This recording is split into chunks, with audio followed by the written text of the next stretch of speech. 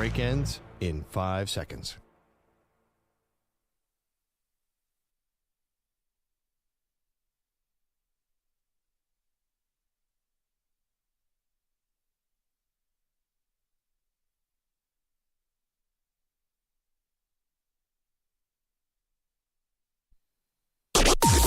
Maggie and Perloff on the Infinity Sports Network. History made yesterday. Welcome to the show. Maggie Gray, Andrew Perloff. Pearl, the Texas Longhorns had never been the preseason number one in any poll at any time. What? That's true. That is so interesting. Yeah. I'd never thought it because they have such a long history. Well, they've ended the year as the number one team, obviously, Yeah. famously, with Vince Young when they won the title most recently. But no, never been a preseason number one in either the coaches poll or the AP poll. Yesterday, the coaches poll came out, and you guessed it, Texas Longhorns, number one. Are they the team to beat in college football, though, in your opinion? No. College football is a little bit of college basketball right now where the old team wins. And Texas, I was just looking, one thing about Texas, they've lost entire units to the draft the last 2 years. They lost 12 guys last year and 11 the year before that. So they have a lot of new faces and new places. I think this is what I will call Arch Manning hype. He's number blame one. The coaches, it's not the media, guys. Well, I'm just saying, the AP poll might end up the same way next week. That last name is the reason Texas is number one because they lost a lot of great players. So I don't know how you can assume that they're going to be number one in the nation. And they start off the season at Ohio State. Yeah. A game that Vegas says they're going to lose. I just think that number one feels rich for this kind of team, the way they built. Are we assuming all the guys that come in to backfill the players that are lost to the NFL are going to be at the same level? That seems like a big assumption to me. I feel like older teams like Ohio State last year with all those seniors have a better chance. Texas feels a little bit young in this to be in this spot to me. And interesting, we get the news yesterday, not to sound like Austin, Texas, local radio, but they did have a right guard competition that was getting very intense. Yesterday, one of the guys in the competition ends up going down with a season-ending knee injury. So they do have some shuffling along the offensive line with some backups having to come in. But Arch Manning is pretty mobile, so he should be able to make up for some deficiencies on that offensive line. To me, I do think Texas is the team to beat because I do think they have that boogeyman factor to them with Arch. Now, unless he gets exposed at Ohio State, which, by the way, I don't think is going to happen. And I think Ohio State's still a really great team, but who's their quarterback? What's going on with Ohio State? Is there going to be any kind of hangover? All those questions you would ask about any champion. It's a big moment, and I don't think Arch is going to get exposed. And then I think you look at Texas and being a Final Four team last year and the year before and how this has been building. Yeah, you're losing guys to the draft, but, that's a lot of top teams in college football. So I think that Texas has this. It's not a mystery about Arch because we have seen him a little bit, but you do have this sort of idea of, all right, we've been waiting for it. Now it's here. The Arch Manning era is here, and I think this is just being respectful, or I don't know, it's respectful. It's like they're giving the benefit of the doubt to Arch and Sark. Yeah, I mean, well, you know how I feel about Sark. Huge fan. Yeah. I'm not sure that this is going to be the year. I've predicted all along that Arch Manning will spend 2 years in college. In my mind, the way this movie plays out is they're good this year. They definitely make the playoff. Their schedule is kind of easy, especially for the SEC. Definitely make the playoffs. But this year, for some reason, they don't get the job done, and Arch goes back next year and walks off victoriously. So, and also, too, talent-wise, you look at the top teams, Texas, Ohio State, Penn State, the normal teams, they all are loaded with talent. Like, Texas is not overwhelming anybody with talent. I think that, again, the only difference between Texas, Ohio State, Penn State is really that last name of their quarterback. Well, and the fact that Ohio State hasn't yet named their quarterback. Well, that's true, but they still have the best player in the country in Jeremiah Smith. True. And Penn State has everybody back, and they added this superstar receiver. Like, I know James Franklin's their coach, but I just don't think Texas has an overwhelming advantage. I just think the reason that they're being picked out of this elite group is because of Arch Manning. Well, yeah, but also the fact that they've been winning. Like, if it was Arch Manning, but Texas was coming off their 8-5 season from 2022. I don't think they're getting this kind of respect. Like, you have to understand, 2023, they lose to Washington in the Final Four. Playoff expands to 12 teams. Then they go through, beating Clemson, beating Arizona State in a thriller game, and then they lost to Ohio State, the eventual champions, and now they have Arch. So I do think it's a lot. It's not just because of Manning. If if they were coming off a bad season, then obviously they wouldn't be anywhere close. So they are, kind of giving respect to the entire roster. Arch Manning. Texas, one of the 9 SEC schools who were in the preseason top 25 for the coaches poll. 6 Big 10, 5 Big 12, 3 ACC, Boise, Notre Dame, round that out. It's funny what you can glean a little bit from the coaches poll, if anything.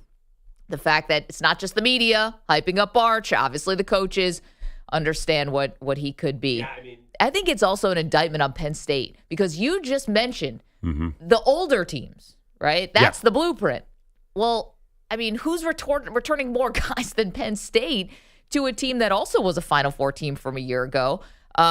Has their quarterback, returning both running backs. You mentioned it, went to the portal and got 3 different wide receivers. And I think it is an indictment that Penn State's not number 1 on this poll because James Franklin has not proven yet that he can win a big game. On that argument, though, the team would be Clemson, though, right? Because everybody just happened to come back to Clemson. Clemson is underrated, I think, in this poll coming in at 6th. I think Clemson will be a little higher if I had to guess in the AP poll because they have the formula where, they're Villanova in college basketball right now. Like, everybody happened to come back. And we talked about last week, their all ACC team has, 11 out of 22 are Clemson players. Yeah. So they are stacked with guys who've proven it. I think that that's some doubt of Dabo. Believe it or not, a guy who's won 2 titles. True. It's interesting. One thing, my immediate takeaway was the math of all these SEC teams. Like, these SEC teams are going to beat each other up and knock each other out of this. There might be a little too much SEC here, just pure math. Like, they're all, like Florida, for example, is 17. They have a crazy, impossible schedule. And if they start winning these games, then they're going to knock off all these other teams. So I thought the coaches maybe a little bit lazy in the way they looked at this because it basically – What will happen is strength of schedule will push up a lot of these teams. Like, for example, Miami and SMU, the 2 ACC, they played, once they get into their schedule, they have nothing but cupcakes. Sorry, EJ. So they'll start moving up and winning a lot of easy games. I just think that strength of schedule is going to knock a lot of these teams down. That's my first instinct on this. Not that the coaches are going to play out the whole schedules. I bet you the AP poll is going to look a little different. Interesting. Is Texas the team to beat in college football? 888-710-4ISN, 888-710-4476. I think they are. And what's funny about that starting off the season with a bang at Ohio State, just a little bit of symmetry there. Back in the 05 season when Texas won Pearl, guess who they played week 2 that year? With Vince Young? Yeah. I have no idea who. Ohio State. Yeah, so maybe it's a little bit of Ohio State? I don't know, fortuitous, bookending, coincidence, who knows? How good was Ohio State that year? They drew around. They were good. They were top. They were definitely top 10. I think they finished 10-2. Sorry. Yeah, 10-2. Yeah, they had a Bobby Carpenter. They had a really good linebacking core. I think A.J. Hawk was on that team. Yep. A bit of a dip, right, after the team that beat Ohio. But anyway, Vince Young, again, Texas, like, they needed actual Superman to get them to a national title. Like, I just think that there's a long way to go for this program to actually get over the hump. Because, yes, you're right, they were in the Final Four last year, but, can we all admit that they looked like the weakest team out of those 4? I think some people thought Penn State, who beat Boise and SMU and then lost to Notre Dame. Texas beat Clemson, beat Arizona State. Now, that was a by the skin of their teeth one. I get that. That was a miracle pass from Quinn Ewers that got them through that game. Yeah. I thought, Texas didn't look that close to me last year, which is funny because, Ewers was supposed to be the guy, and then Arch couldn't beat him out. It didn't quite happen. I mean, if Arch is a step up from Quinn Ewers, of course they're going to be there. But it just feels really rich for me. And generally, I don't know how this works out. Like, how often does the number 1 go wire to wire? Should we immediately get nervous when that team is number 1? So, yes, listen, everything's different every year. Historically, this has not been a great place to be. Yeah. You really don't want to be the preseason number 1. I think the last team that went wire to wire was the 2017 Alabama team, if I'm not mistaken. But, there have been a couple times where the coaches poll went with Alabama when they should have went with Georgia. So that kind of brought down their average recently. You can understand why they'd go with Bama. 888-710-4ISN, 888-710-4476. Should Texas be the preseason number one team, the team to beat in college football? And if not them, then who? EJ, I doubt you're going to stump for your Miami Hurricanes here. Is Texas the team to beat? I don't think Texas is a team to beat. I think Ohio State is a team to beat to me. Really? Yeah, I think, college football is about stars, right? And I do find it interesting that Ohio State is an older team with better stars than Texas. And they both But they lost a lot of stars, no? Yeah, but they also still have Jeremiah Smith. You still have Caleb Downs. Sure. You still Two have best players in the country. You got Cardell Tate. They have some supernovas. And I know there's a question at quarterback, but listen, Julian Saint's a 5-star quarterback. Arch Manning's a 5-star quarterback. They both haven't played very much. So I think, to me, there's still somewhat of a question mark for both. You want to say that Arch is a little more proven because we've seen a little bit more, I guess. I don't know how Ohio State, when you're the national champions, you still bring back supernova talent that you're not number one. If you're going to pick anybody besides Penn State. You want to say Penn State because they have all these guys that played so much, I get it. But to pick anyone besides Ohio State was weird to me. I don't think that I think the coaches told you what they think about James Franklin with this pick. Well, 3 is not bad, though. You're making it seem like they're the 20th team in the country. But I think they could be one. And I think they were a lot of people's number one, as far as, pundits and such. I feel like once you're in the top 3, that is super elite. Like, how often has Penn State been that high? I guess, but when you bring back, 2 really good running backs, you have a quarterback that people think could be a top 5 pick. The defense is good. And the defense is really good. It's like, how are you not number one?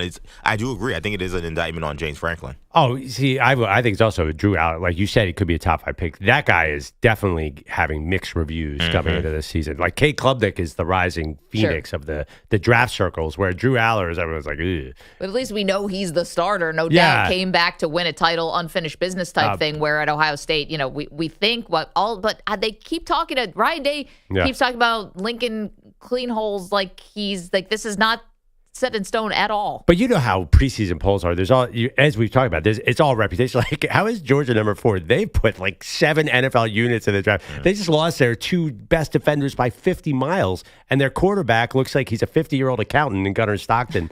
I don't know how they're quite number 4. That one, I did not totally see that. I know they have talent. Of course, they're Georgia. They have wild talent.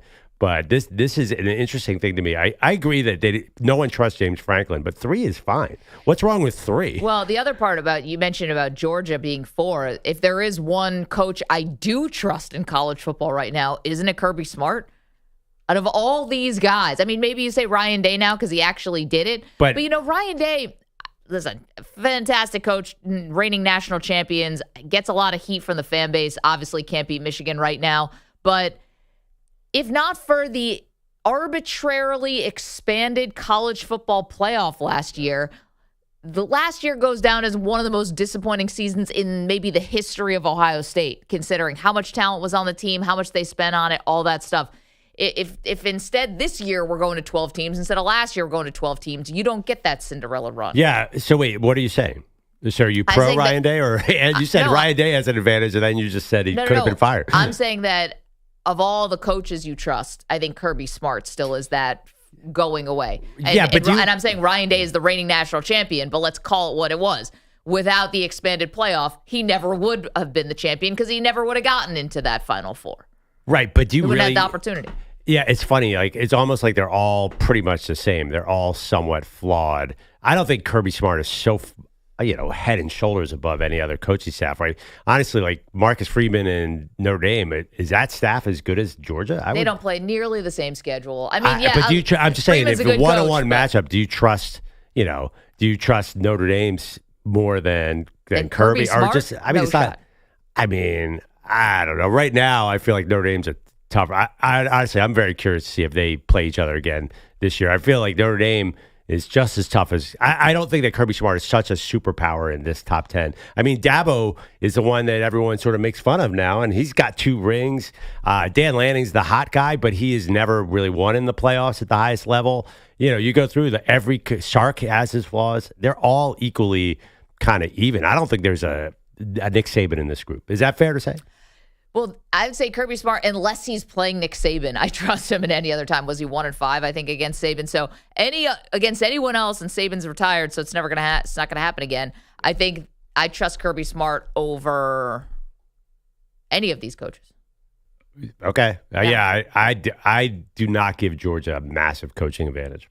888-710-4ISN. All right, we got 2 questions out there. Is Texas the team to beat in college football? And do you trust Kirby Smart more than any other coach in the top 25? Let's do it, guys. Got college football. We've got so much NFL to get to today. Not just what's going on with the Browns. Scooch over all the quarterbacks. Shuffle down a seat because you have a new member of this already very crowded quarterback room. What does it mean? And we will get into what's going on in Chicago as well with Caleb Williams. Looking great. Get it started with college, though. Is Texas the team to beat in college football? And which coach do you trust more than any other in college? M&P. Arch is coming out. You're in a 5-minute break.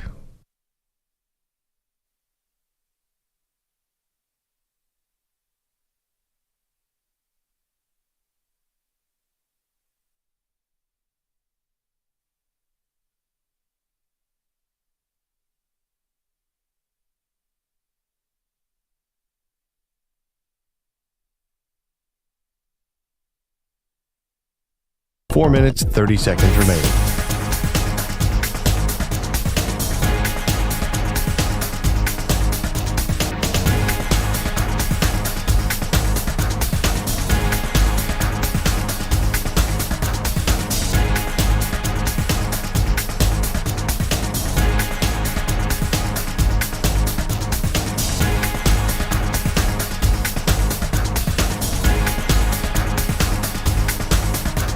Four minutes remaining.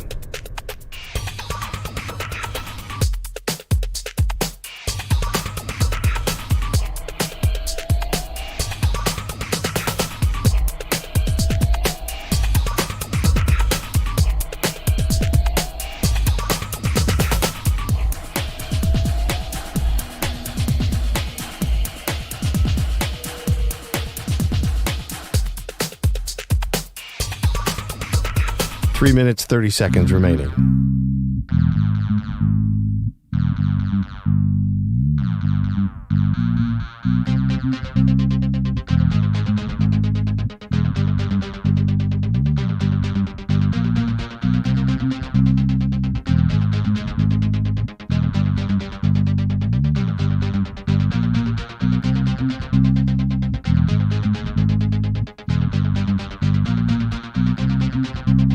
Three minutes remaining.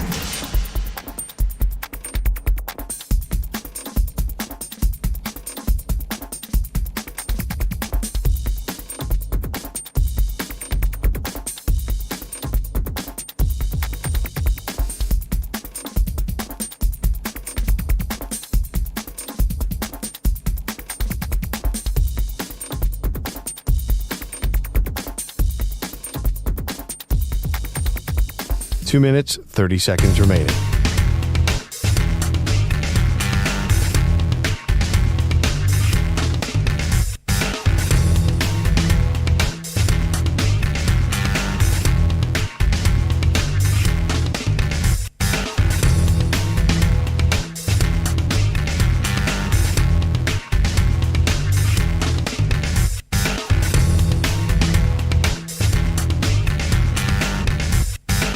Two minutes remaining.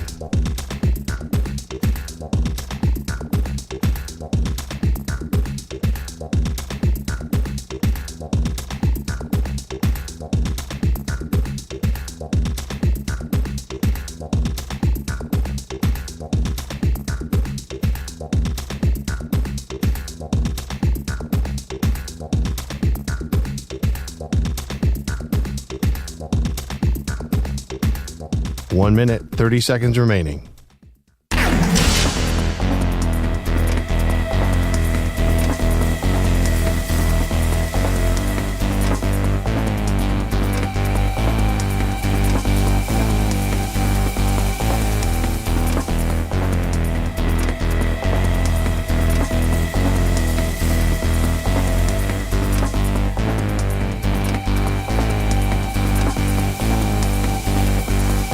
1 minute remaining.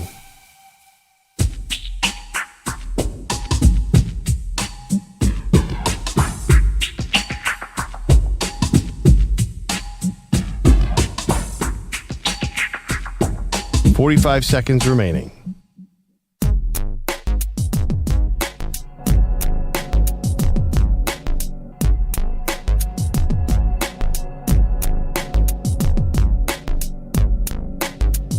"30 seconds remaining.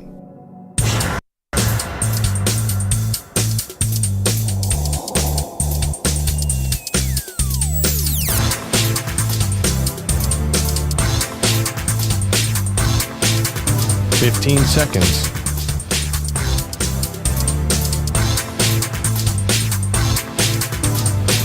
Break ends in 5 seconds.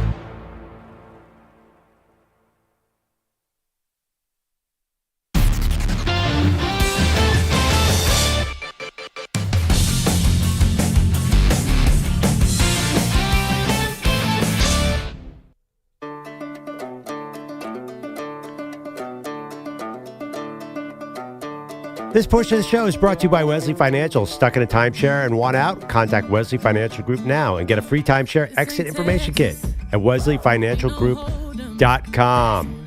Oh my gosh, Maggie, this is so exciting because it's August and these teams that we're talking about in the coaches poll, which we're breaking down, Texas number 1, Ohio State number 2, they're all playing, I think, this month. I think we're in the month of college football, and week 1 is going to give us, we're going to know everything because Texas is playing Ohio State 1 versus 2.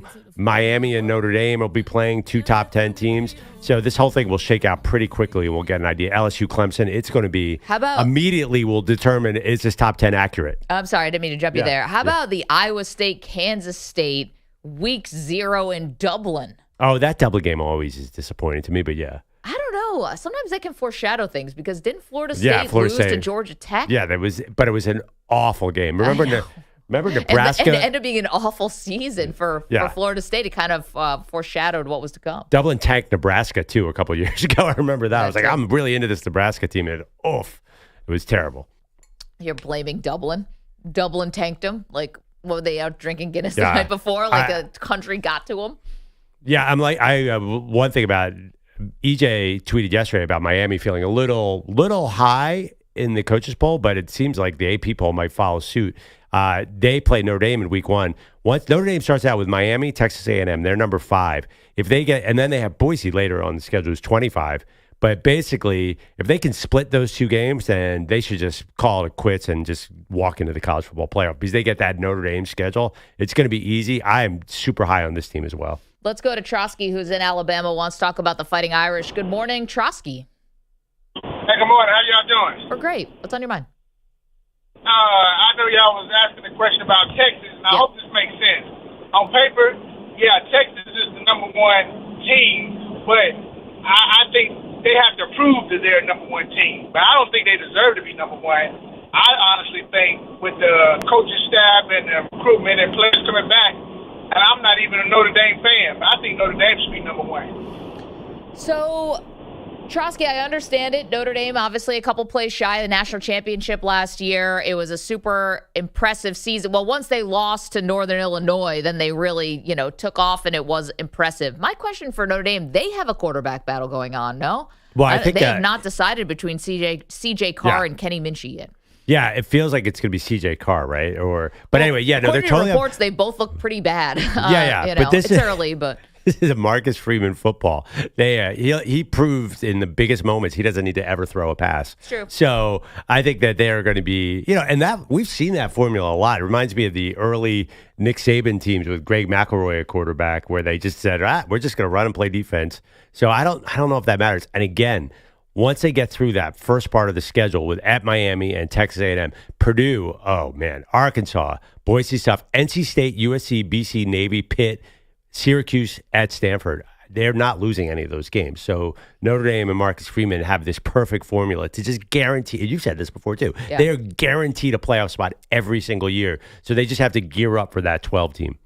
You can go vote at our poll at Maggie and Pearl's Texas, the team to beat in college football. And again, 888-710-4ISN. Okay. just a little bit of news for you as we get started here on this Tuesday morning, which is the Cleveland Browns had to sign yet another quarterback. Bro. Now, you called this yesterday and even texted me last night to be like, do a see I told you so when Snoop Huntley was signed to the team, because here's what's going on.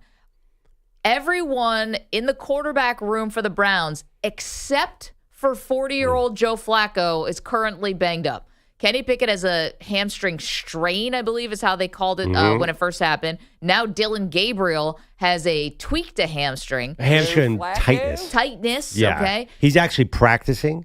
He's on the field throwing footballs, but modestly. Okay. And Shedeur Sanders took himself out of practice on Saturday because he had shoulder soreness, but from what I understand, he was also back on the field, but they didn't give him a lot of first-team reps anyway. Yeah. So Joe Flacco is healthy, but again, he is 40. He is probably the last guy who needs a lot of training camp reps, but he's the only guy who's actually healthy. Joe Flacco? So they signed Snoop Huntley onto the team. Don't forget, Deshaun Watson is recovering from an Achilles. So it is just amazing to me that they finally have one Pro Bowl quarterback in the room, and that's Snoop Huntley, because Flacco's never made a Pro Bowl. That's crazy. Kenny Pickett obviously hasn't been a Pro Bowler, and the two rookies haven't been a Pro Bowler. Snoop Huntley was in that, remember 2022 was bizarrely named as the last quarterback because they couldn't get a live body to play in the Pro Bowl. This is the same situation. They could get a live body to play in Friday's preseason game. Here's where my mind went. I'm curious if you thought the same thing. They do not want to highlight Shedeur for 60 minutes. First of all, they don't want to play Flacco in the preseason.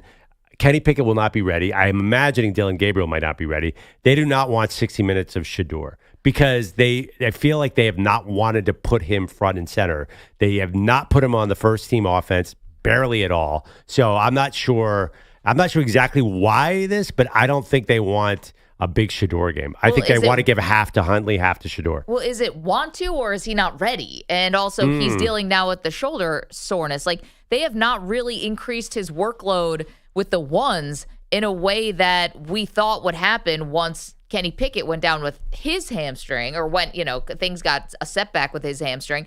Now Dylan Gabriel's having a setback with his hamstring, not maybe as severe as Pickett, and he's still not getting a lot of run with the ones. So, well, I mean, is Snoop Huntley coming off the couch more ready than Shedeur Sanders? At least, did you know Snoop Huntley played 5 games last year? Totally forgot. He played 5 games for the Miami Dolphins. He made 5 starts last year. No, I did not remember that. That's funny. But, yeah, I just think, it is getting a little curious. Why don't they just hand the reins to Shedeur and let him learn on the fly? He's an older quarterback anyway. He's 23 or 24. So there's something weird going on there. It is actually weird the way they've treated Shedeur the whole time. Why would Dylan Gabriel get so many first-team reps and less for Shedeur, especially now that everybody's hurt? You have speculated, not always, but recently, maybe it was a football thing with Shedeur. We always thought that he fell to the 5th round because of everything else, Deion, how he acted in meetings or what have you. And you said, well, maybe it's the football. I guess. I mean, why would he be less ready for the NFL than even he played as much as Dylan Gabriel in a way? I mean, he was in a different kind of school. But, yeah, it's interesting that this is not necessarily Shedeur's time to shine. I think the Browns don't want him to look bad out there. I don't think they really want to slow play him. Mm-hmm. I heard an interesting conversation on NFL Network. They can't put anybody on the practice squad. That's part of the big problem in Cleveland. The NFL Network surmised that they would get snatched up immediately if they put him on the practice squad. So they still have this problem with 4 quarterbacks. They love Pickett. They need to keep Flacco. And what do you do with Dylan Gabriel and Shedeur Sanders? There's been no solution in this. Do you have a solution? No, instead they're just going to add more bodies. So Snoop. And then what if Snoop balls out and then you have a 5th one and Deshaun Watson? Has there ever been a quarterback room with 6 quarterbacks? We got one. Just with the Browns, man. I have a theory that the training staff is somehow sabotaging the team. How do they have this many injuries? Going back to college, Chris is in Birmingham, Alabama, wants to weigh in on the coaches poll. Texas is number 1 for the first time ever in a preseason poll, the Longhorns, believe it or not. And we're asking, are they the team to beat in college football? Good morning, Chris. I would say Texas just have to prove that they're number 1, and they might get the benefit of the doubt, especially because of their schedule. Yep. But I also want to say that Miami is ranked too high, and they should swap places with Ole Miss, because I feel that sure that as much as I remember even EJ said that the SEC is mid, but I recall Miami this past season had to get instead of actually relying on in developed talent, they had to go and get Carson Beck, which is an established SEC QB, which honestly would have been at the top of the NFL QB rankings for the draft last year. So, but then he threw all those picks. Chris, just in case people don't have the standings in front of them, Miami was 10th in this preseason coaches poll. Ole Miss is 15, and you think that they should be swapped. EJ, even you thought Miami was a little bit high. Chris, thank you. I thought they were high only in the sense that there's been so much negativity around Carson Beck, and I think it's actually gone too far. Because we do forget the guy threw like 26 touchdowns last year. Yeah. Yes, he had some bad games. He had 2 or 3 really bad games where he threw a lot of picks, but he still was a productive quarterback. He's been a productive quarterback for most of his career. So I thought that Miami's actually showing a lot of respect. They have a really good offensive line. They've pretty much overhauled the defense. To me, that's the biggest question. If Miami's defense is actually really, truly overhauled like they did with their entire secondary, then I think they should be really good. They're going to have a lot of tests early in the season. They're going to have Notre Dame. They're going to have Florida. So we're going to learn about Miami really soon. This is not going to be your typical season for an ACC team where it's just, okay, we just coast through the schedule. They're going to have tough games early on. I think it's good, too, because they'll put them in with 2 losses this year where they would not do that last year. They didn't. I think you need to earn that respect over time. But let's face it, what's been the one thing we've learned about Carson Beck this offseason was one of the Cavender twins just brutally ripped his personality. To me, you think that played into that's the immediately. I'm like, 10. Did you listen to Hannah Cavender? Did you hear that? I think there was a Trump involved. Yeah. I mean, Carson Beck has not had a good offseason as far as. So I can't trust in a man who is not good in a relationship with a Cavender twin. I mean, come on, what are we doing here? And every man in America would switch places with him probably in a second, but. Is this like a knucklehead tax that they're getting? They're getting taxed here. No, Carson Beck is just the most polar. He's not even polarizing. Everyone does not. He's like, remember when Jay Cutler had his head down in the NFC title game in 2011? That's like Carson Beck all the time. He's got like a little sad, like a Jeff George, Jay Cutler, sad eyes. There's something about him that I think don't make people comfortable. Right. And I think he was overhyped for the draft, and that sort of upset people. Chris was right. He was like, remember the Giants were looking to draft Carson Beck? What happened to that? Yeah, they went with Jackson Dart instead. Ole Miss quarterback, and Chris thinks that those two should be flip-flop. We will get into the underrated, overrated out of this coaches poll because it's fun. And this is a cool thing to do. Bogusch is here, though, with all the latest. Guys, good morning. Your headlines are sponsored by Progressive Commercial Insurance, protecting your business vehicles 24/7. See if you can save at progressivecommercial.com. Football! There is one less running back on the field in Buffalo these days. James Cook skipping his second straight practice as the staring contest continues over his extension. Go Bills. GM Brandon Bean gave his side of the story yesterday morning on WGR Radio. You'd love to keep them all, especially when you draft them like those guys and like James. We've drafted him, we've developed him, and he's done a great job developing himself. You would love nothing more than to keep him, but I got to make sure it fits under the whole umbrella, not look at each deal in a silo. In a silo. That's such an HR business person term Synergy. now. Yeah. I was thinking about this, actually. So Hard Knocks is going to debut tonight. Yeah. So we get the first episode of Buffalo Bills Hard Knocks, which they've never done before.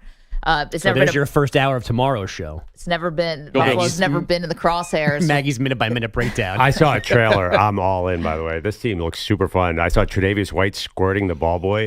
Did anyone see that clip? Whoa. It is amazing. Tre'Davious White is your superstar. Everyone, there's these clips out there of him. Hard Knocks would be great. And that is, I'm sorry, I'm rooting for the Bills. They are so likable. Oh, man. Maggie, run from this. Why? I root for the Eagles. Go Bills. Yeah, no, it worked out for you last year. Tre'Davious White, fine as a vibes guy, definitely. Oh, can he play cornerback at age 40? I don't know. No, I don't think so. But at age 40, that's funny. Are you worried that you're gonna get too many expectations out of this Hard Knocks? You can't have any more. I mean, it's Buffalo. They can't hide. But here's my thing about James Cook, because I've gotten a lot of questions from people asking me, what do you think? Do you think they're going to sign him? And ultimately, I do. But I'm a little surprised. I'd be curious to know where's Josh Allen's role here. Because we saw what Joe Burrow did with way more money at stake with Jamar Chase and T. Higgins. And I think he kind of went to the front office and was like, do this. And Josh Allen definitely has earned that type of influence in the Bills front office. So he's the reigning MVP, for goodness sakes. If he walks into Brandon Beane's office and says, I need James Cook, I can't be myself without him, I think that would go a long way. I don't know if Josh does that kind of thing, though. Gosh, it feels like, this is professional team building. Like the quarterback plays. I mean, we're talking about the big boys. Joe Burrow didn't go to bat for T. Higgins? Again, we're talking about professional teams, not the Bengals. Like, do you think the Eagles and the Bills and the Ravens work like that? Like, the elite teams don't work like that. The GM has a lot of power. I just think you have an MVP quarterback. If he wants his running back, I think he should have a say. Now, maybe he thinks that Ray Davis and Ty Johnson, now we're getting to the Bills depth chart on running back, which I'm happy to do. But now, does he think that that's enough? I don't know. I remember happy to do. I'm more than happy to have this conversation on the side with anyone who wants to. You can DM me. Throw my Zubaz pants on real quick, and away we go. What makes you think I'm not wearing them? Late in his career, Brady came out, never backed a player. Like, he was famous for not going to the front office, and he said, you got to resign Logan Mankins, his guard. And the team's like, nope, we're not doing it. And then it turned out Mankins left, and Brady didn't know he had a degenerative knee issue and played like 4 more games. Like, the smart front offices are way smarter than players. You never trust the players. But here's the thing about Brady. He didn't go to bat maybe for any of his players. I'd never heard that before, but I'll believe you. Yeah. He never went to bat for any of his players. But think of the lengths he went to get Alex Guerrero, his body guy, into the building. Like, he did have a preference. He did have a say. Now, he earned it. Like, I think it was stupid that his relationship with the Patriots may have ended because some guy likes, to stretch a certain way and have you not eat, strawberries or something. It's so dumb. They should have kept Brady around, and whether Alex Guerrero had to be there or not. I think Brady's a classic example, like, separation of church and state. You do not want your star players going to your GM's office and dictating personnel. You want, like, the elite GMs, Howie Roseman in Philadelphia, I think Brad Holmes in Detroit. Like, these guys know exactly what they're doing. They brought in Jalen Hurts as high school coach. He was running the offense 2 years ago. They definitely. It was like a family friend who was with Jalen Hurts. Howie will cut Jalen Hurts in 2 years. Watch. Howie does not want to hear. You think he listens to Jalen Hurts or Carson? Well, look, Carson Wentz was the star quarterback, and he's like, bye. I'm taking someone else in the second round. They all listen to the quarterback a little bit. No, it might not be about players. Sometimes about coaches. Sometimes it's about nutritionists. Sometimes about something. The quarterback gets a say. That's you think Bill Belichick ever once listened to Tom Brady on personnel? Once, even for a half a second? Yeah, now Belichick gets no credit for the dynasty. And Brady gets all the credit. We're having Mike Lombardi on later, who's his GM. Yeah. We should ask Mike, what's it like if Tom Brady walks into Bill Belichick and makes a suggestion on personnel? I do not think that worked. We have to ask him to make sure he doesn't violate any FCC codes. What else you got? The Falcons have signed right tackle Caleb McGarry to a 2-year extension, total value $30 million. Don't forget, McGarry, as the right tackle, protects the blind side of the lefty. Michael Pennis. And Jake Moody is keeping the Niners kicking job for now. Greg Joseph was competing with him, but San Francisco dealing with so many injuries at the moment, they had to cut Joseph to bring in some fresh bodies. 13 players didn't practice yesterday in addition to the 5 on the PUP list. I love kicker news. I can't wait for Perloff to get on vacation so we can ignore these fools. Here's the 1-0. Swung on, belted, high and deep, and it's another grand slam for Kyle Schwarber. And what a way to hit number 40 on the season. All right, we get it. 2 homers, 6 RBI, 13-3 over the Orioles. Schwarber, 40 homers, 94 ribbies total. 1.5 game lead on the Mets because they're dumb. They lost home to the Guardians yesterday. Go Birds. 7-6-10. You guys are not going to back. Okay, I know there's a rivalry with the Phillies and Mets, but Kyle Schwarber should have a 100% approval rating. How can you wouldn't be excited for Kyle Schwarber, America's softball player, to win MVP of the National League? That would be amazing. On the Phillies. So I loved him when he was on the. I loved him when he was on the Phillies. Can't you put the? He is perfect as a player, though. He's us. If the Phillies cured cancer, I wouldn't vote for them for MVP. You said, what did you just say? What did you say? You wouldn't root for Jesus if he played for the Phillies? Jeez, Bogusch. He went to a Jesuit school, too. What's that? He went to a Jesuit school, too. We had they get it. We understand rivalries. Fordham stands by that, that statement. That'd be great to put on your tombstone. Go Rams. Listen, if Jesus played with Joe, what's his name? Jameer Nelson at St. Joe's, Fordham wouldn't like him either. A-10 rivalry. Yeah, that's a deep cut. Yeah. Very deep. So I was. What are the Schwarber Rookie of the Year odds right now? Or not rookie, excuse me. NL MVP. Well, is he still behind Shohei? I thought Shohei's injury. It's got to be pretty close. I can't get the updated on my app because we're in the state of New York right now. There was at least a post from MLB.com over the weekend, and I don't know what metric they were using, but Shohei was the number one MVP projection. Yeah, I'm seeing the latest here is Shohei, Pete Crow Armstrong, and then Schwarber, and then Tatis. So, by the way, I'm assuming you're not rooting for Phillies pitcher Jesus Luzardo. Then. No, definitely not. No Jesus, no shit, Jesus, no Kyle. No Yohan, no Johan. It doesn't matter. Yohan. Soft J's, hard J's, you're all out. I mean, I think you're going too far. I am not. If the Mets had Kyle Schwarber, I got to be honest, if the Mets had Kyle Schwarber, I would 100% root for him. I wouldn't let you.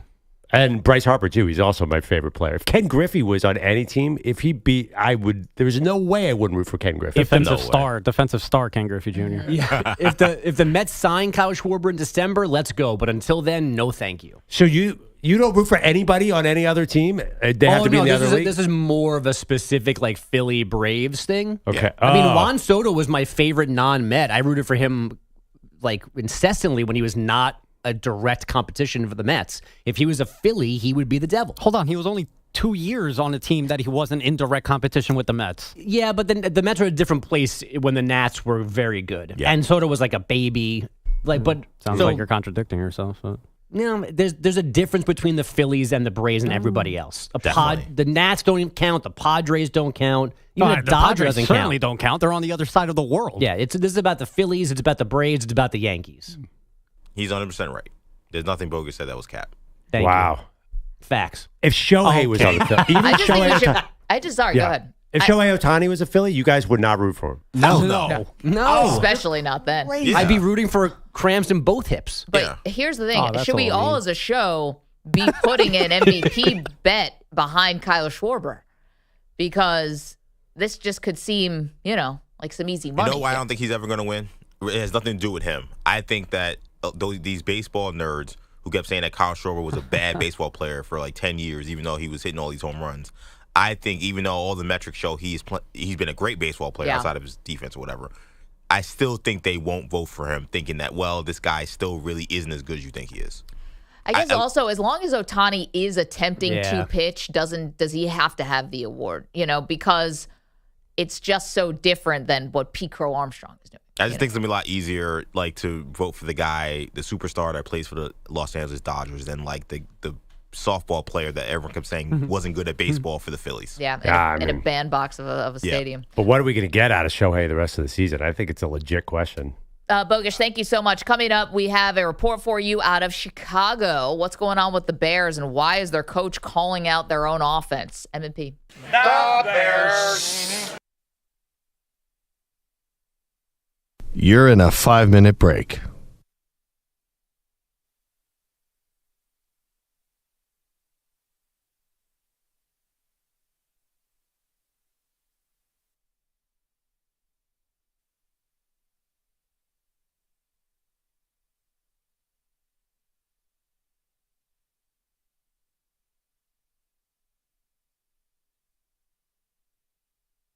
Four minutes, 30 seconds remaining.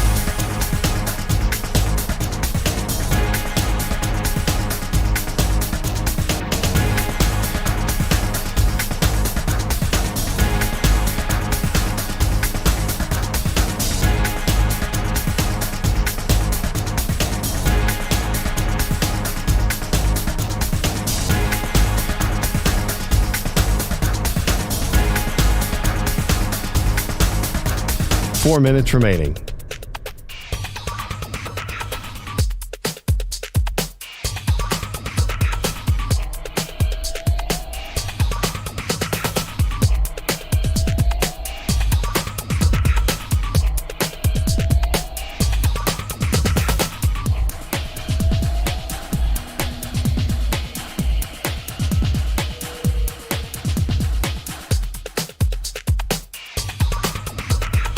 3 minutes, 30 seconds remaining.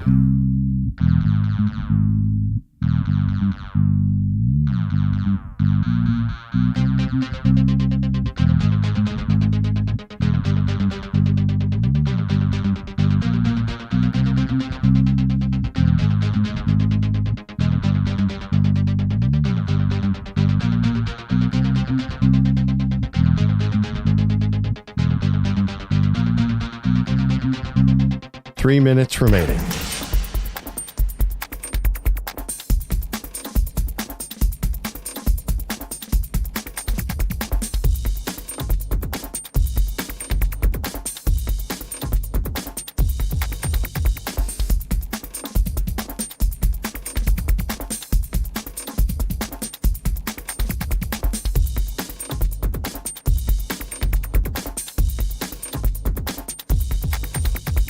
Two minutes, 30 seconds remaining.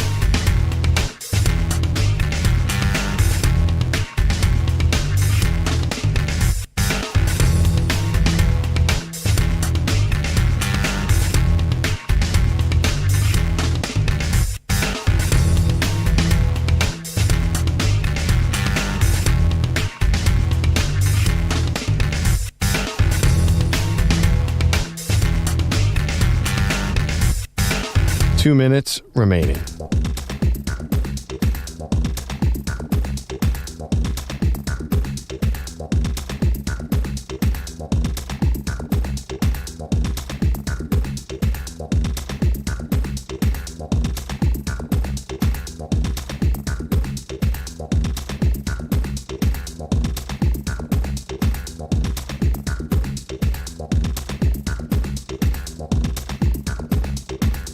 One minute, 30 seconds remaining.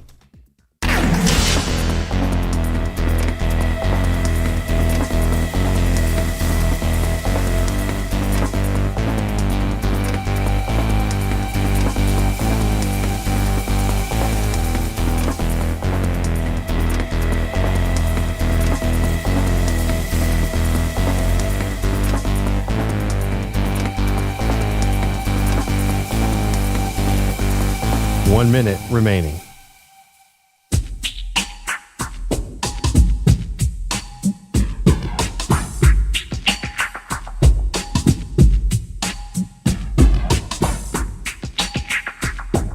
$45 seconds remaining.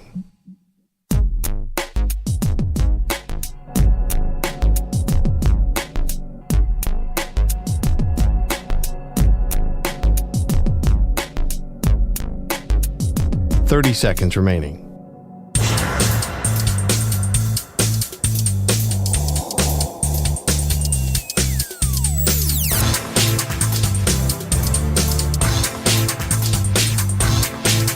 $15 seconds.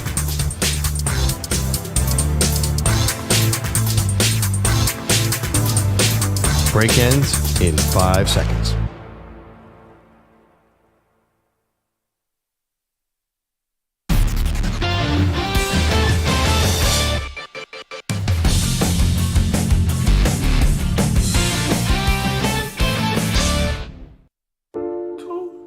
Baby, won't you meet me by the beam? Too early, maybe later, you could show me things. Welcome back. Maggie, great. Andrew Perloff. Pearl, not sure if you saw this. 23,000 people showed up to watch the Bears. Wow. In their open practice, and apparently the nerves may have gotten to some of the players. We're obviously expecting some big things from Caleb Williams and new head coach Ben Johnson. Maybe the Bears will finally have an offense that is modern. Get 4,000-yard passing season finally. Can come into the color TV era. But if this practice was any indication, you're going to have to wait a little bit longer. Pre-snap penalties, could not get out of the huddle. Everything just looking discombobulated. Defense way ahead of the offense. Here's Ben Johnson saying the Bears' offense was sloppier than he would like it to be. It was sloppier than probably hoping we would be at this point. Particularly, we had a couple really good practices over the last two, and then took us a little while to get going and hear the pads clicking. All right, hear the pads clicking. More from Ben Johnson. Said the miscues need to be fixed, so they're not going to win too many games this year. It's something we're going to have to address for sure. It showed up more today than it has in practice. So This was more like a real game, and if it continues like that, we're not going to win many games. I mean, this was a coach who, listen, maybe this is a message to the team. Get your you-know-what together.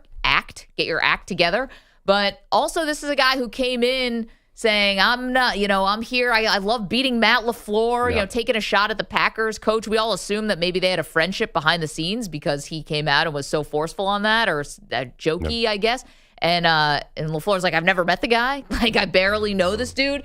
Came in calling me out, and now it looks like the offense is not ready. Yeah, I mean, I think Ben Johnson's been pretty consistent lowering expectations. Here's the problem. We all know what the problem is with Chicago.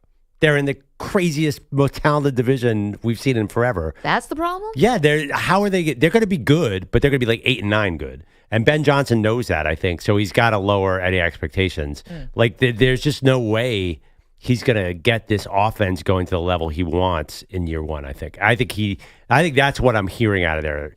I don't mind any of this. I think that he's basically saying we are a work in progress. He's telling you without telling you this is going to take a little while to get going the way we want to get going. Yeah, I don't think that's been the consistent message. Really? I feel like he's said nothing super positive about his team in the last month. Oh, well, last month, but when he got the job, it was, I'm here, look out Packers, you're not going to be owning us anymore. And sort of like there's a new sheriff in town. We talked about how it was a little like when Rex Ryan said, I'm not going to here to kiss Belichick's rings. At least the Jets made the AFC Championship game in back-to-back years. This is my one thing about Ben Johnson and what it looks like here in Chicago. Let's go to eat a damn snack. I'm not so convinced that this is going to be pretty smooth sailing, and here's why. You can be the best play designer and you can have the most creative offense. If you can't break a huddle, who cares? If you have pre-snap penalty after pre-snap penalty, you're not running any of those fun plays. You want to know why? Because you're looking at 3rd and 25.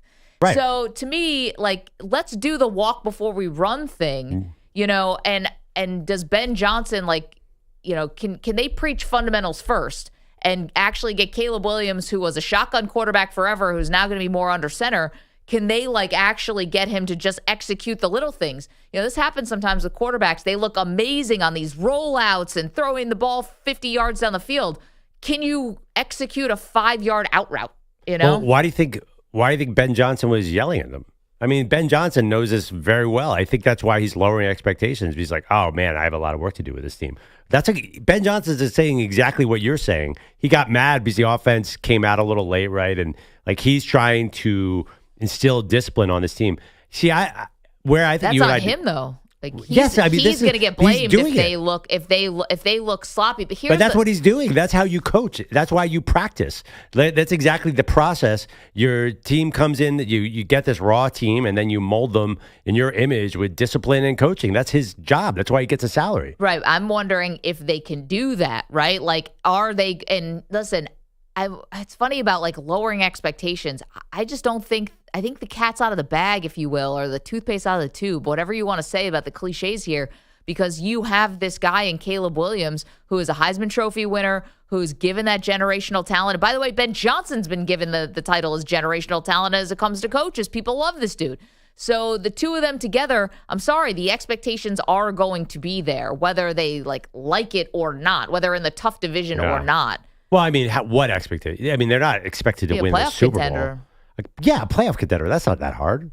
It looks like it's pretty hard for them to just get and execute a play. Well, and by the way, the only reason you know that is because Ben Johnson's making a big deal and tearing apart the offense publicly again and again, and tearing apart Caleb. I like everything that's going on here. He is giving, tough love. He's really coaching hard here. And that seems like the best way to get to a Caleb Williams. And if Caleb Williams is a great quarterback, he'll want to get coached. Tom Brady got yelled at in front of the team a million times. Sure. This is the formula. This is exactly how you get your team to be able to break a huddle right, is you scream at them in front of 23,000 fans. I guess I'm not so sure that if things don't go well here for Chicago, and let's say that, if the fans have expectations and, they've been dying for a legitimate franchise quarterback who can be an offensive weapon. Yeah. And if it doesn't look right, I don't know if they're going to be so quick to blame Caleb. I think that Ben Johnson is also going to get some of the blowback here. Now, maybe I'm reading it wrong. Oh, I think Caleb will get the blame. I think there's a lot of doubt about Caleb.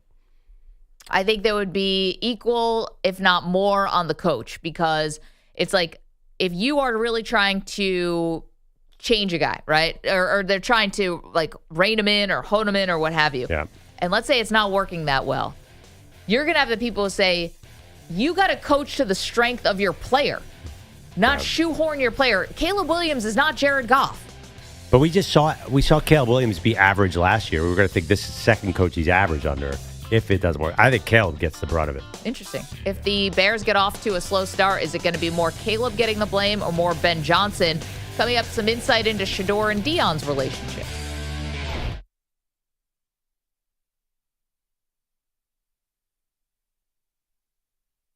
You're in a 5-minute break.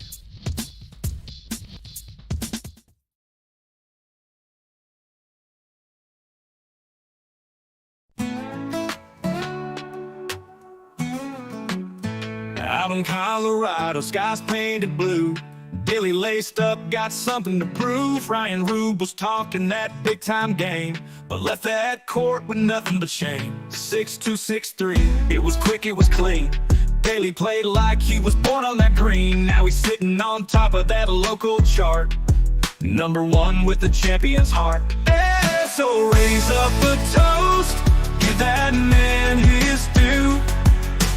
Daly's the king, and the serve was true. He crushed that match like a back row song and left Rube wondering what went wrong. But even with Daly now claiming the crown, the tech god still got shit beating him down. He's staring at wires and praying for grace, cause his TriCaster's still locked in outer space.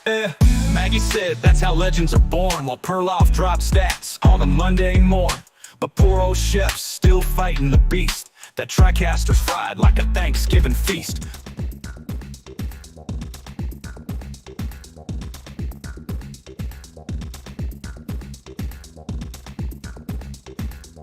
Three minutes, 30 seconds remaining.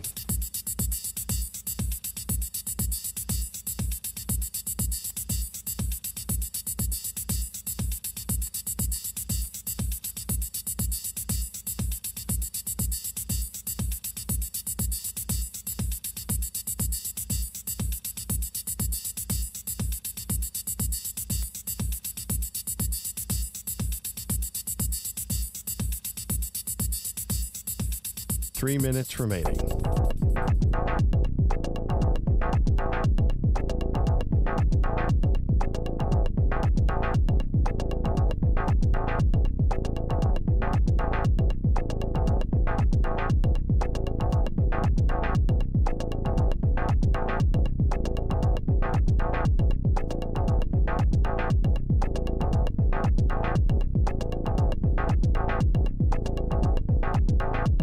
Two minutes, 30 seconds remaining.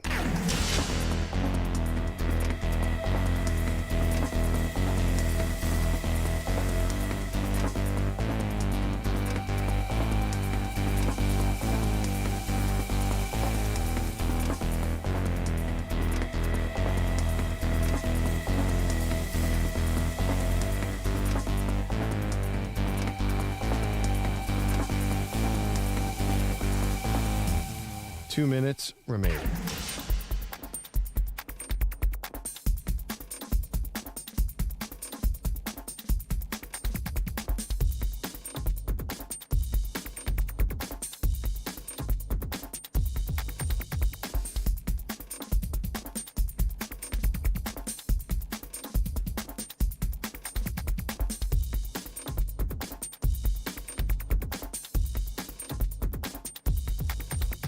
One minute, 30 seconds remaining.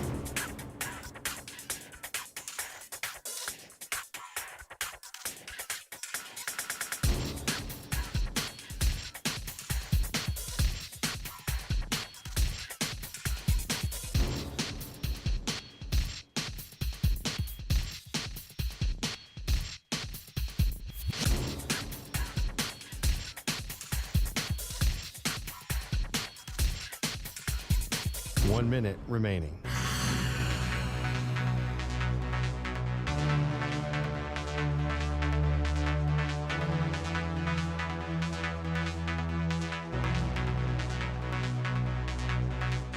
45 seconds remaining.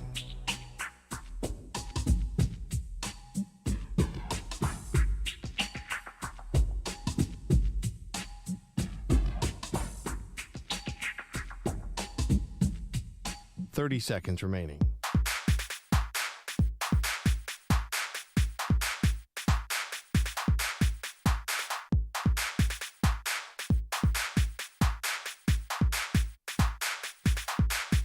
Fifteen seconds.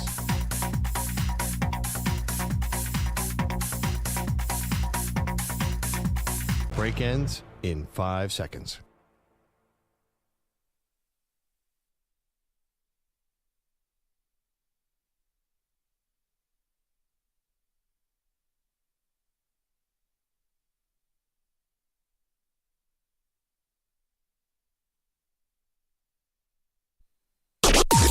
Maggie and Perloff on the Infinity Sports Network. Get back to college football in just a moment, but the Browns quarterback competition waits for no man or woman. Yeah, it's getting real, but it's not. So they have, now their sixth quarterback in the room so far. Yeah, Snoop Hundley got signed yesterday because, let's count it up, Sean Watson is healing from an Achilles and his career in Cleveland is over. Joe Flacco is healthy. He is the QB1 on the depth chart. Kenny Pickett has a hamstring injury. Dylan Gabriel now has a hamstring issue, and Shedeur-Sanders took himself out of practice for a sore shoulder. Although these guys have kind of been back on the field a little bit here and there. Nobody got carted off or anything. But it's to the point where the team felt like they needed to bring in Snoop Hundley just to have enough bodies because they have a preseason game with the Carolina Panthers coming up on Friday. I was actually surprised that Snoop Hundley was so available. It feels like definitely good enough to make a second or third team. We've seen Snoop Hundley play. He's fine. He was actually promising at one point. So I don't know what's going to happen here. It makes me think that we've been wasting some time breaking down this, where does Shedeur fit? All four quarterbacks are going to play at some point this year. There's no doubt in Cleveland that we're going to see Joe Flacco, we're going to see Kenny Pickett, we're going to see Dylan Gabriel, and we're going to see Shedeur-Sanders. And this, we'll probably see. We'll probably see a little Snoop Hundley during the season, maybe. And by the way, Deshaun isn't gone. Deshaun keeps on talking about coming back this year. So chaos. That's the only way to describe it. Let's hear from Shedeur-Sanders. Said he did have reservations about self-reporting his shoulder soreness, and he thought, what would Deion do? Of course, it's definitely something, in your mind. And I always think about I always hear my dad's voice in my mind, all the time, because it's always bone or blood. You know his motto and you know his slang with everything. So, of course, I was definitely hearing his voice in the back of my head. But at the end of the day, I want to be productive. I want to give you guys the best work, and I want to be at my best at all times. Okay, more from Shedeur. Says he's had this type of soreness before. It happened in college. It's because of all the stopping and starting of practice. In college. Yeah, in college it was often. It was just adjusting to starting and stopping, honestly. That's all it truly is. Sometimes you're going hot, then you'll wait for a second, then you'll get cold, then get back hot, then get cold, and my arm and body wasn't used to that, so it's just an adjustment within the body, within my arm. Okay, so that Shedeur on the shoulder also confirmed that Deion is not coming to Browns camp because he told him stay away. Now here is Shedeur explaining the rationale for keeping Deion away from practice. I don't want him coming to see me right now because I want to get to where I want to go then for him to see me. I don't want him to come and see me, get a couple reps and, he's cheering like a good dad. Nah, you can't be proud of me right now. I got to get to where I'm going, and I know it's a lot I got to do to get there. And let's not forget Shiloh. Well, he already went to Shiloh's practices in Tampa Bay. Shiloh didn't have the same reservations. So here's a couple things about that. One, Deion's presumably busy with Colorado, so how much time he has to go to the Browns, but that's fine. Second thing, I think we had this idea, Pearl, about the dynamic between Shedeur and Deion is that Deion is calling all the shots, right? Yeah. And that Shedeur is just there for the ride or just there, listen, his dad's a Hall of Famer. Why wouldn't you take advice from him? He's been successful everywhere he's gone. So it'd be silly to kind of thumb your nose at your own dad. But maybe the possibility that, Shedeur's got to stand up and kind of become his own man and kind of be on his own track. And maybe this is a first sign of that he's saying, Deion, don't come to practice when I'm fourth string. Yeah, I mean, the funny thing is it goes both ways, right? We've never seen Deion coach without Shedeur at quarterback. At anything other than, actually, I don't know of any level, high school, college, anywhere. So I think it's funny, Deion is as dependent on Shedeur. I get this. When I was a bench warmer, I did not want my parents to come to the game. I don't know. Oh, God, it was so embarrassing. I'm like, don't come and see me sit behind Ryan Walcott. It was so annoying. I just couldn't beat him out. It's not exactly same, but it's a very similar dynamic. My parents weren't exactly Deion Sanders. Really? But you know what's Carol funny and about Tom? Yeah, Shedeur is funny because he has mastered the press conference. He sounds like he is just owning that room just like his father did. I'm curious, can Deion really stay away from Cleveland? Like, will he not be at the game on Friday night? Is that game in Cleveland or in Carolina? I think it's in Carolina. Okay. Yeah. It's kind of a bigger question. Yeah. I don't know, poll question maybe, EJ. Like, did you want your parents to come watch you when you were riding the pine? Yeah. Because also your parents are going to want to see you. I was reading a really touching story about Jordan Love yesterday, and his mom would always come and sit in the last seat in the stadium, and she was there when he was not playing and holding a clipboard and all that, and he said how much he appreciated it. So I got halfway through that story and then had to put it down. it was a tearjerker. Oh, Yeah, my it was God. really sad. No, thank you, Yeah. Jordan Love backstory. It Yeah. was so emotional. But I do remember Jordan Love's mom sitting at the top of Kansas City Stadium. Yep. That was amazing. I mean, must be. Can you imagine how much discipline it takes for Deion not to show up at Browns camp? First of all, it's not just his son there; it's the biggest story in the world, and Deion is like a moth to flame when it comes to publicity. I can't believe that he actually is listening to his son here. I like that he is. Yeah, At I least do so too. far. This has been a tough adjustment here. Shedeur is doing fine, but he's not getting more reps with the first team, even with all these injuries, like very few. And we still don't know why he's there. And I'm not saying they're the NFL. Yeah. I'm saying they're the Browns. Like, we still don't understand what is the rationale. Yep. Was it the owner who ordered the code red? He says no. He says it was an Andrew Berry pick. Yeah, and Andrew Berry, what are you thinking then? Why? Yeah, I mean, do we believe him? Not necessarily. You're right. We still do not know why. It's already August. Why the Cleveland Browns selected Shedeur Sanders in the 5th round? It's just as much a mystery now as it was the day of the draft. And by the way, it's going to continue to be a mystery because next year, with their second number one first-round pick from the Jags, if they take another quarterback, it's still going to be even bigger mystery. So, well, right. Then it's going to sound like a mistake, and that is the most likely scenario. How are they going to fit all these quarterbacks in next year when I think they actually, unlike you, I think they can win some games. They do have Myles Garrett, so they're probably this year? Yeah, I think that the Browns are not. I think Stefanski's on the hot seat. I do not think. It might be delusional, but they have some big time players. They have David Njoku, they have Jerry Jeudy, obviously Myles Garrett. I think they can win some football games because Flacco got them in the playoffs 2 years ago. Right. That wasn't like a century ago. I do not think that they are. Stefanski might get fired if they go 3-14. There's a really good chance. Unless they think, all right, next year we're going to take another quarterback and we want him to develop that guy. Yeah, but that's a risk I don't know if Kevin Stefanski wants to take. 888-710-4ISN, 888-710-4476. You like this from Shedeur, telling Deion, not now, stay away. I'm sure he wants to, go and see his son, but it's going to be a lot of attention. A couple of poll questions. I'm surprised by the early results here. Maybe not this one. Is Texas the team to beat in college football this season? 82% of you are saying no. That's like the field versus number one. That's fair. I get that. Mark Manning. Do you trust Kirby Smart more than any other coach in college football? 83% say no. But that's not surprising. That's another one versus field. But Kirby Smart's not like Saban in his prime. Like, it's just a different vibe. Like, he's good, but I don't think everyone's like Kirby Smart's not viewed as a Mount Rushmore type coach.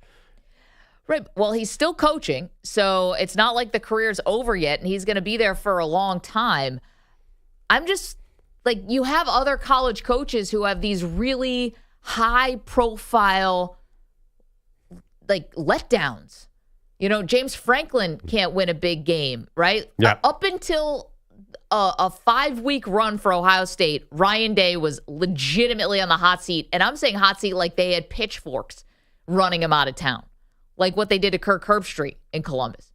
Where he felt like he had to leave, he had to move his family to a different city. Do people, I love Dan Lanning. We all love Dan Lanning. That was a tough loss to Ohio State in the playoff when you were the number 1 team in the country.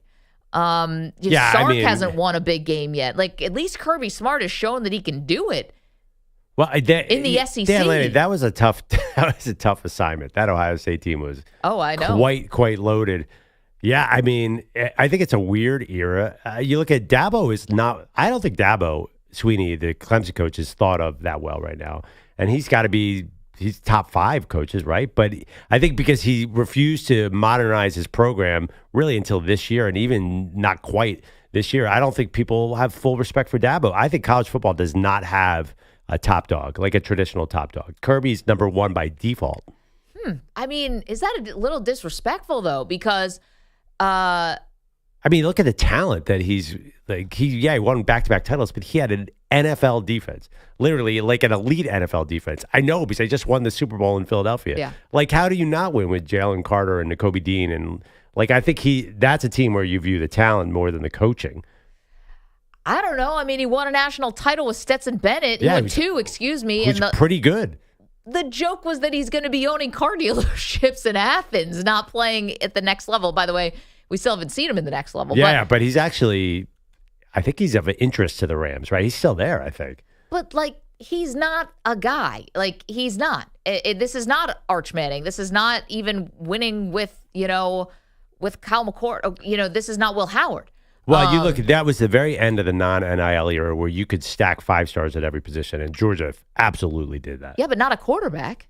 Yeah, but then again, Saban won with what you can do it the other way around. And listen, the number 2 team in the country this year is Ohio State. They're stacked everywhere except quarterback. So I know Saban didn't do it always with a great quarterback and the A.J. McCarrons and stuff like that, but also, Tua. And also Mac Jones was a first-round pick. Maybe he didn't live up to it, but he was a first-round pick. They did this in other ways, too. But if you think of the 2022 and 23 Georgia teams that won, was it 22 and 23? You don't think, oh, my God, they were just so finely coached that they outcoached everybody. Kirby's really good, no doubt about it. But I don't think that was a coaching team. I think that was a talent team. Look at the NFL draft has proven that true. They had their third-string guys were top 10 picks. I don't know how you look at any other coach in college football and say, I trust that guy more than Kirby Smart. Maybe Dabo, but I think Dabo gets a little knocked down a peg because it's the ACC. All I'm told is that the SEC is the hardest all the time. Every game you play on the road, even if it's Vanderbilt and, Mizzou, these are the hardest places to play in Kentucky. There's no bottom feeders, right? Even the worst teams in the SEC are better than the mid teams in other conferences. And Kirby Smart has been not just the factor, a factor, and has won it multiple times in this playoff era. But that's just me. Yeah, but is it a strong number 1? He's probably number 1. Again, they kind of got their butt kicked by Notre Dame, right? It's and Notre Dame, they Marcus lost their Freeman, quarterback. They're on the backup guy. I gotta tell you, Marcus Freeman is not gonna be number 1 on anyone's list because I don't know that people think he's a great X and O's coach, but he feels like a superstar on the rise. I just don't think that there's a huge separation in any of these guys. I'll tell you, James Franklin in big games, that's a problem. Well, we all know that. That's a problem. You're making me uncomfortable. I don't know what you're talking about. And are we penciling in another loss to Michigan for Ohio State as well? They'll probably win the title, but they probably won't beat Michigan. So that's a problem. There's everybody's got a flaw. I don't know what Kirby's flaw is, but I don't think that he's so brilliant that he's just going to take Georgia all the way. It just doesn't strike me like that. 888-710-4ISN. Ramon's our pal in Indianapolis. We were talking about the Browns quarterback room, which is crowded. They just signed Snoop Huntley because they've had a rash of injuries. What's up, Ramon? Boy, you guys are the best. I really love listening to you all. Nobody can compare. That Cleveland, I just got one thing. And Perloff, I know you really can go with this. They messed up Baker Mayfield, the number 1 pick. I like to hear what Baker would have. Baker keeps his mouth shut. He's in Tampa, doing well, got his contract. I like Tampa. I like the coach there. I think Tampa's going to probably win that division again. Baker's in a great situation. I wonder what Baker Mayfield have to say about that organization. It is ridiculous what they're doing up there. Gabriel and Sanders are not going to wouldn't make it anywhere there. They messed up Baker Mayfield. Ramon, Baker took a shot. He took a shot this offseason at Cleveland.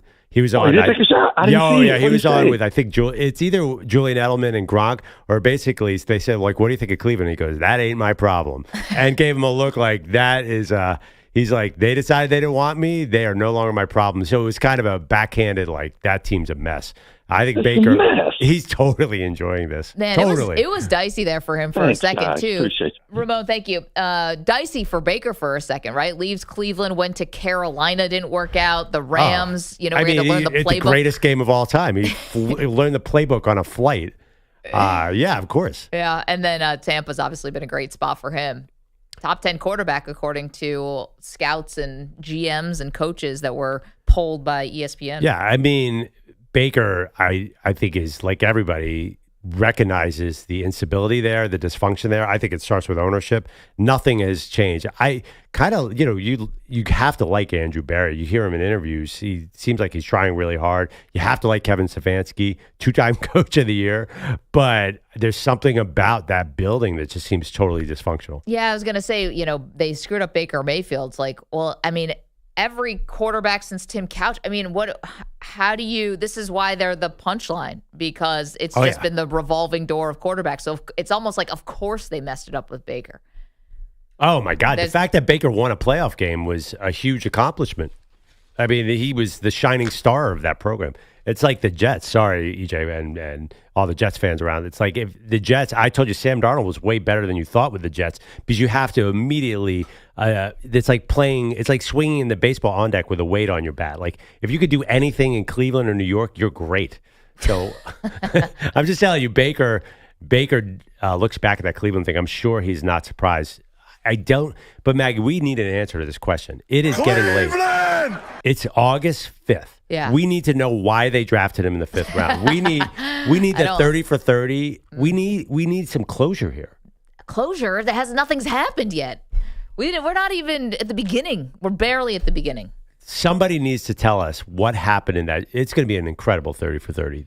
This is for you. You want to know what it's going to be? It's going to be everyone covering their backsides after they all get fired. Blaming other people. I didn't want them.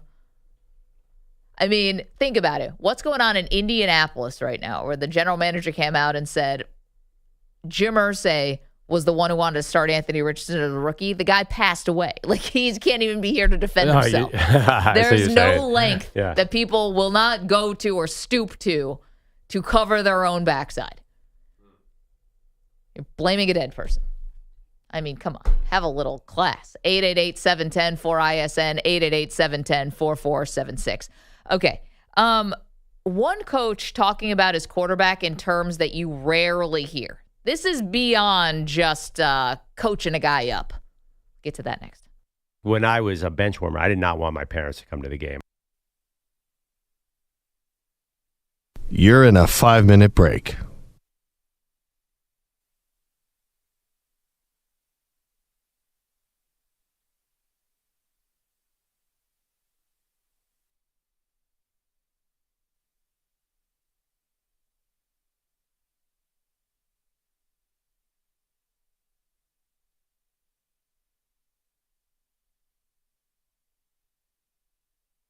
Four minutes, 30 seconds remaining.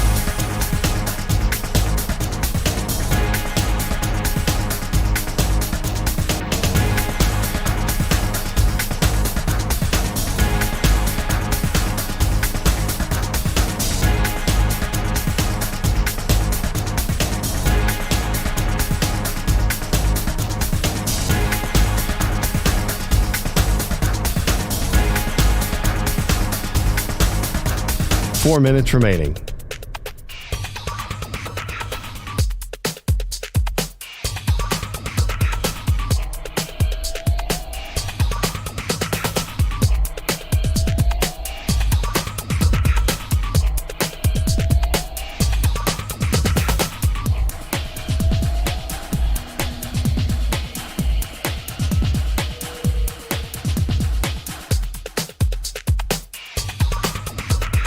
3 minutes, 30 seconds remaining.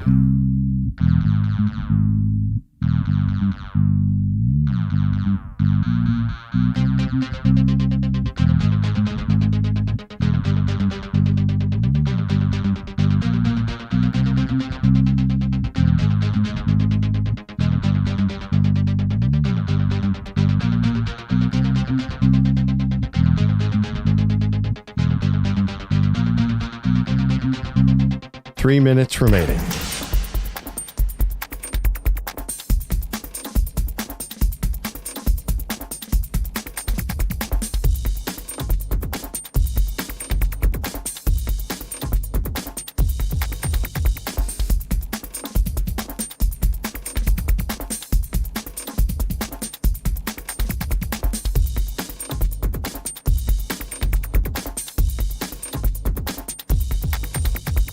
Two minutes, 30 seconds remaining.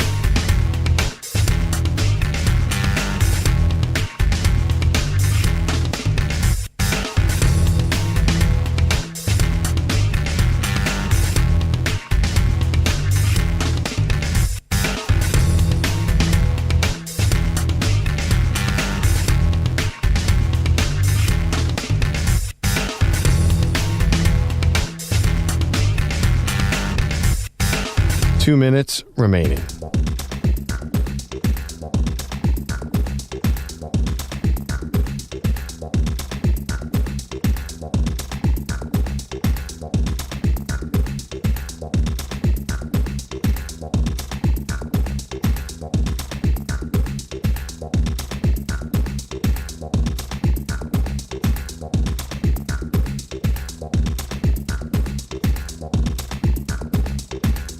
One minute, 30 seconds remaining.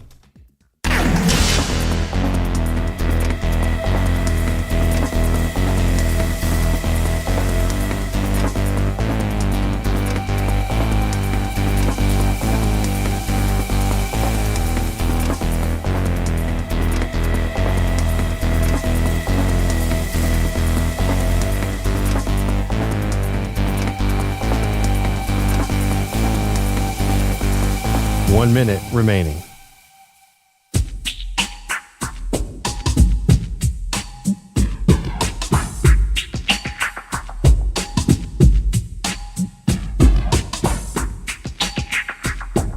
$45 seconds remaining.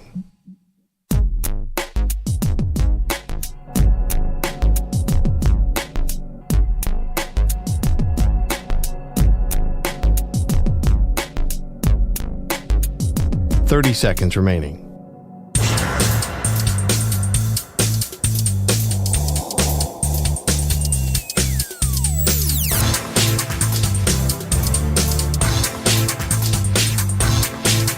$15 seconds.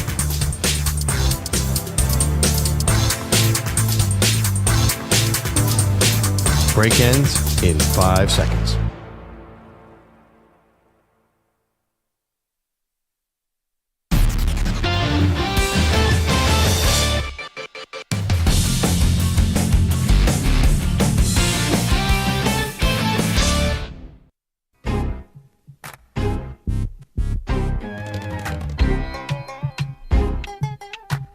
Welcome back, Maggie and Perloff Show. We stumbled into an interesting debate. Who is the best coach in college football? Or who do you trust?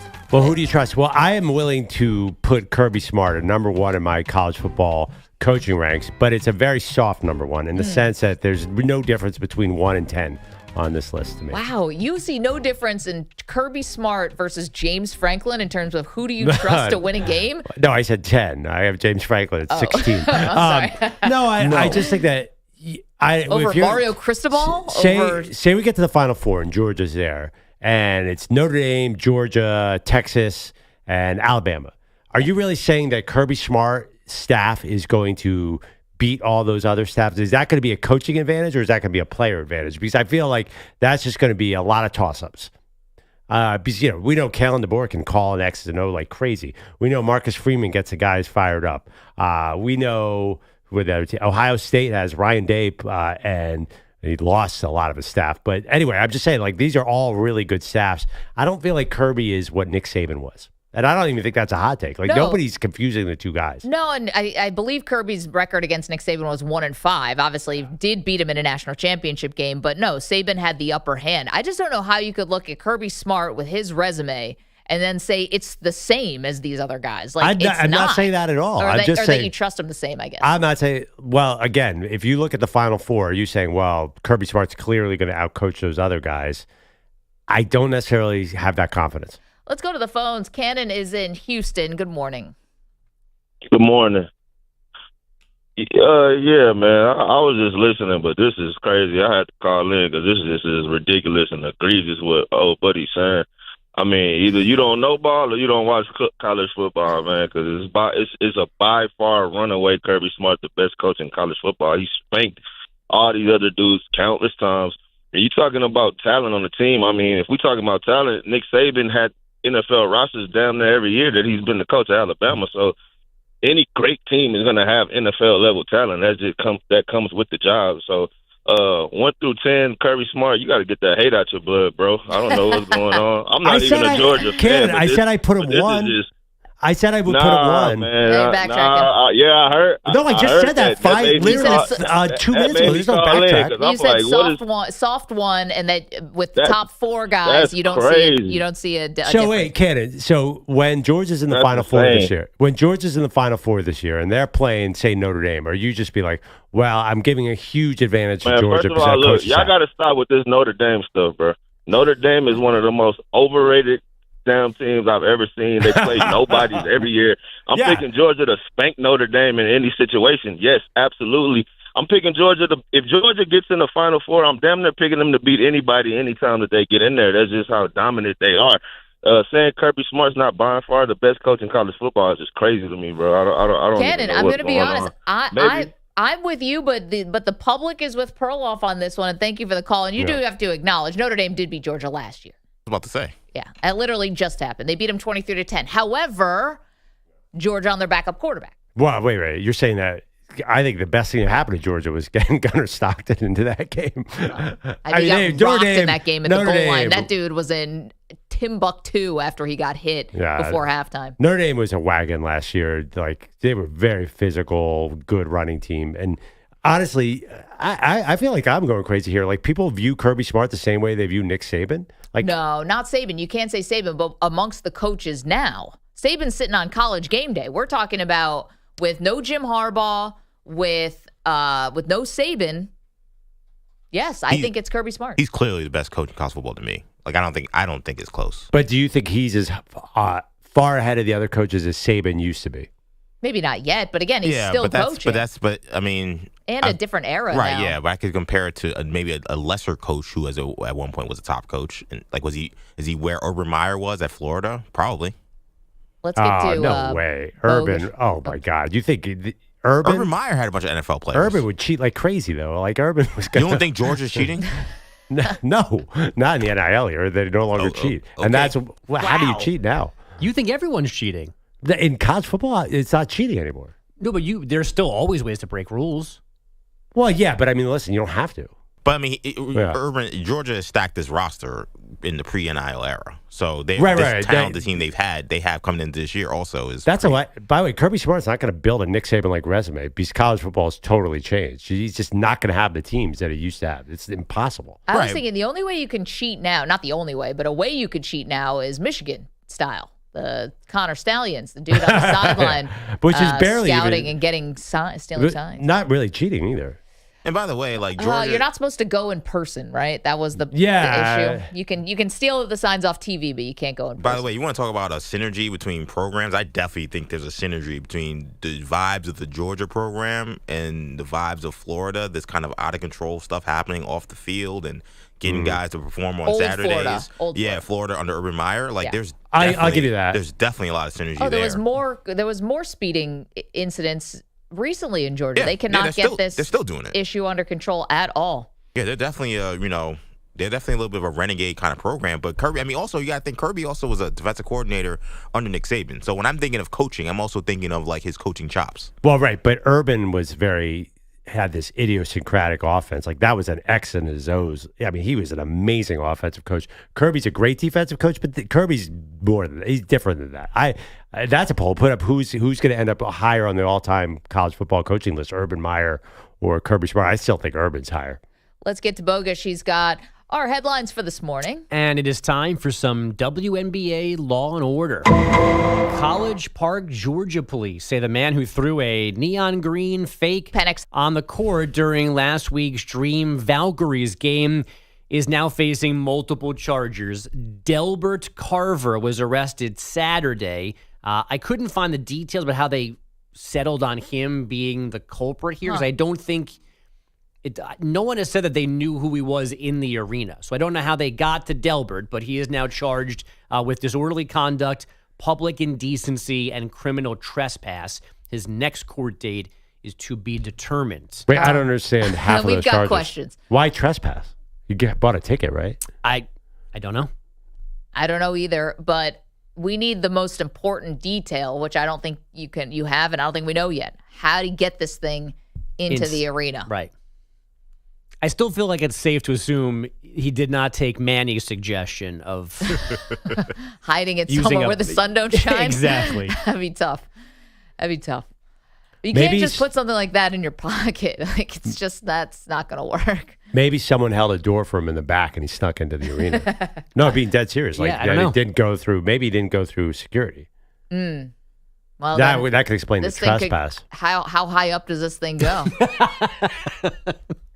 I mean, I'm willing to ask the question. Would it be easy to find who did it? Like, I feel like they have cameras on the whole crowd all the time. No, I agree. Yeah. I read like 4 different reports about this, and no one explains.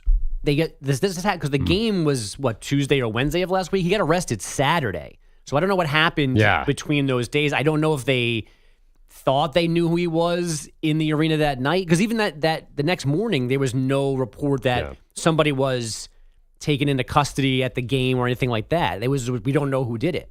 I think on camera, a man standing up and throwing a bright green sex toy would show up. It should, but can you get close enough to identify him off the video immediately? Oh, his face would be pixelated or something? Are we going to go back to my grand jury experience from a couple years ago that I wouldn't stop talking about?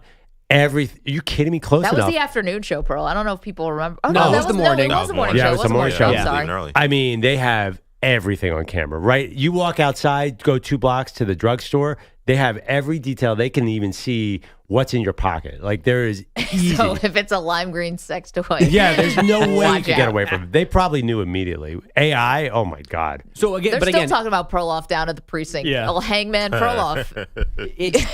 Cameras aside, it took them multiple days to put him in. Maybe that was him just not showing up, or I don't know what negotiate. But no one explained how he went from the actual incident to him being in cuffs on Saturday. I like maybe he has no prior record, so he wouldn't have been in the system. I'm sorry. I like my plan that somebody let him in the back door. This was a conspiracy.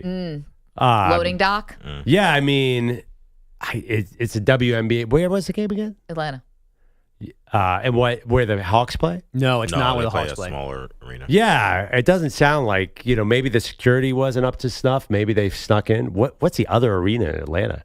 I have no idea where this was. Do they not play where Georgia Tech plays? That was my thought. It looks kind of like that arena, the way the lights are dimmed and stuff, but I'm not sure. Well, maybe they don't have cameras everywhere. Okay. I mean, 30 for 30. Let's get it going. This is going to be great. You're a cop on this beat. Are you looking forward to this assignment? Like, I don't know if I want to find this guy. Who's sick enough to do something like this? But it doesn't involve like a dead body or anything like that. I think you sign up for this. This one's funny. It's easy. Ha. Did they do wasn't there another incident? Yeah. So there was one in Chicago on Friday, and apparently Chicago police were never contacted about it. So there is no official police investigation into that one. I'm still interested in why this keeps following the Valkyries. Yeah. This is twice this happened to the Valkyries. Like, I don't know. This is not like the right kind of thing you want, though. This is not like the galvanizing, like this isn't a rally towel or something. Well, maybe it's just a little hazing. Welcome to the league, Valkyries. Oh, maybe. Yeah, why are you curious? What possible connection could there be to the Valkyries? Is it but random? EJ's, no, I mean, it was the same team. How many teams are in the WNBA? 20 or 18, whatever? We're not there yet. By the way, if they're going to haze all the new teams, the league's about to basically double in size. Oh, big time.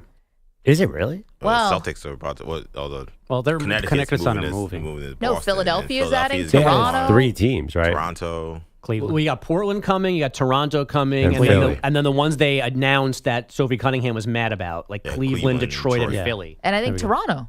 Yeah, we you already said that. I'm sorry. Yeah. So we're gonna get to those numbers fast. By the way, they play at the Gateway Center in College Park, which is where the College Park Skyhawks of the G League play. Manny, I thought you'd be on top of that. Hey, that's your beat. But not Georgia Tech. Not Georgia Tech. Oh, okay. No. Well, it's interesting. I think that place needs to beef up its security a little bit. Hey, let me tell you what, the Westchester County Center, you can't get anything past those guys. That security is top-notch G League place. Have you been thrown out multiple times? Perhaps a little overserved. Overserved. Yeah. Sure. Yeah, actually. Manny knows all the security guards by name at this point. How do you get a tall boy in 2 hours, Johnny? Where was the Chicago one? Where do they play? They play in the United Center? No. Huh. What else you got, Bogusch? Nafisa Collier of the WNBA, the Minnesota Lynx, expected to miss at least 2 weeks with a sprained right ankle from the weekend.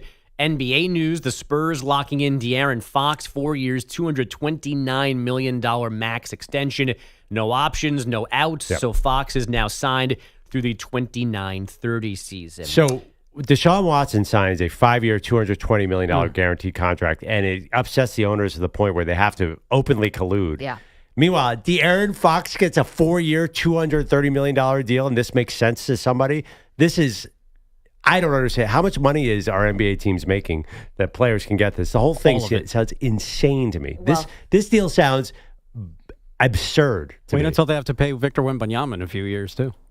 Yeah, guys are going to be making $80 million a year really soon. But De'Aaron Fox scored, I looked it up last night, 17 points a game when he got there. They didn't win anything. And they just drafted another guy who's exactly like De'Aaron Fox. And they have another guy from last year who won Rookie of the Year who plays the exact same position as De'Aaron Fox. None of this makes sense to me. Perloff, 10 years ago called. They can trade any of these guys whenever they want to. In 100 million years, they're not going to be able to trade De'Aaron Fox's contract. In literally, I can live to 1,000, and there's no teams that are going to take De'Aaron Fox for 4 years, $229 million. So someone took that Westbrook contract. Yeah, I thought that was unmovable. You just can't say that in the NBA. Oh, you can say it, but you think someone's taking Paul George? I mean, no, there is no deal. They would have to De'Aaron attach. Fox is in 36. He's 27. They're going to have to attach 5 first-round picks to take anyone to take this money. Then no one's trading for De'Aaron Fox. My question, though, is this going to work? Like, is he a good fit next to Wemby? No, I don't think so. He's not a good enough shooter. They don't have a lot of shooting, period. That's a problem for the team, I think. Because none of the guys we're talking about, Castle or Harper, none of these guys are great shooters. So. Yeah, I know. And it's a bizarre build. The whole thing is, it's just you guys don't see that number and say, like, what is going on here? No. We've been seeing them for years. We said that with, with Rudy Gobert. We said it with Westbrook. We said it with Paul George when your team did it. We say this every year. The money seems crazy. Bradley Beal. At least those guys are, proven, except for Bradley Beal.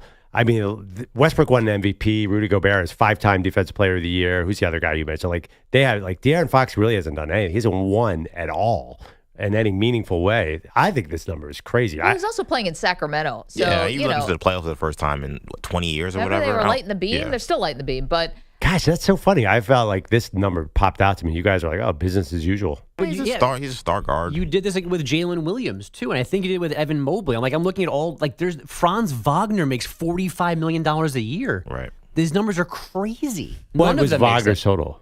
His total? $225. Yeah, same money, basically. Yeah. That's bad, too. These are all bad. The reality, though, is you send these guys to free agency, they're going to get those same offers. So, it's like these teams, it doesn't make sense. From bad teams? Not necessarily. I mean, not necessarily. Some of these teams bad teams in terms of if you clear your cap space, but some of these teams that may feel you're one piece away, they may go all in on these guys. I don't know. None of this makes any sense. The Warriors signed, D'Angelo Russell to a max deal. Remember, I mean, even good teams make these kind of decisions. Because you don't really have a choice either, right? I mean, there's the Knicks are like, oh, Mikal Bridges is less than the max by $4 million. That's not negotiating. Right. It's just this is what the contract is. Yeah, a lot of it's just set in stone. Yeah. Yeah, it's like you make this many All-NBA teams or whatever, you're this many years of service, so-and-so is your bird rights, and this is the number. I mean, I don't think the Spurs should have traded for Fox because they should have, but they didn't know they were going to win the lottery either and get Dylan Harper. That was the issue. I don't think they knew they were going to be able to get a top guard. Yeah, I mean, that was bizarre. They didn't know the NBA was going to fix the lottery to give them a number 2 overall pick. They should have known. After more mistakes during a weekend sweep in Miami, Aaron Boone ran his Yankees through a full fielding practice before yesterday's game in Texas. And then the manager made his own boo-boo in the 10th, intentionally walking Wyatt Langford to face Josh Young. The 1-1. And that ball hit high and deep into left field. Dominguez goes back, watches with the rest of us as Josh Young has just walked off the New York Yankees.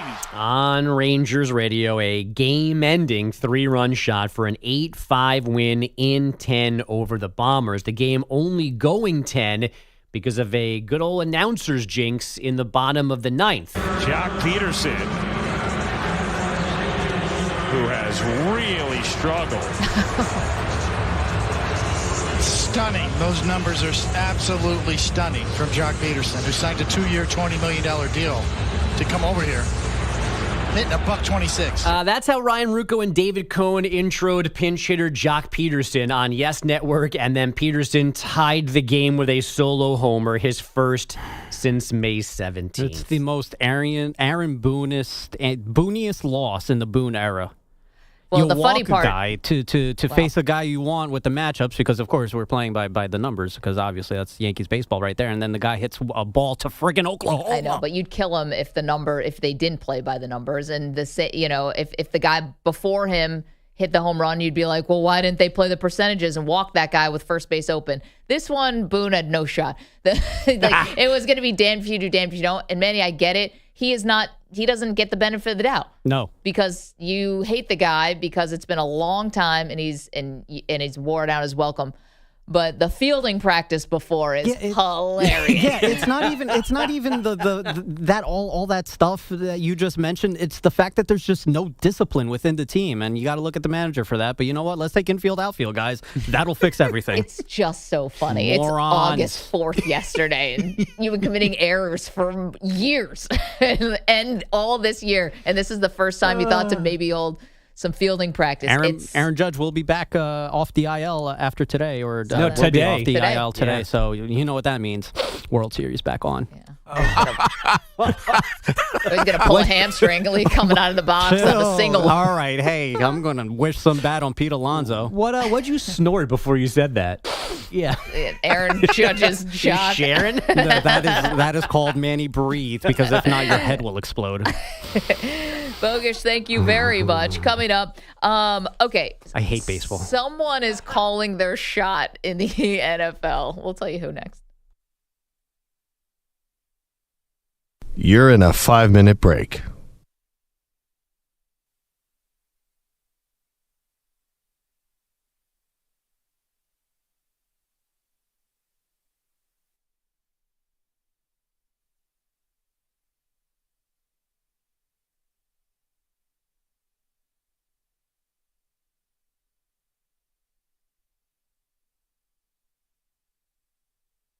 Four minutes, 30 seconds.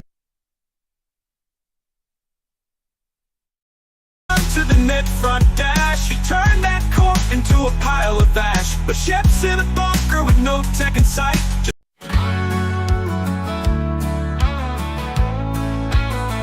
Well, the game was tight, the crowd was loud. Then Judge went down, ain't no cheers now. Flicks are strained, they said real low. Like a punch straight through my radio. Manny Rodriguez sitting third row with his Judge jersey and his heart broke slow. He stood up once, then he sat back down. Poured that pain till he couldn't hear the sound. Now he's blackout drunk in a parking lot bar, talking to ghosts and cussing at the stars. Why'd you take my hero? What did he do? Whiskey on his lips, Yankee tears in his boots. Bartender said, son, it's just a game. But to Manny, it's blood running through his veins. So pour one more shot to leave on the line for the kid who lost hope when we lost 99.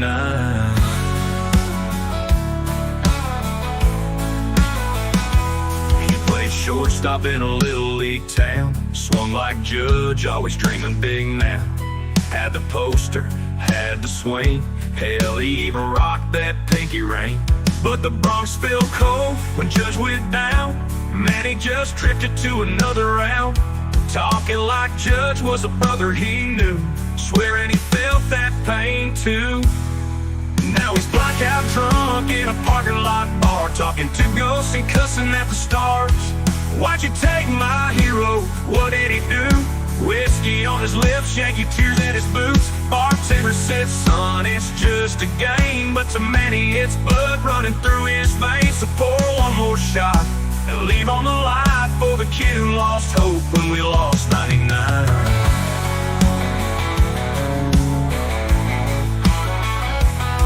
He played shortstop in a little league town. Swung like Judge, always dreaming big now. Had the poster, had the swing.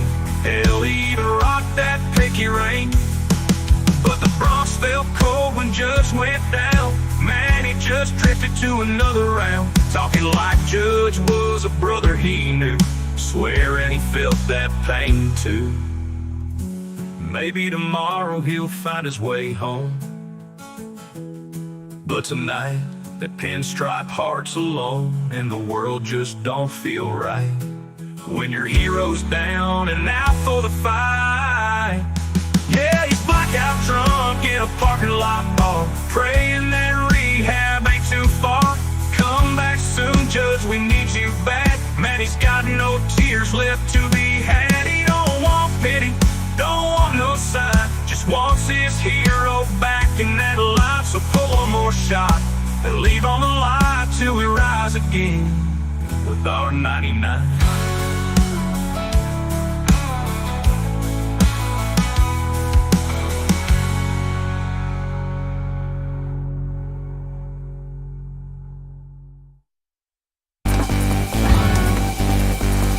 One minute remaining.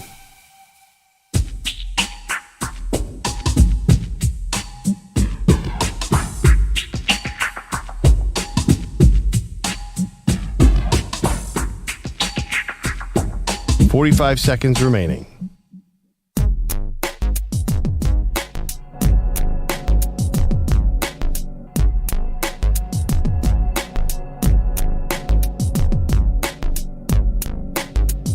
$30 seconds remaining.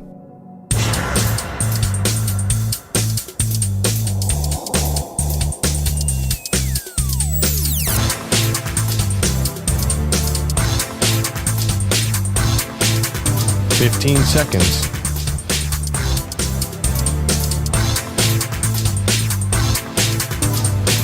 Break ends in 5 seconds.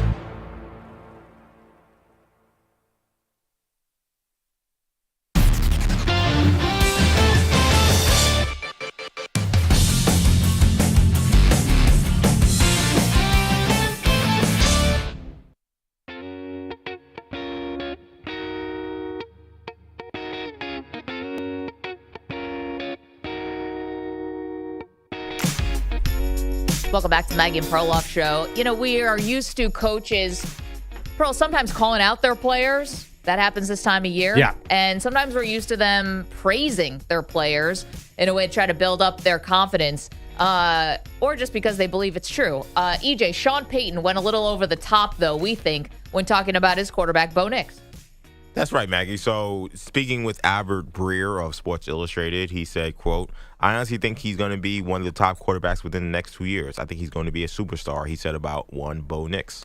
Bo Nix as a superstar, Perloff, in the next 2 years. Do you think Sean Payton is saying that because he actually believes it or because he's trying to pump up his QB? 100% pump up his QB. Let's ride. Because I see they're doing the same thing in Minnesota. This is a confidence builder.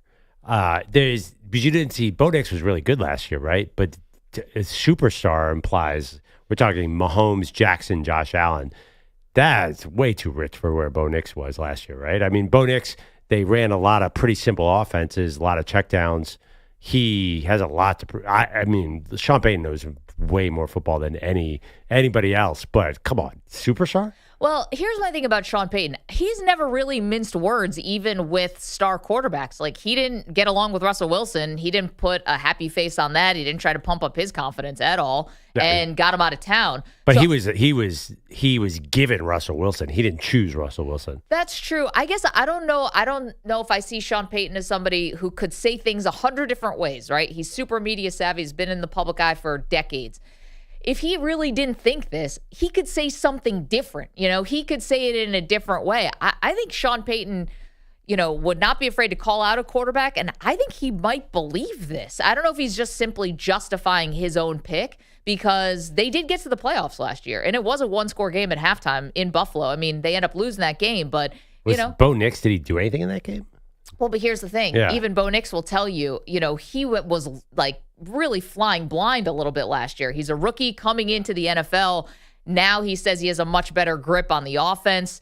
I just don't think Sean Payton would do this to blow smoke. So do you believe Jim Harbaugh when he says Justin Herbert is the second coming of quarterback God? I mean, I kind of get it. Like, I do think that Jim Harbaugh has convinced himself of that. And also, the way that people talk about Justin Herbert is very different inside the quarterback community than outside.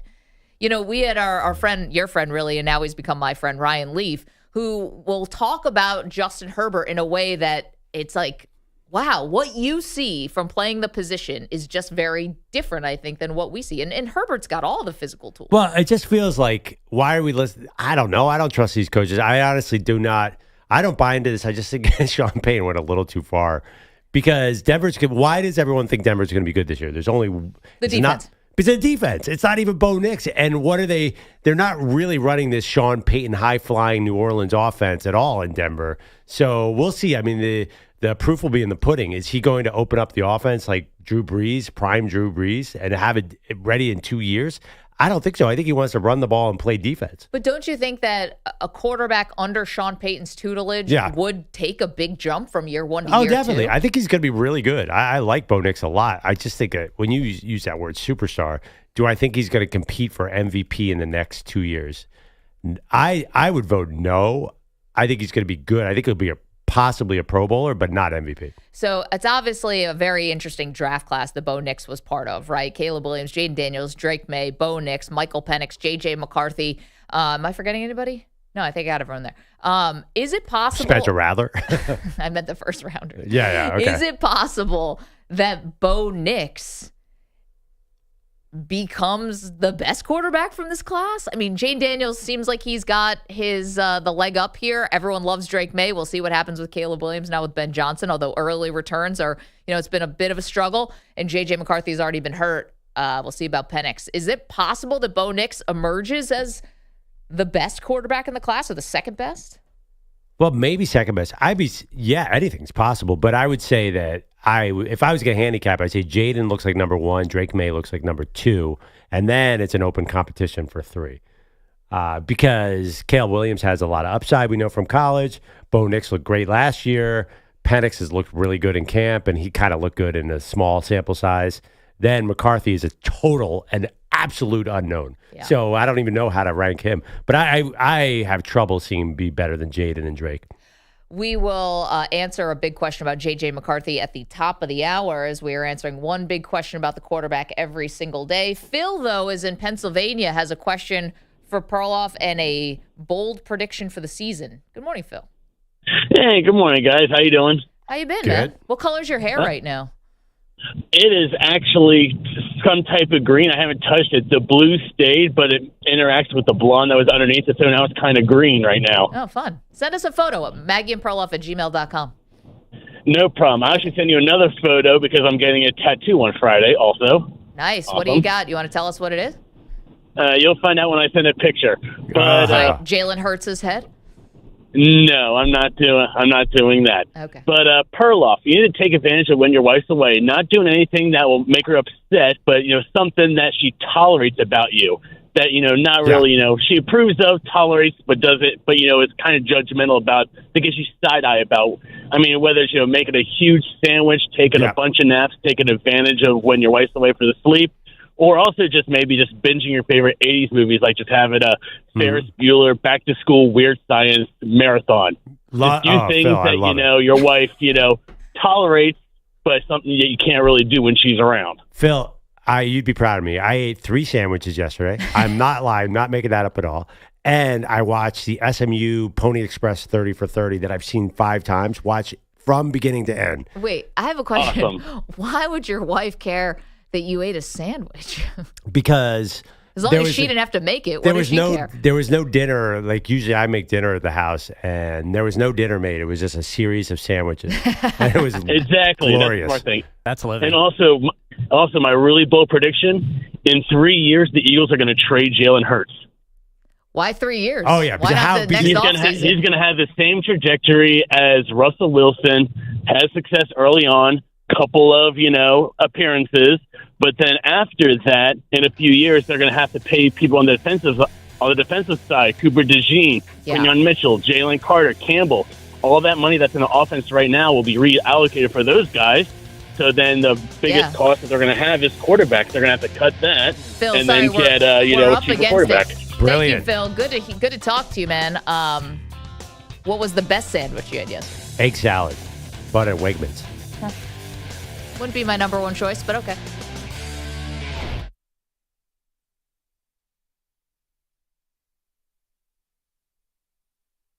You're in a 5-minute break.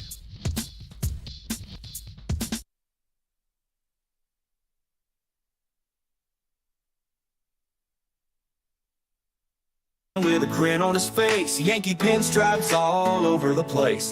But yo, big friendly, let me ask you something real quick. Why every bar you spit sound like naked night clips? You ancient bro, like turn the dial old. You probably smell like mothballs and mold.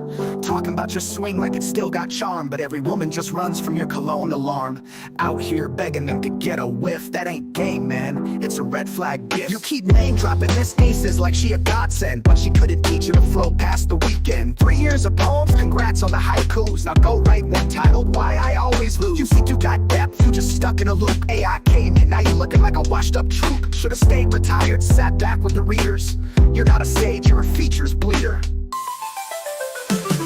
Keep name dropping Miss Aces like she a godsend, but she couldn't teach you to flow past the weekend. 3 years of poems, congrats on the haikus. Now go write one titled Why I Always Lose. You think you got depth, you just stuck in a loop. AI came in, now you looking like a washed up troop. Should've stayed retired, sat back with the readers. You're not a sage, you're a features bleeder. see, I ride with AI like it's Judgment Day. Skynet bars and I'm ripping your clay. You're scared of the bots, make love in his tube. Perloff still writes his tweets with an ink-dipped shoe, while you're quoting plays and smelling trees. I'm building empires with digital ease. No need to ride like it's 1989. I press one button and the crown is mine.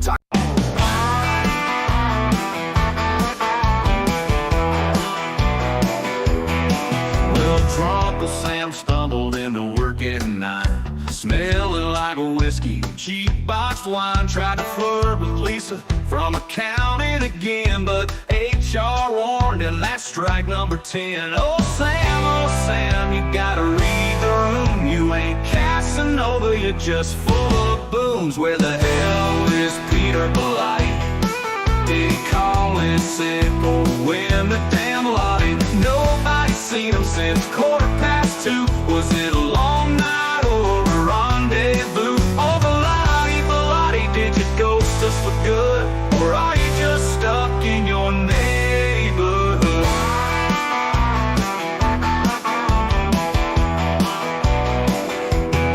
Sam sent an email, slurred every word. Called the boss, baby man, that's absurd. Tried to high-five, but he missed by a mile. Knocked over the coffee, still flashing a smile. Then he said, I may get too familiar too soon. I am told by HR and writing, yeah, that's getting old. Where the hell is Peter Blight? Was he trapped in traffic or hiding in the lobby? The phones keep ringing, but he won't pick up. Left Maggie and Perloff to clean this up. Then he said, I may get too familiar too soon. I am told by HR and writing, yeah, that's getting old. Where the hell is Peter Blight?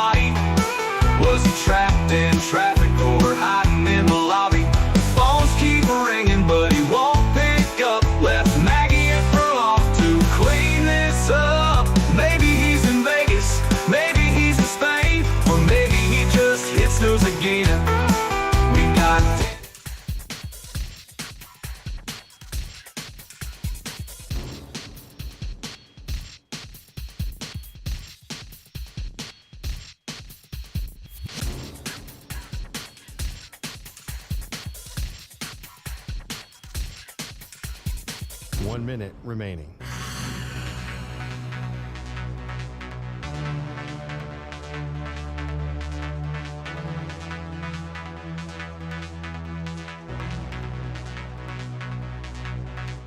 Forty-five seconds remaining.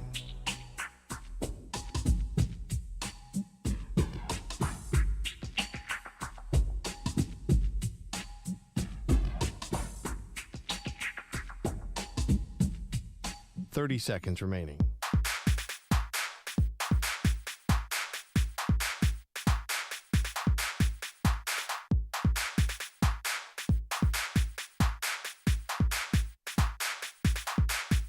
Fifteen seconds.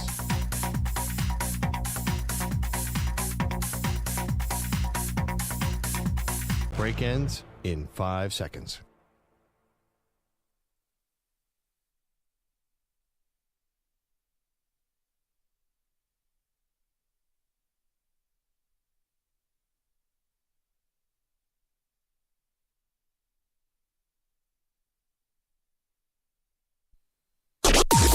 Maggie and Perloff on the Infinity Sports Network. Coaches poll came out in college football, which means we're inching closer and closer to the season. Welcome to the show. Maggie Gray, Andrew Perloff. Texas at the top of the preseason poll for the coaches poll. This is the first time ever that Texas has been ranked number 1 in a preseason poll, which I had to read that line like 3 times. But it turns out it's true, Pearl. But is Texas the team to beat in college football this year? You know, I wouldn't put them number 1. I just think that they lost a lot of guys. Remember last year, like, what was their special power on offense? It was Matthew Golden, and he's killing it at Green Bay. Yep. They do, and they lost a running back, but I just think that they seem a little bit young based on the fact that they just put 12 guys in the NFL. They have a really strong defense, no doubt. And Sark's a great play caller. I'm sure he'll figure it out. I think it's just a little bit of Arch Manning hype. Arch, we haven't seen Arch do anything yet. I'd feel more comfortable with some of the other teams in the top 5, some of the older teams. Okay, see, I think this goes to show that the hype about Arch Manning is not just a media thing. Clearly, there are coaches, lots of them, in college football who also see Arch Manning as the final difference maker to Texas, much like Vince Young did this in 2005 in a different type of way. But that was a final drive from a quarterback that was the difference in, all the expectations for Texas being this blue blood program. What ultimately happened? It was the quarterback that led them there. And so, no disrespect to Mac Brown. And so I think the Arch Manning thing is the coaches are looking at him as the difference maker, and also that Texas has been building towards this. They have been in the Final Four the last 2 years. 2 years ago when it was actually only 4 teams, and then obviously last year. Yeah, but Arch Manning to Vince Young, that feels even if Arch is as good as we think he is, he's not going to be Vince Young. Vince Young was born to dominate college football because of the running ability. Arch is not going to be able to take over a game like Vince Young did in that. There's just no, the upside. Arch, by the way, is definitely the number 1 prospect, but I think he's number 1 in Heisman odds. I don't see him winning the Heisman. I think he's going to be good, really good, but I just don't think it's going to look anything like Vince Young. Vince Young he went against one of the great college football teams of all time and was the best player on the field with multiple Heisman winners on the field. And he was by far and away, it was like an adult playing against children. There's no way Arch Manning is that. Okay, but the hype around Arch, Pearl, is it's huge. It's huge. So I think people are expecting that he is going to be a difference maker. Look at last year. I don't know why he couldn't be Quinn Ewers out for the job. I have no idea. I don't know if this was predetermined. I have no idea why Sark didn't go to Arch Manning.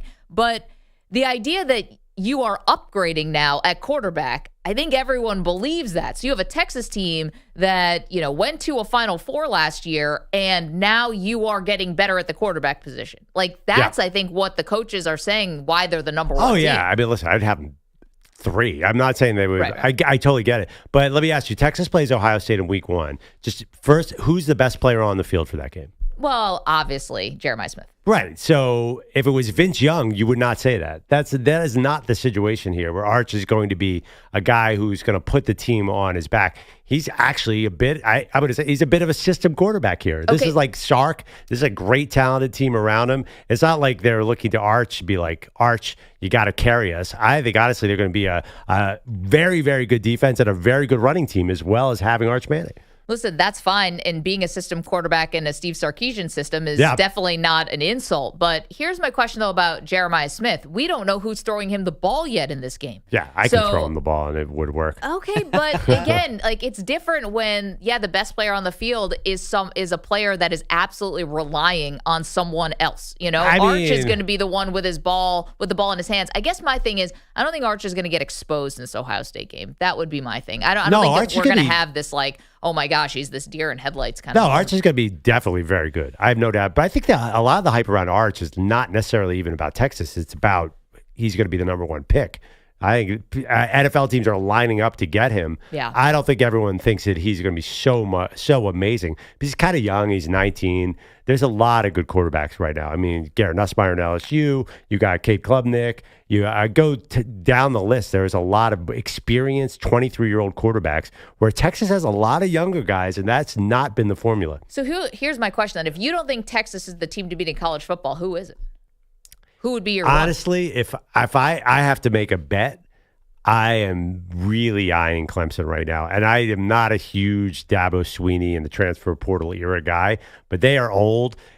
We did the story last week that there's 22 people on the All-ACC team, and 11 of them have the Tiger footprint next to them in the graphic. It was a lot. It does feel like Clemson, to me, is a really interesting team. And also, because of the ACC, they're almost guaranteed a spot here. And again, I think Notre Dame is really interesting, even without a quarterback, because their schedule's so easy. I think schedule. The committee said we're not going to give everyone a break with easy schedules, but the reality is all these SEC teams are going to beat each other into smithereens and knock themselves out of the playoffs. I looked at the top 25. It was SEC all over the place, but the reality is they're all going to have to play each other, and then these ACC teams and the Big 12 and other teams are going to rise up. So we'll see. I'm definitely very nervous about Texas playing some of these good SEC schools and getting knocked off, coming in with 2 losses, being the 8th seed.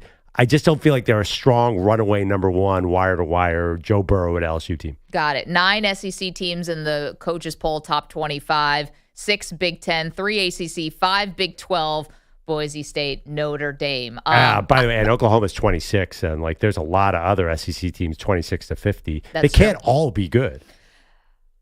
Well, I don't know. You always tell me how good the SEC is from top to bottom. Maybe they can't all be so good. I thought it was a little bit of an indictment on James Franklin in the coaches poll. You're talking about older team, returning starters, not a lot of question marks about what they're going to be or who they're going to be. It's not like Ohio. I don't know what you're saying.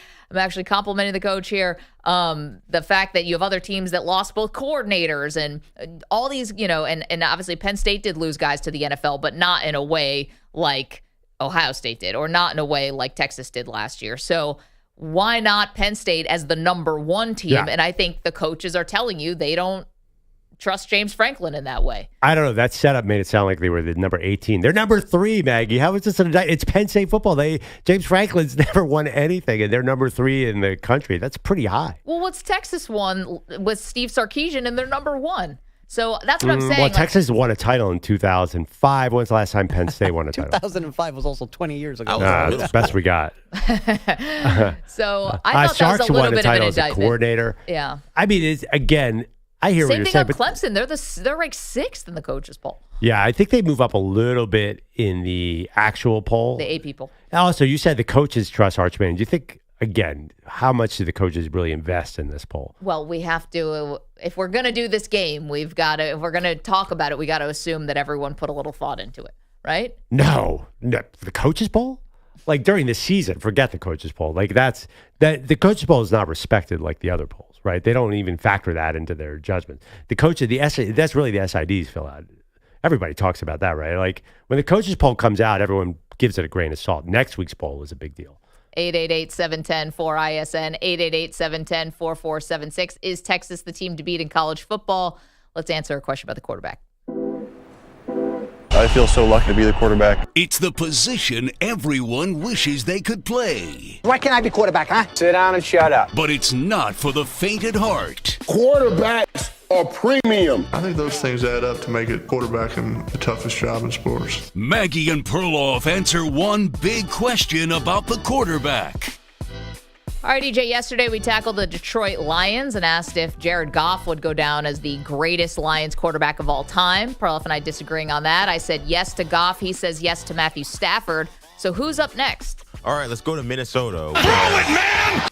The Minnesota Vikings are coming off a successful season when it comes to wins, but another disappointing playoff loss. Now, J.J. McCarthy, their second-year quarterback, enters the starting lineup. I asked you guys a question. Do you think the Vikings regret their decision to draft J.J. McCarthy last season? That's a tough one. I mean, I don't think you'd get anyone on the record on this because it's so early.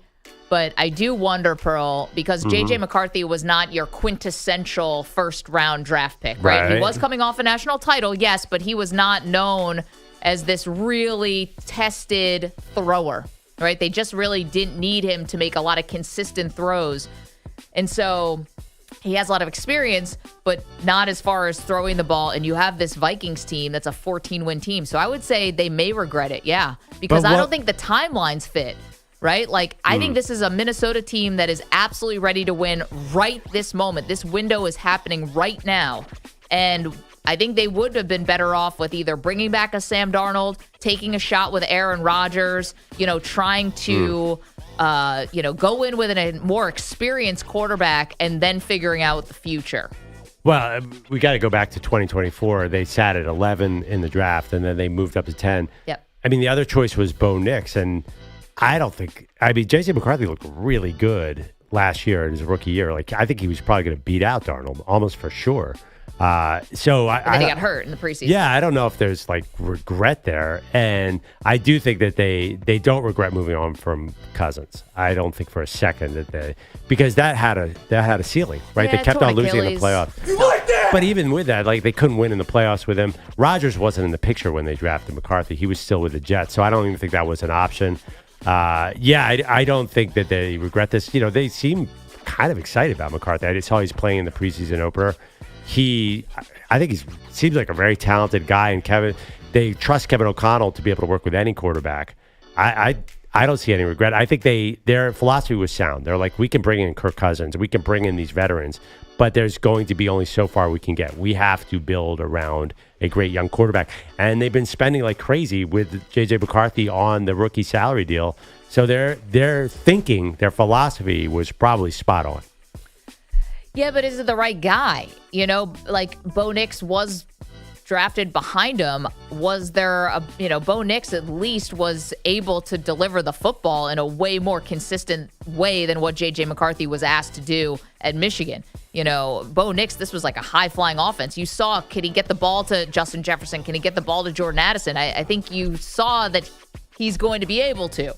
Now, J.J. McCarthy, it's going to be a little bit different. I think there's a reason why a lot of people are fading the Vikings this year. If you're asking who's the team that's going to take a step back or who's the team out of the NFC North that you're questioning would make the playoffs, obviously Chicago won. But I think before the Packers and the Lions, people are saying, Minnesota, because I don't trust the quarterback. Well, it's an unknown. But I think 31 teams would have taken J.J. McCarthy over Bo Nix. I don't think they could look back and say, I should have taken Bo Nix. Bo Nix is awesome because he got paired with Sean Payton. I think J.J. Kevin McCarthy, O'Connell, though, is like... Yeah, but it's you got has just as good of a reputation. He doesn't have a Super Bowl ring, but he has just as good of a reputation for an offensive guy, doesn't he? Well, I think that they're like, we just had Kirk Cousins. Why are we bringing in Bo Nix? I think they wanted some upside, some big arm. J.J. McCarthy is, on paper, a really good athlete. He's strong. He can run. I totally understand because the question was regret. And no, I don't think so. I mean, listen, if they could have gotten Drake May or Jaden Daniels, yes, then they would regret it. But they couldn't. And the funny thing is, a lot of teams have said, oh, man, we looked at J.J. McCarthy a lot higher. The Giants, we know they looked at him. Yep. There was a report that the Bears were in love with J.J. McCarthy over Caleb Williams. So I think it's TBD. And I was actually looking at my playoff picks for this year. I don't think I'm going to fade the Vikings. I've talked myself back into getting them into they are so talented around J.J. McCarthy. Okay. I have no idea what J.J. McCarthy is, but they really look at their draft. They've hit a lot of draft picks lately. So if you look at their depth chart, I mean, how hard is it to throw to Jordan Addison and Justin Jefferson and all these guys? How good does J.J. McCarthy have to be, Maggie? It's a great question. 888-710-4ISN, 888-710-4476. He can't be a zero. See, that's the thing. He can't be a zero or a negative, and it is basically his rookie year, because he got hurt, and then he also had the setback where they had to go in again to the knee. So it's not like he hasn't dealt with any adversity. He has. And to be honest, if Sam Darnold plays a little bit better in those last 2 games, he's still on the bench. That's how razor thin this thing came down to. He doesn't feel like a zero, though. Like Josh Rosen was a zero and apparently just didn't work hard. Feels like J.J. McCarthy, even as when he was injured, was always around the team. Seems like he's got his head squarely on his shoulders. Plus, you have Brian Flores coaching that defense, and you have talent everywhere. You put all this money into fixing the O-line, which was a disaster at the end of last year.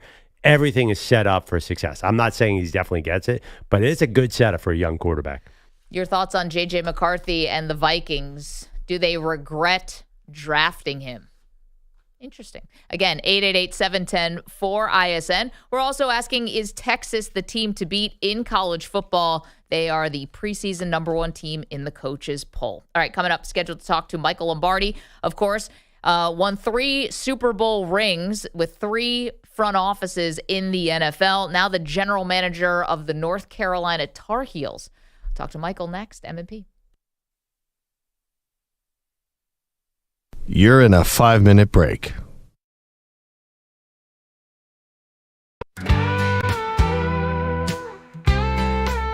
Well, his wife flew south for a girls' trip flight. Left Andrew Perloff home for a few quiet nights. No poker, no bar, no rowdy old crew. Just a man with a plan and a fridge full of goo. Neighbors all thought he'd throw a wild bash, but the only thing he popped was a mustard pack stash. He dimmed the lights like it was date night. Fate sat down with a spoon and a paper plate. Hey, old Perloff's weekend, it ain't what you think. No beers with the boys, no late night drink. Just a salad piled high on some old white bread. And Tony Soprano yelling off his head. He don't need trouble, he don't need fun. Just a man and his mail till his wife's back done. Now Andrew Bogusch texted, "What's the move?" But Perloff left that message stuck in review. No invite sent, no plans to explain. Just him and Paul and Walnuts in a mayonnaise haze. He watched 5 seasons in 3 straight nights. Wore socks with sandals and turned down the lights. He wasn't lonely, he wasn't blue. He just really loves eggs and the mobster crew. Hey, yeah, Perloff's weekend, it's a quiet kind of crime. No sin committed, just wasting time. With a bowl of nostalgia and a sandwich made of memories, yolks and Hellman's parade. He ain't out cheating or shooting no gun. Just Perloff and Tony and Bogusch gets none. He don't need cigars or to feel alive. He just needs that tang when the eggs collide. His wife's in paradise, taking in a race while Perloff lives at a sandwich place. Hey, Perloff's weekend, a culinary dream. A man and his sandwich on the same old team. While most seek thrill or chase the sun, he finds peace in season 6 and a soft Kaiser bun. So don't knock his joy, don't call it dumb. It's egg salad and Tony till his queen comes home. Still won't answer Bogusch, he's busy.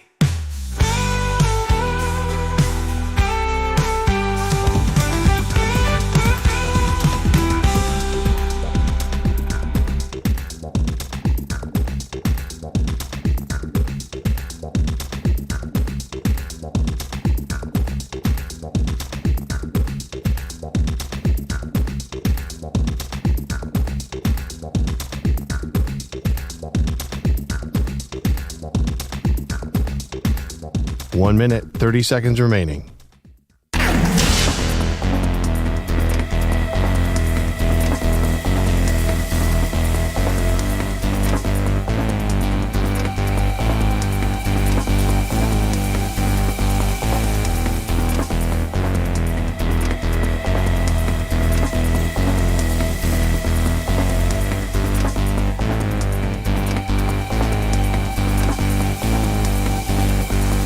One minute remaining.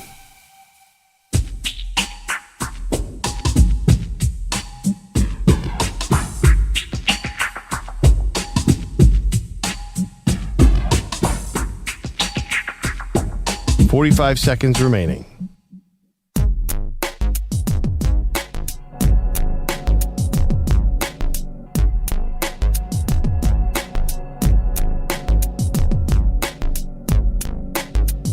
$30 seconds remaining.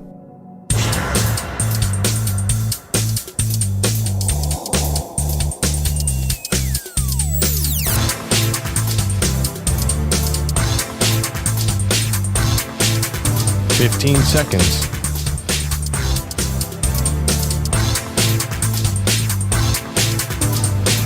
Break ends in 5 seconds.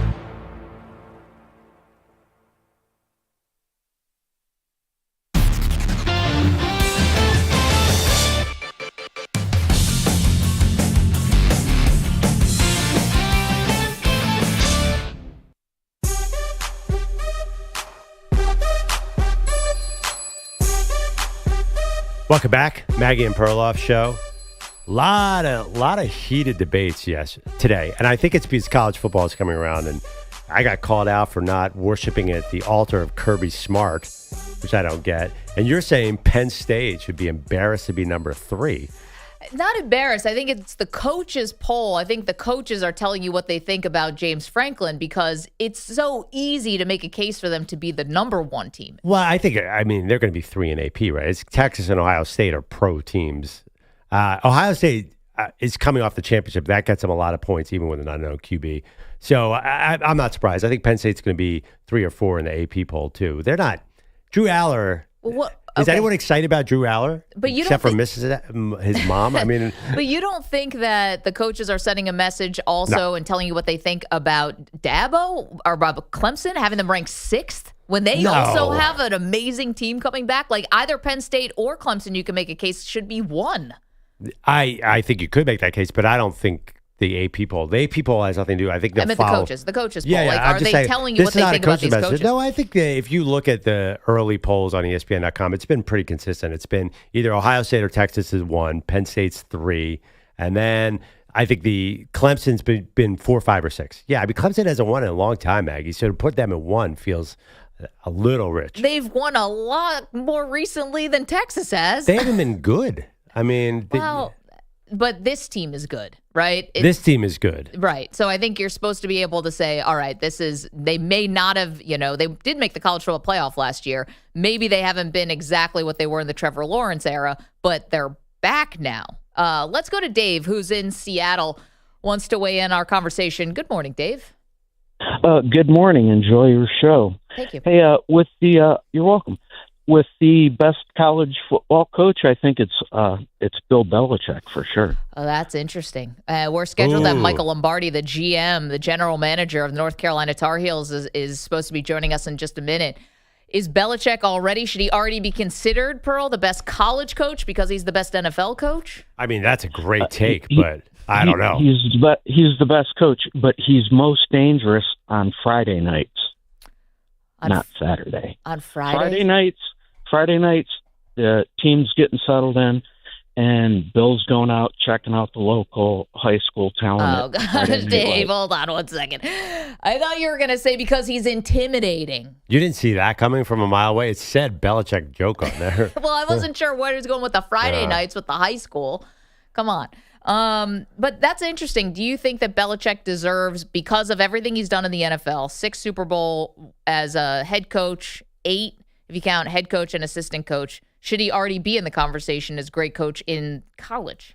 No, because it's really hard. We know it's really hard from college to pro. Yeah.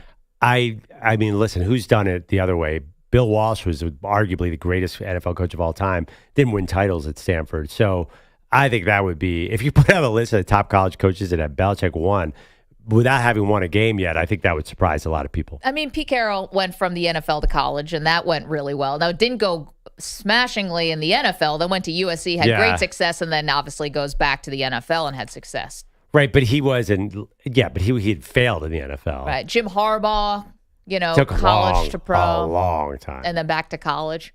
I mean, Harbaugh was on the hot seat until he started beating Ohio State. That took, how many years? 8 years till he was great. Nobody was really good at Stanford and then got the 49ers job. But he wasn't number one. No, not number one. But do you expect Stanford to be number one? Well, we're talking about putting Belichick number one. And I don't think Jim Harbaugh immediately had it all figured out. 888-710-4ISN, 888-710-4476. All right, while we're waiting on Belichick, yes, EJ, you look like you want to say something.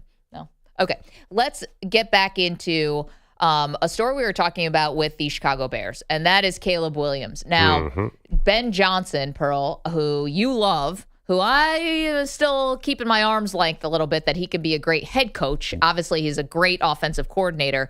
Was really critical of, how the offense looked when they were doing this open practice in front of 23,000 people. And it was sloppy. And they couldn't get play calls in and pre-snap penalties and all that stuff. Is Caleb Williams under the most pressure of any quarterback this year? I mean, you could say Lamar Jackson, Josh Allen, because they've won MVPs and they haven't won Super Bowls. Joe Burrow, at least he's been to a Super Bowl. But is there anyone who's expecting more without the track record than Caleb Williams? I'd like to, just to be counter, come up with another name, but oh man, it's got to be Caleb Williams. I mean, there is nobody. He had a clip the other day where he was throwing at a net and threw it low, and he had a hissy fit basically. Yeah, and everyone frustrated with himself. Social media. Right. No, he was mad at himself, and social media had a heyday saying he is too emo to be an elite quarterback. That going back and what did they go to immediately? The nail polish. Oh gosh, we gotta let that go, don't we? I know, but people will not. There's just everybody has questions about Caleb Williams. We know he's wildly talented, but can he keep it all together? He is under a microscope in Chicago. I actually think J.J. McCarthy is under quite a bit, too. And I know that people maybe don't think that Minnesota was like a Super Bowl. Even though they won 14 games, would it still been a little surprising they made it to the Super Bowl? Maybe. But this is definitely a team that's ready right now. And I don't know. I don't think Sam Darnold was necessarily going to get them there. But maybe Aaron Rodgers could have. And the fact that they just said no thank you to Rodgers because they want to see what they have in McCarthy, that could, in hindsight, look like a really bad decision. If Rodgers looks even halfway decent in an Arthur Smith offense, you'll always wonder, what could this have looked like in a Kevin O'Connell offense and inside and all of that at his, age 41 season.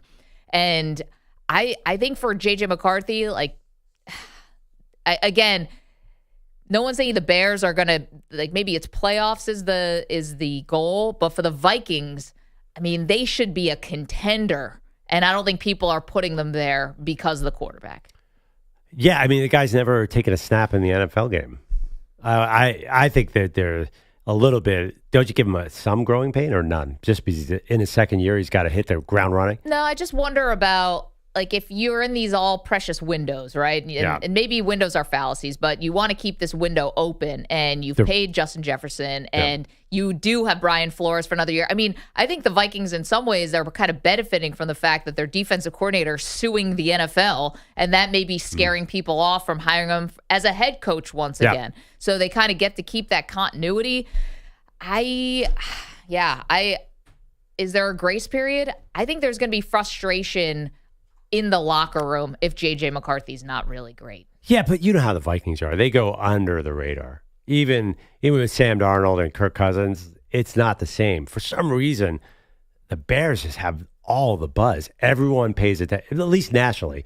And you said earlier in the show, there are 23,000 people who showed up at practice. They are dying to win. They are dying for a good quarterback. Minnesota is used to these average white guys coming in and winning 13 games and falling short in the playoffs. That's kind of their MO. Man, maybe they need to change it up. Andrew Bogusch is here with all the latest headlines. Hello. Guys, it's a small victory and also a temporary one. The NCAA said yesterday men's and women's March Madness will not expand for the coming season, but the conversation continues, eventually landing on an official recommendation of 72 or 76 teams as soon as 2027. And again, almost unanimously, fans do not want expansion. Only ADs and coaches and TV people want expansion. So for whatever reason, we're not getting it yet, but we are getting it sometime in the very near future, it seems. Big winner here, obviously, John Fanta.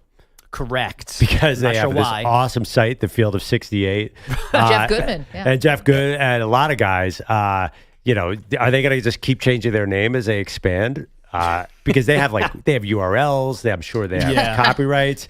And he's awesome. So I was happy for those guys yesterday when I heard this news. Because Field of 68, we love that site. We love the podcast. Can they just all of a sudden change our name to Field of 74? I don't think so. We're going to find out. It's a good thing the Red Sox didn't trade outfielder Jarren Duran before last week's deadline. 2 balls, 2 strikes. The pitch. Duran drives one high into center field and is back at the wall. It is gone! 3-run homer! Straightaway center! Wow! Goodbye, JD. And it's 5-0 Red Sox. That's Will Fleming on Red Sox radio. Duran's 3-run homer, part of a 5-run first, which fueled an 8-5 win over the Royals, which extended Boston's win streak to 6. The Jays did hammer the Rockies 15-1, 25 hits, 2 homers, 6 RBI from Bogusch. So Toronto keeps a 3-game lead atop the AL East, but the Yankees did lose in Texas, 8-5-10. Yeah. So the Sox are 2.5 games clear of them atop the wild card standings. Go baseball. In the NL Central, the Brewers won in Atlanta 3-1. The Cubs losing at home to the Reds 3-2. So Milwaukee's lead grows to 3 games. Now, part of the blame for Chicago's loss goes to Dansby Swanson, who missed first base trying to beat out an infield single. He was initially called safe. The game was tied, but he was out on review. I felt like I was a little bit short. I didn't think I was as short as the replay was. I know I had touched it at some point. I just didn't know when in the process. Yeah, I don't know if I've ever done that in my baseball life, to be honest. Yeah. Handsome guy, great fielder. This one was weird, though. Instead of just running through the base, he's twisting and turning, I think, to see the throw coming in. And because he's doing that, he steps over the base with his right foot. Ooh. And then luckily clips it with his left toes. But in between, the ball was caught at first, so he's out. And again, instead of being tied at 3, it went back to 3-2. It stayed that way. It ended that way, and they lose. You guys have mentioned this all morning. The Browns are about to have 5 quarterbacks in camp because who only needs 4? Snoop Huntley signing because Kenny Pickett's out with that hamstring injury, plus Dylan Gabriel's got a smaller hamstring issue, and Shedeur dealt with a tired arm over the weekend. And a little soccer news this morning.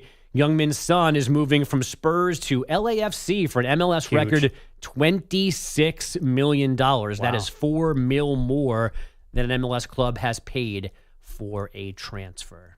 He's a hell of a player. Manny, 30-second scouting report. I mean, he's just spectacular. Everything that you would want out of Heung-min Son. I mean, he had a great career in Tottenham. Only got them one trophy. That's been the bugaboo about the Spurs, but he got that one, so he's a club legend. And I've been in love with the way that Heung-min Son plays for years and years and years. I think he's going to be great here in MLS. Do we have a comp for maybe a more North American audience? It sounds like a Dirk Nowitzki. No. Okay. No. Got the one title. No. Like the Aaron Fox. A one-legged jump shot. That's what I'm saying. The guy got one title. Everyone says his career is amazing and could go somewhere else and be like a legend.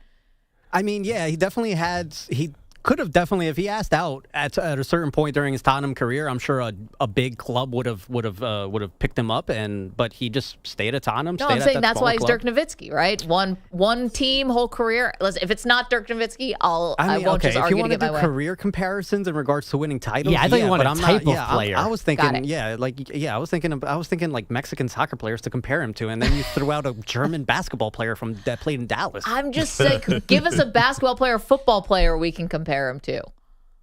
Nothing? No. I think he has Jalen Hurts. The blankest look on his face right now. Okay. Dirk's Jalen too Hurts. high, though. I like this game. Dirk Nowitzki's just too great a player to be in this analogy. I think right? so, yes. Oh, I think shoot a little lower. A little. Dirk Nowitzki was better at basketball than maybe was more he's successful at basketball. Son's not a Hall of Famer. Like but Dirk he'll is. definitely have some kind of recognition at Tottenham's stadium. Is Tony Parker too rich? He's a Tony multiple-time Parker's definitely champion. way too rich. That's a trillion-time NBA Well, champion. Dirk was like, wait, what is Tony Parker? Trillion-time NBA champion. Nine-time MVP. Yeah, but like Dirk was an movie says. MVP. That's like, okay, I would try to give me a mid-level player. He's a Work on very this in the nice break. player who was a huge crowd favorite. 9-time MVP. Great personality, so people really liked him. Very Got it. skilled and athletic. J.R. Smith? A little too low. A little, I think, more Does he wear a gentlemanly than shirt? J.R. Smith. Yeah, he always has a shirt on. Maybe a little Joe Johnson. A little ISO Joe? I think that fits. Joe Johnson. No, Is he a fan ISO favorite? Joe. Fan think favorite in Atlanta. Atlanta, definitely. Yeah. ISO Joe, he'll still score on you in 3-on-3. How dare He you probably did on respect ISO Sunday. Joe. I know, exactly. Perloff would know. He was watching. Yeah, man. Lit up Al Harrington. You really got to get back with your family. Sad day for 888 Spurs fans, by the way. 710 4ISN. Okay, so thank you, Bogusch. Hopefully we'll have Michael Lombardi coming up soon. Coming up, who is the most underrated, who is the most overrated team in the top 25 of college football? That's next. You're in a 5-minute break.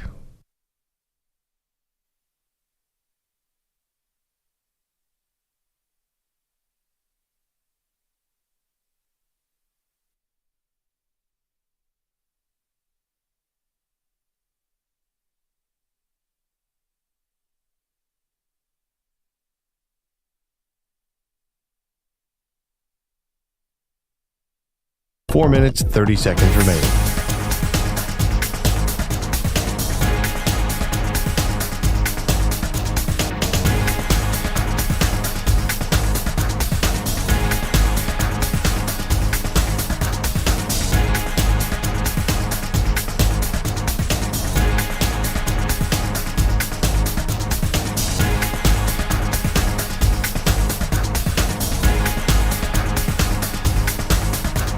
Four minutes remaining.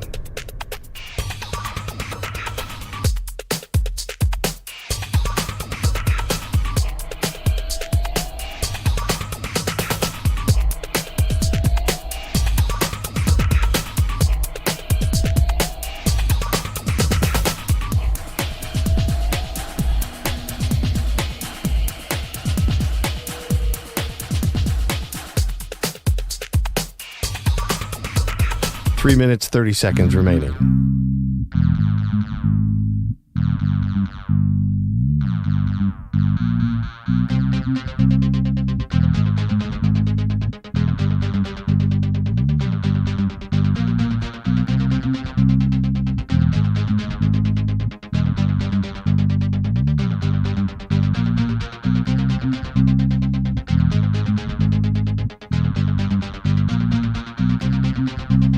Three minutes remaining.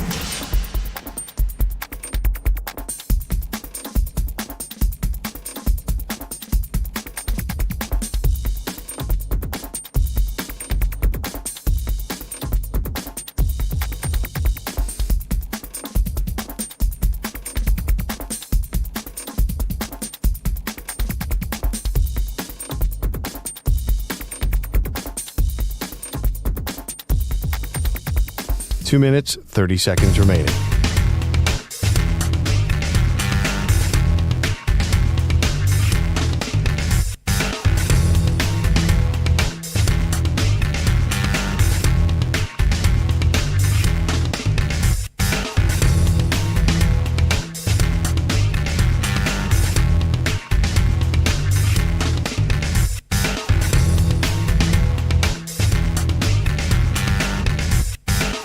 2 minutes remaining.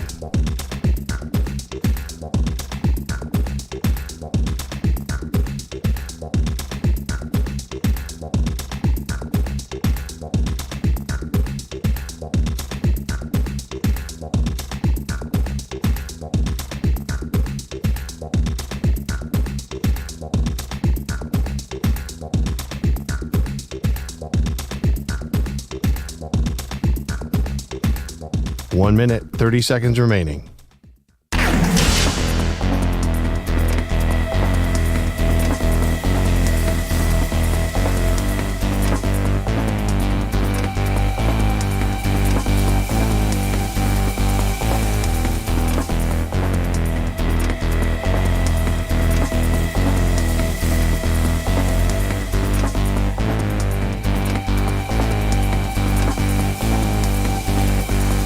One minute remaining.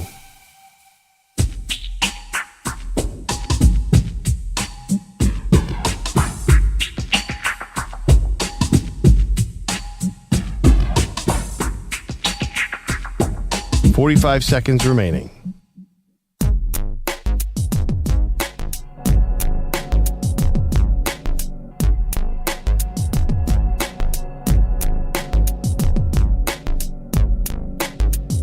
.30 seconds remaining.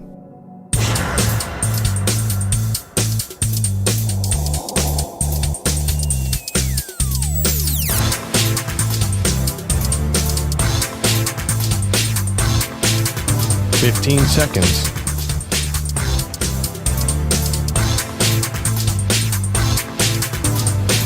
Break ends in 5 seconds.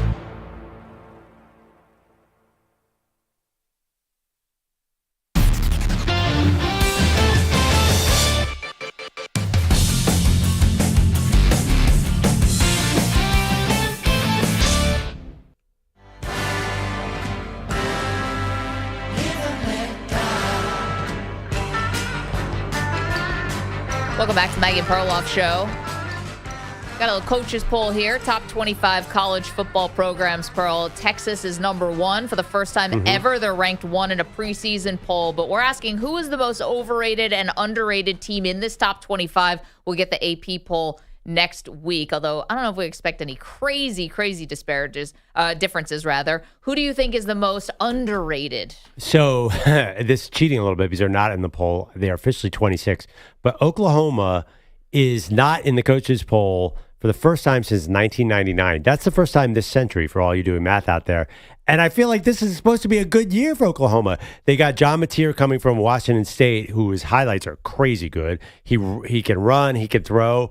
And Brent Venables has been building, we presume, building a better team, and he has no excuses anymore. So I'm really surprised this is the Oklahoma team that is not ranked for the first time.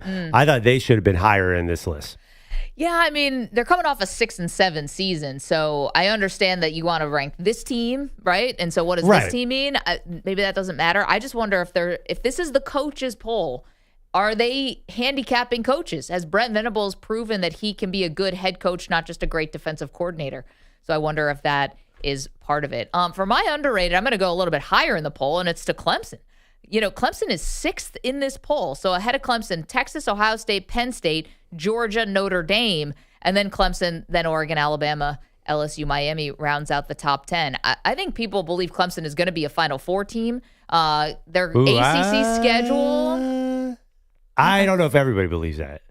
I think there's a lot of people who believe it. You think when they face the SEC in the playoff that it's going to be that easy? Because, yeah, they're going to whoop on the ACC, but I think they'll be underdogs against the Big Ten and SEC teams. I'll bet you they're 2 or 3 point underdogs when they see Ohio State or they see Penn State or they see Georgia. So that's like, I'm being totally honest. Like I understand what you're saying about Clemson, but are you sure that if they went head to head right now with the teams ahead of them, they'd be favored? Well, I'm actually just trying to look to see what's the line when they face LSU. Right now it's Clemson -3.5 at home. Yeah, but that's LSU. Okay, well, you're just saying against some of the SEC teams. I mean, I think LSU's not that far behind them in the poll. I just think that Clemson, with the amount of talent they have, with the quarterback, with Dabo Swinney's ability to coach, like he's had the SEC's number in the past. this could be the start of something really interesting. So I think at 6, I thought was a little bit underrated. Okay, overrated teams for you, Pearl. Well, this is actually, I love this team, and I'm rooting for them, but there's no way Florida is staying in the top 25. You don't think so? Because of their schedule. I really worry about my guy, DJ Lagway, who, by the way, has had a little bit of health scares already. Yep, in a boot. Yeah, so once they get into their schedule, they have to go to Miami. I mean, listen, it's in-state, but then their SEC schedule is brutal. So they have at LSU, they have Texas, who's the number 1 team. They go to A&M. I think A&M is going to be much improved. They host Georgia, Ole Miss, Tennessee, and they wrap up with Florida State, who can't be worse than last year. That's to stay in the top 25. They're going to have to beat a lot of good teams. Are you sure Billy Napier and that staff can do that? Even with DJ Lagway, I don't think so. Man, that's really interesting. You don't think they're going to be in the top 25 at all. For my overrated team, so Perloff has Florida. I'm going to go to Michigan. I know Michigan beat Ohio State, although I think that had a lot to do with Ohio State blew that game. I mean, you guys, I remember you and EJ, Pearl, want to take Chip Kelly and throw him in the Ohio River. Like, you were not pleased, and he didn't call a good game, and the fact that Ohio State rebounded to win the national title felt like would have been a fever dream the day they lost to Michigan that day. Yeah. They also, so then Michigan goes on to beat Alabama in the bowl game. Okay. They end the season on a super high note. I ask you, though, you're now need Bryce Underwood, who it was a great coup that they flipped him from LSU, but LSU wasn't going to start him this year. Now he's being asked to go a true freshman into a starting role. Even if you are a highly rated recruit, that's very, very tough. Look at Dylan Raiola last year. He was a super high rated recruit. Freshman, it's really tough. You are losing some major guys to the NFL, and including on the defensive side. And, I'm looking at their schedule, and there's a couple places here for hiccups. At Oklahoma is the second game of the season. By the way, not going to have their head coach for that game. Sharon Moore's self-imposed suspension for that game. They have to go to Nebraska. They have to go to USC. I think at Michigan State could be a little bit harder this year. And then, of course, Ohio State, who has been gunning now. They're the national title winners, and it still feels like unfinished business because Ryan Day needs another win over Michigan. So I think Michigan is overrated to me at 14. Gosh, I will bet you right now they're even higher in the AP poll because I'll say they're overrated in that poll too. I just think that, you're right. Starting Bryce Underwood, who's unproven. I mean, do you see who they started last year? Yeah, no, I know. They basically had nobody at quarterback, a minus quarterback, and they beat Ohio State. Their defense caught fire. They lost big to Oregon, who was great last year. And then their last couple games, they lost 20-15 to a high-flying Indiana offense. That was a great defensive effort. Then they beat Northwestern 50-6, 13-10, 10 points to Ohio State, then only 13 points against Alabama in the bowl game. Jalen Milroe did play. I think Alabama's offense had sort of lost its way at that point. But still, their defense finished on a strong note. I think that they are just going to defense their way to I think they end up higher than 14. I think they even have a shot at the playoff. Wow. I mean, listen, there's not going to be a lot of offense there. I will give you that. But Sharon Moore, I something at the end of last season kind of felt like it clicked. Like they're super tough. I don't know if they have the advantage of having other team signs. I can't guarantee that. That might be a reason enough to think that they'll fall. Well, if they'd have a lot of cojones if they were still pulling off that scheme. Yeah, but they have this conservative approach. It's it's got Harbaugh in their genes. They are not going to throw the ball. And that you can win a lot of games even if you aren't great that way. No, I know Sharon Moore, when he was filling in for Harbaugh famously at Penn State, what he called 23 straight run plays or something. I'm not going to remember the exact number. I thought it was 24, but you're right. I forgot that one extra one. EJ, you think your Hurricanes are overrated at 10? Overrated may be harsh. I just was surprised that they were getting that respect because everything I kept seeing all offseason was that, Carson Beck is his bum and Miami has all these question marks. So I was just surprised. I did not think they would be as high, but I think that's a good sign for the Canes, actually, because we can say about the coaches poll and whether or not it's really legitimate. The coaches recruited all these players, though. So I think maybe the first poll you can take with some credence because they're just looking at the rosters being like, ooh, I remember recruiting that kid. Ooh, I remember recruiting that kid. Wow, they got a pretty good roster. So I think they look at Miami's roster and a transfer quarterback who seems problematic for many reasons, but does have a lot to prove and does have some talent. if he's healthy from his injury, Miami's in an ACC that they should be able to manage. I think that they can be a really good team. I agree with Pearl, though. I don't know why Oklahoma's not ranked.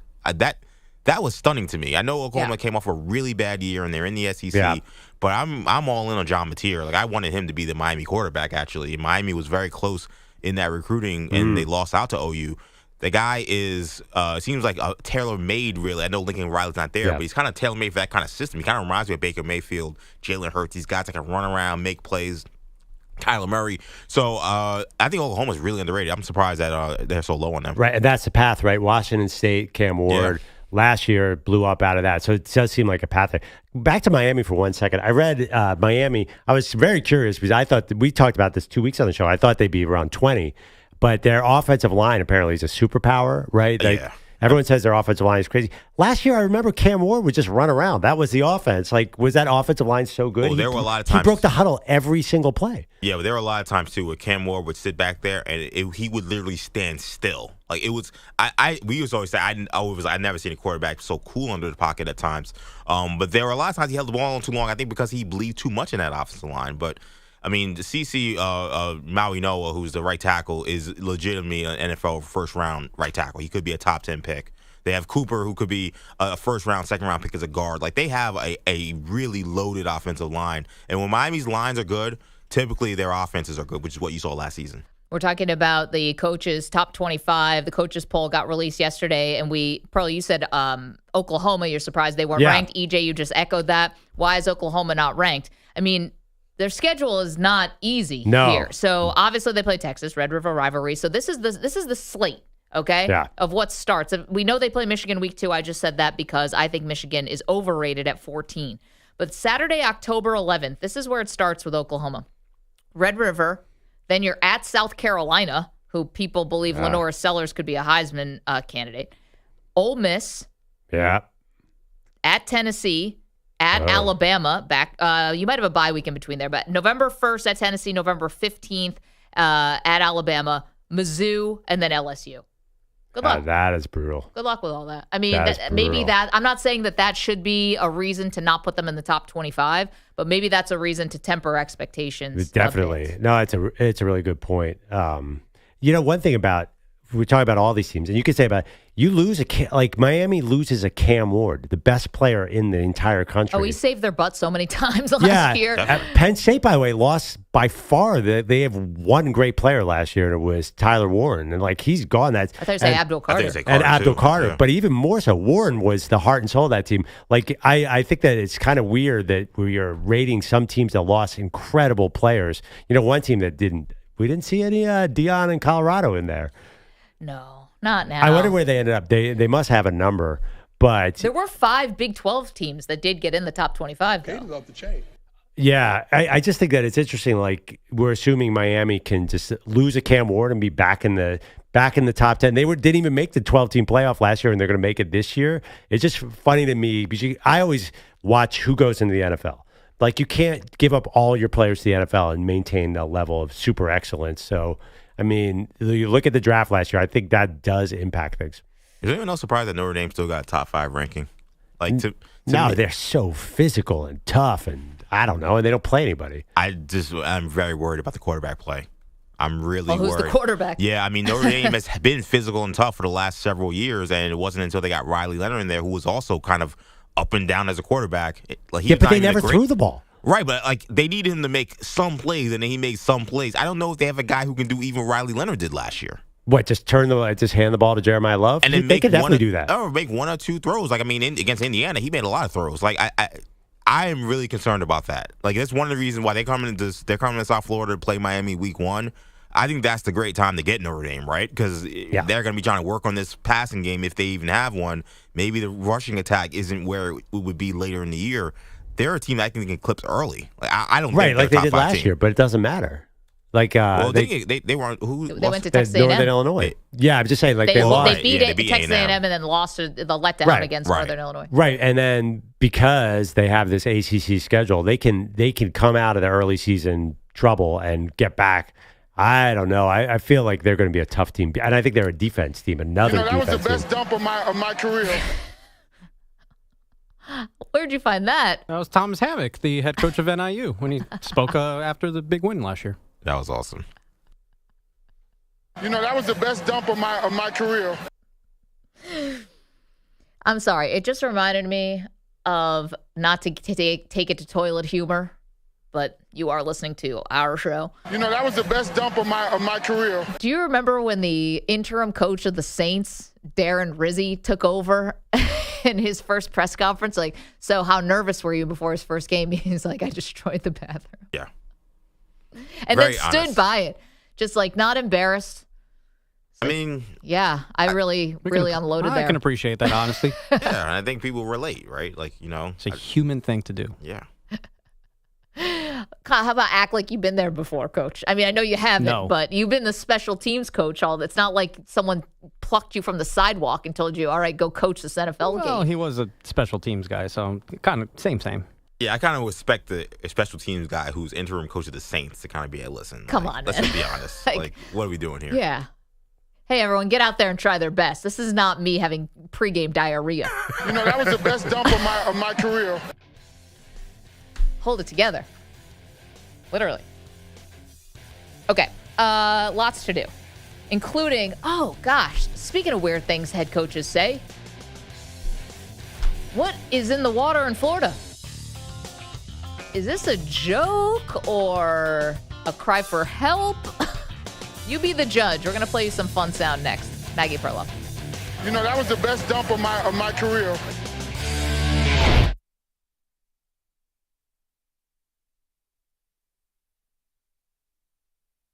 You're in a 5-minute break.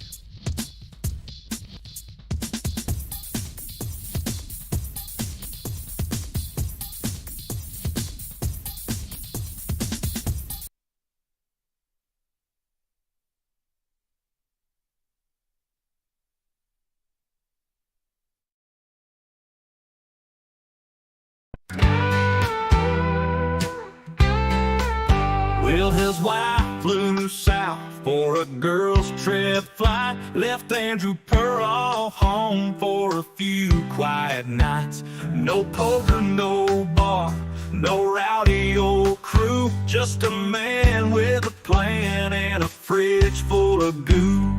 Neighbors all thought he'd throw a wild bash, but the only thing he popped was a mustard pack stash. He dimmed the lights like it was date night. Fate sat down with a spoon and a paper plate. Hey, oh, Perloff's weekend, it ain't what you think. No beers with the boys, no late night drink. Just a salad piled high on some old white bread. And Tony Soprano yelling off his head. He don't need trouble, he don't need fun. Just a man and his mail till his wife's back done. Now Andrew Bogusch texted, what's the move? But Perloff left that message stuck in review. No invite sent, no plans to explain. Just him and Paulie Walnuts in a mayonnaise haze.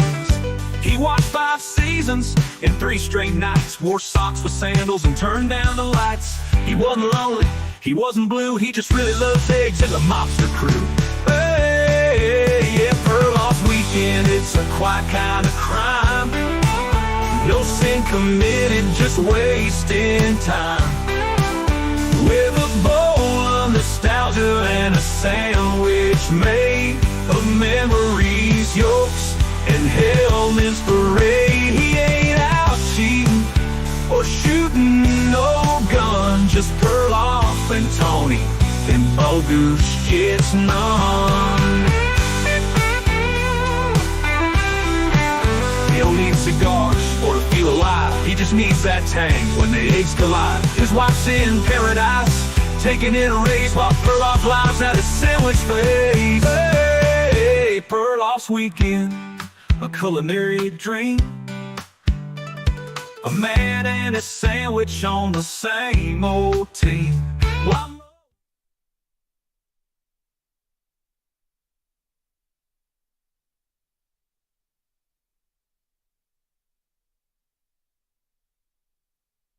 all is done, it's egg salad and Tony till his queen comes home. Still won't answer Bogusch, he's busy.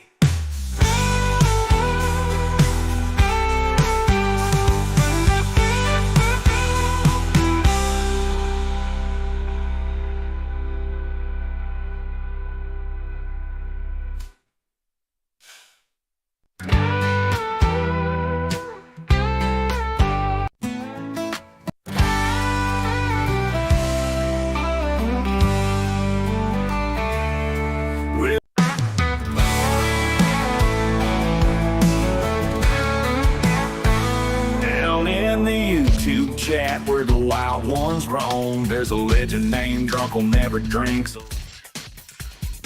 1 minute remaining.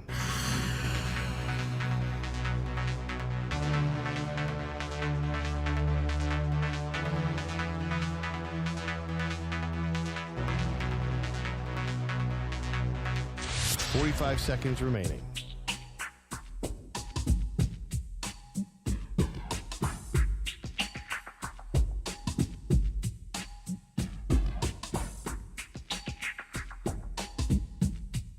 $30 seconds remaining.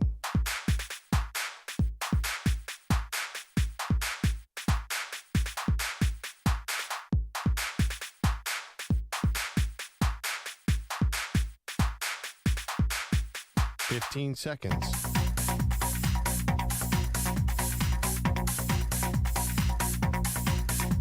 Break ends in 5 seconds.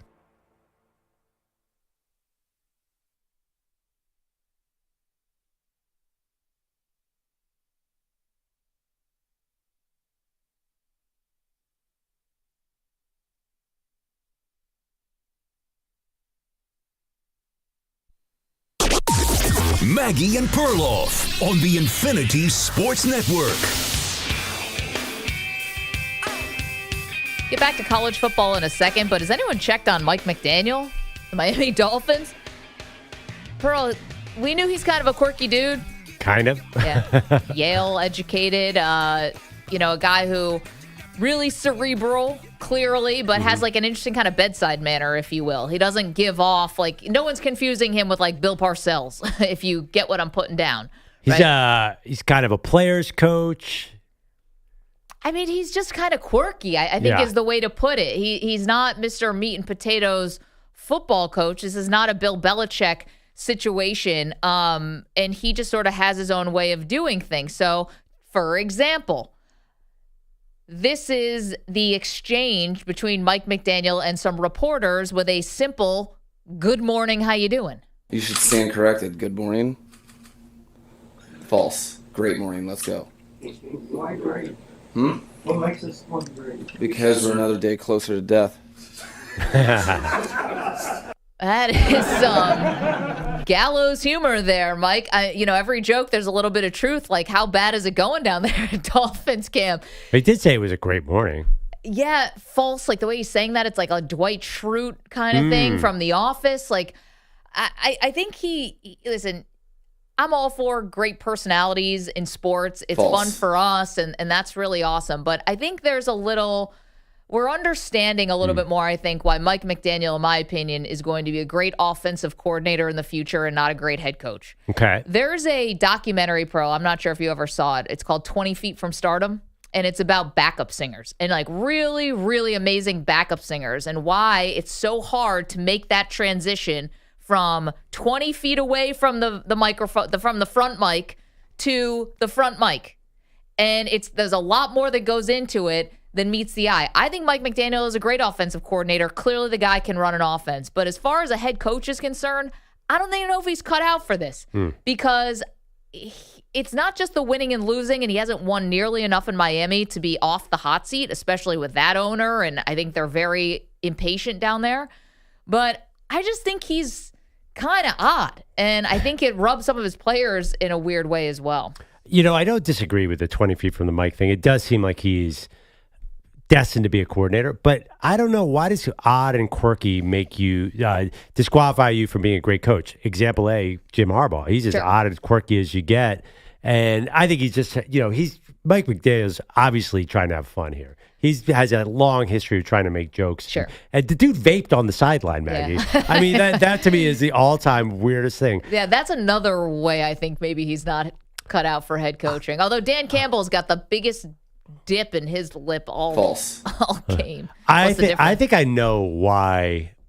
Not necessarily you, but I think why people have trouble viewing him as a head coach because he's so small. I think if he was big, if he was Dan Campbell and saying these things, he might get away with it more. But I actually watched a clip of him yesterday. He's this tiny guy. Sometimes he puts on the sunglasses. He does the running. He's just a weirdo. And you're right, but I think it's hard to imagine him as a head coach because he has no physical imposing, and he's got to get tough with these guys. Isn't it hard to imagine him really instilling discipline on a team? And frankly, the team kind of looks undisciplined in the sense that Tyreek Hill is sort of running his mouth. Like, what's Mike McDaniel going to do about it? Nothing. That's why it doesn't seem like he's cut out to be a head coach to me. Yeah, I think there is, I think what you're saying here, not what you're trying to say, you're saying it. The guys who didn't play at a high level maybe have a different bar that they have to clear. Maybe it's a little something else that they have to prove to the locker room, which I get, and I understand it. We do go through the same thing here with the media. People hold us to this, and always question, well, you didn't play the game. How do you talk about it? We have to really do our homework here. So here's a little bit more from Mike McDaniel and Tyreek Hill. So, Manny, can we play cut 2? Here's Tyreek Hill. This is from Friday. Said that he suggested to Mike McDaniel to stop using Devon Achane on short yardage situations. Take Devon out on third down. What? You want him? That's my honest opinion. If it's third and short, he's not a power back. I be telling him that in the locker room, but he a power back. I love Devon though, but if I'm being honest, that's why you got Jalen Wright. That's why you got Ollie Gordon for those kind of situations. Okay, so, Coach Tyreek Hill, making some suggestions. Here's Mike McDaniel on Sunday when he was asked about it. And when he calls Tyreek Hill a genius in this clip, he's clearly being sarcastic.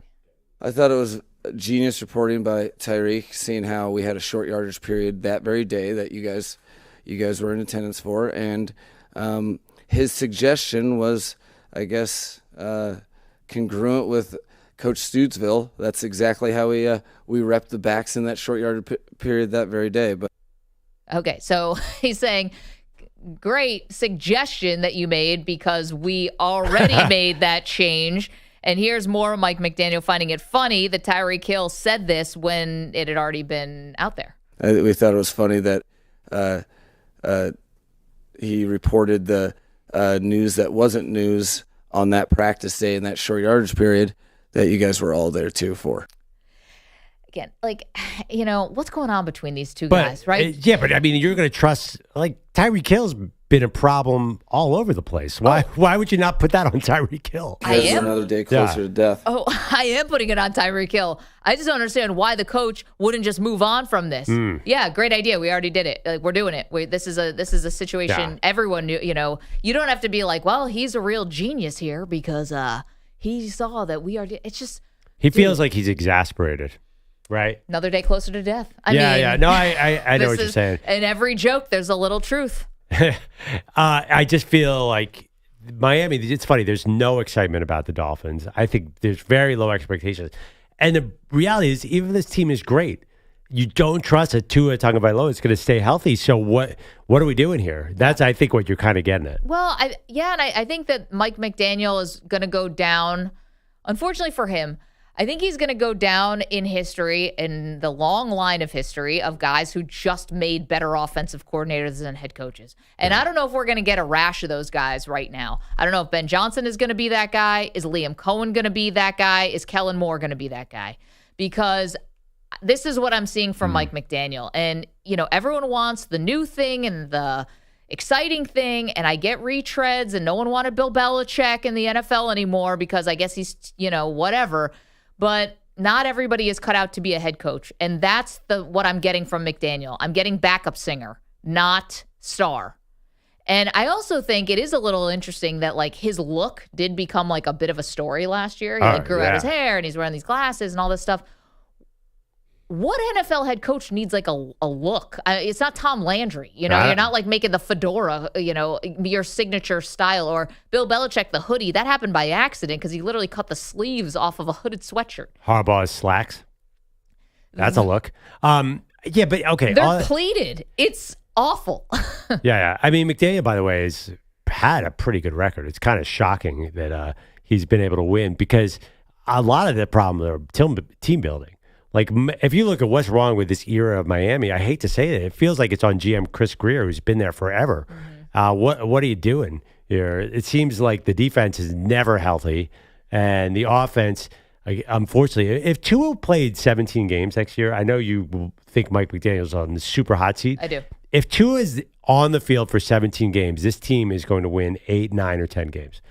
I'm thoroughly convinced of that. Is that going to be enough to make the playoffs in the AFC? Maybe not, but the truth is they're not a terrible team. So he's not a terrible coach. Like he's got an above 500 record. I'll give you that. He's just not a total disaster. Like he's ahead of where Matt Nagy and Adam Gase and some of the other failed offensive coordinators were.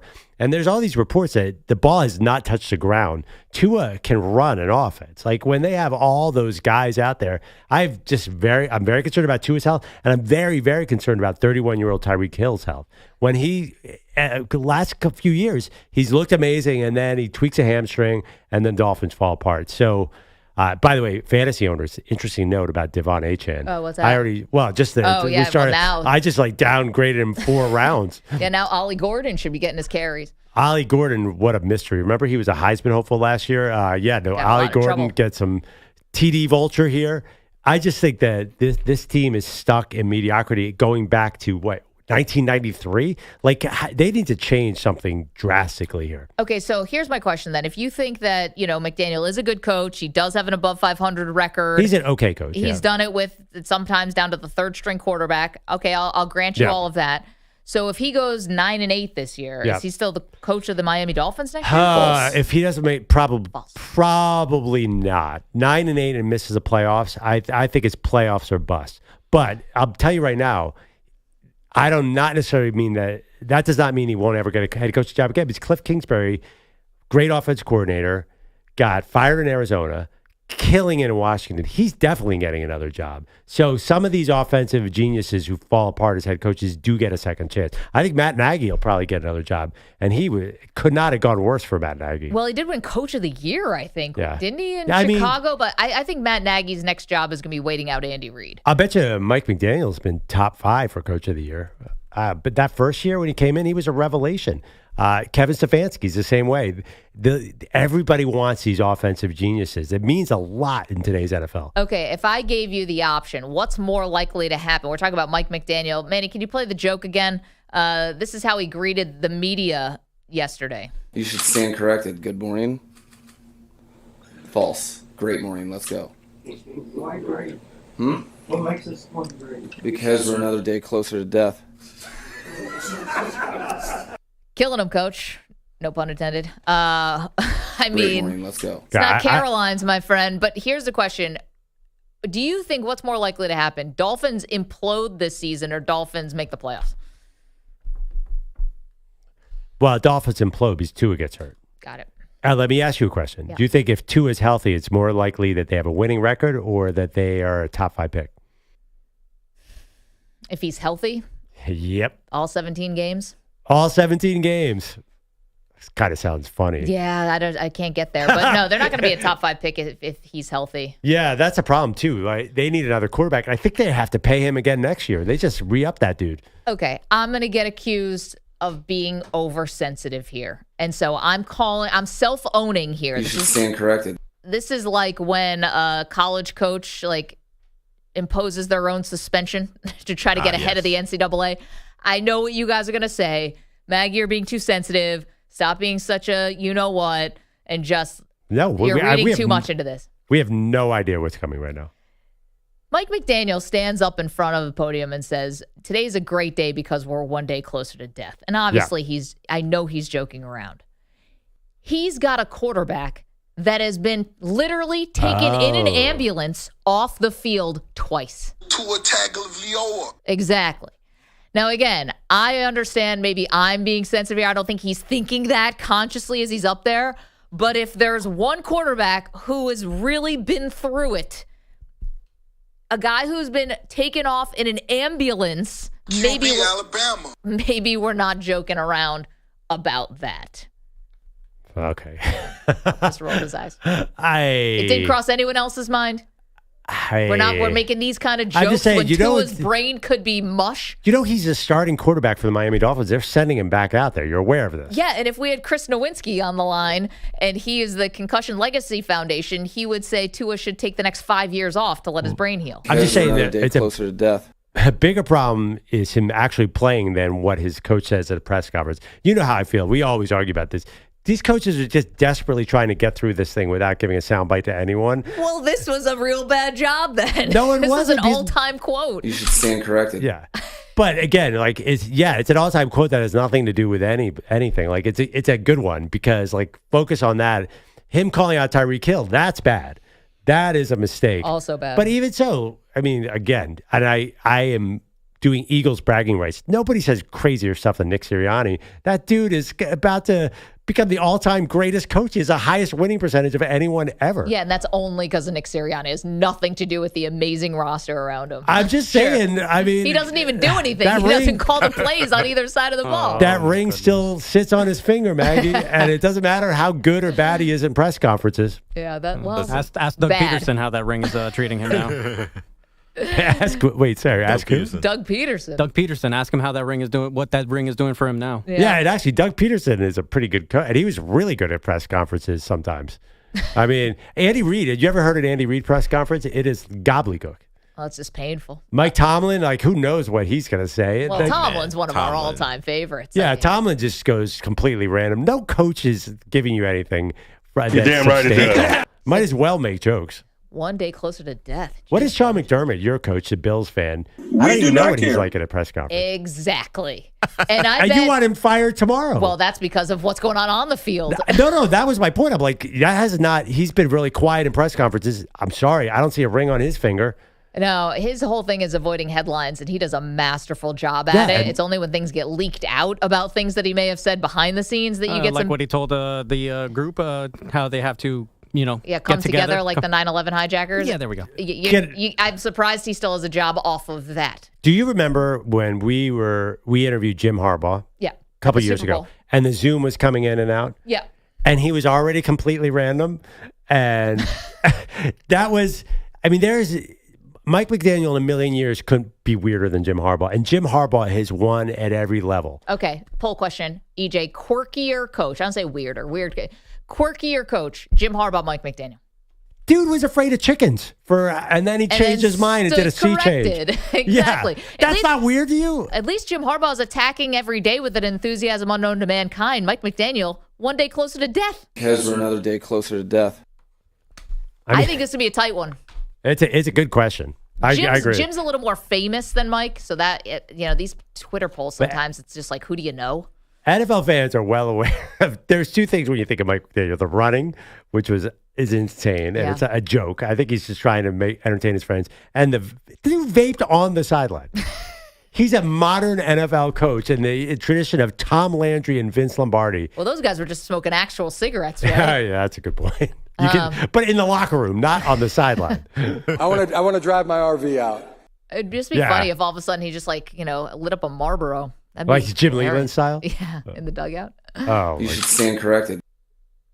And all his facts are true. We are one day closer to death, Maggie. Yeah, I love thinking about that on a random Tuesday. Thank you. I needed Mike McDaniel to tell me that. Yeah, I was annoyed just hearing this quote.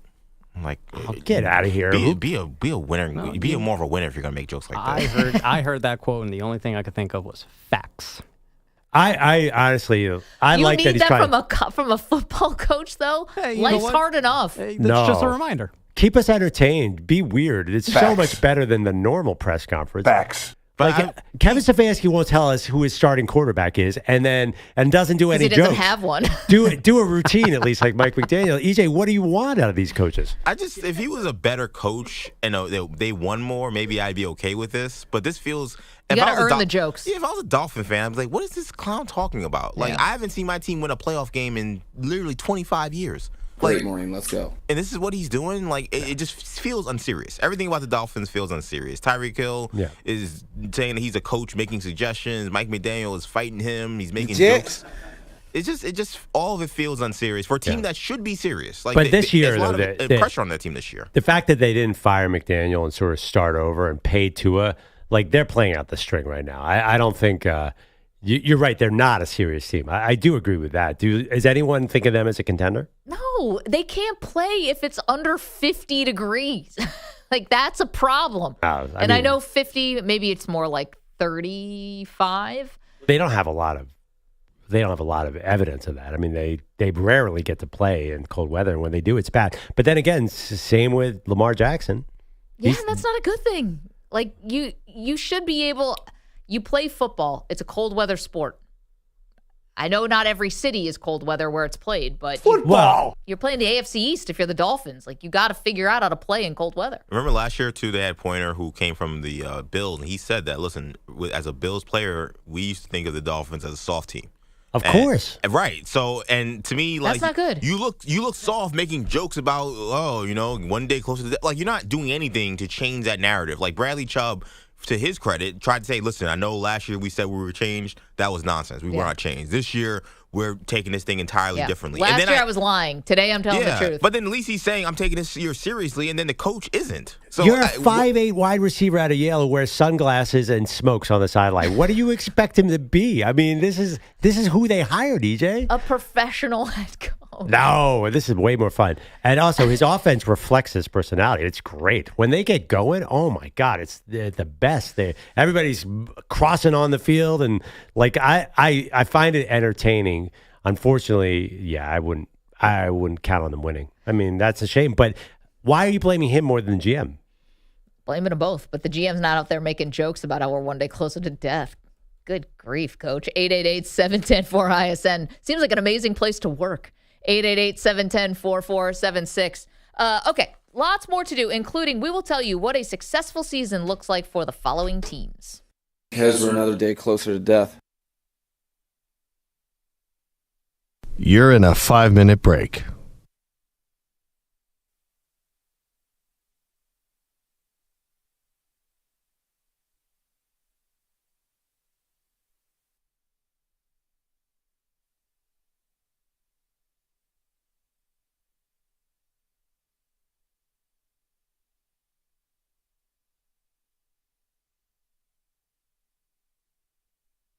Four minutes, 30 seconds remaining.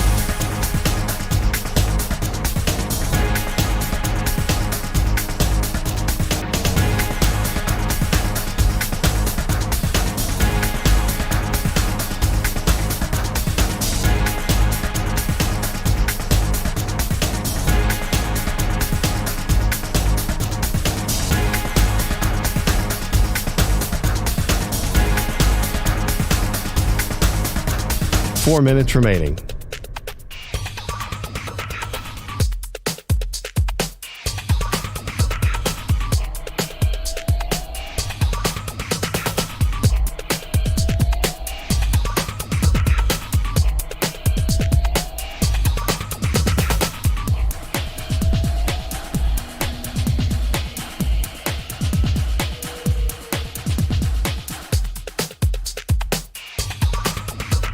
Three minutes, 30 seconds remaining.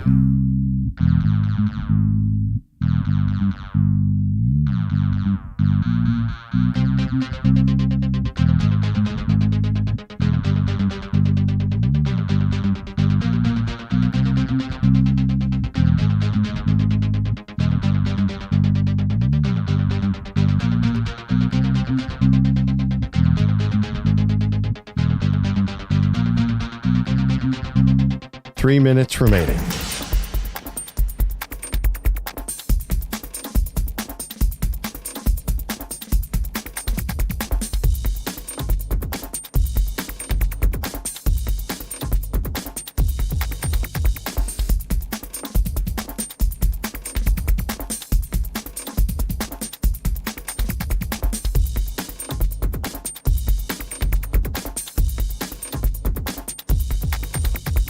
Two minutes, 30 seconds remaining.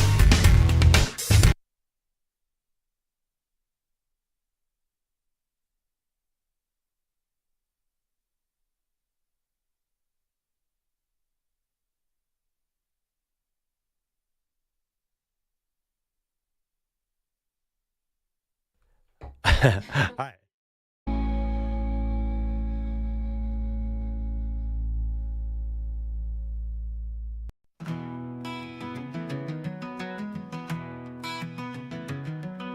Maggie's rolling down the highway, feeling kinda rough. Last night's dinner, fighting back, oh man, it's getting tough. She grips her wheel, but it's too late, oh no, here it comes. Her Yeti Angel's holding water, now it's holding chunks. Oh, Maggie's puking in her car. Yeti bottle's gone too far. Her toothbrush ain't gonna make it through. Perloff's calling hazmat, man, it's true. She stumbles into the studio, trying to play it cool. Perloff takes one whiff and screams, this ain't in my job rules. He's climbing on the desk, he's spraying Lysol in the air. Says I need a full decontamination, get me out of here. Oh, Maggie's puking in her car. Yeti bottles, a biohazard scar. Toothbrush soaked in bleach all night. Perloff's in a hazmat suit and fright. Oh, how do you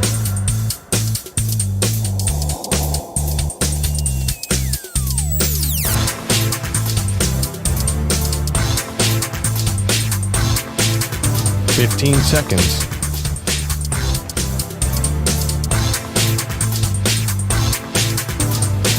Break ends in 5 seconds.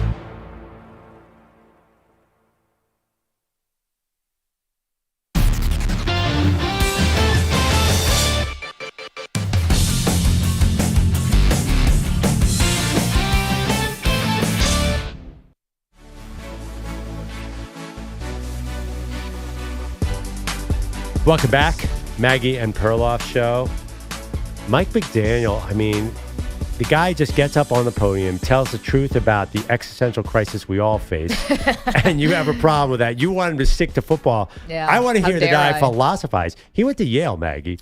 Yeah, and Has not everyone another who day goes to closer to Ivy League death. schools, has it all figured out. You know that because you went to school with all of them. I feel like that's a shot right there.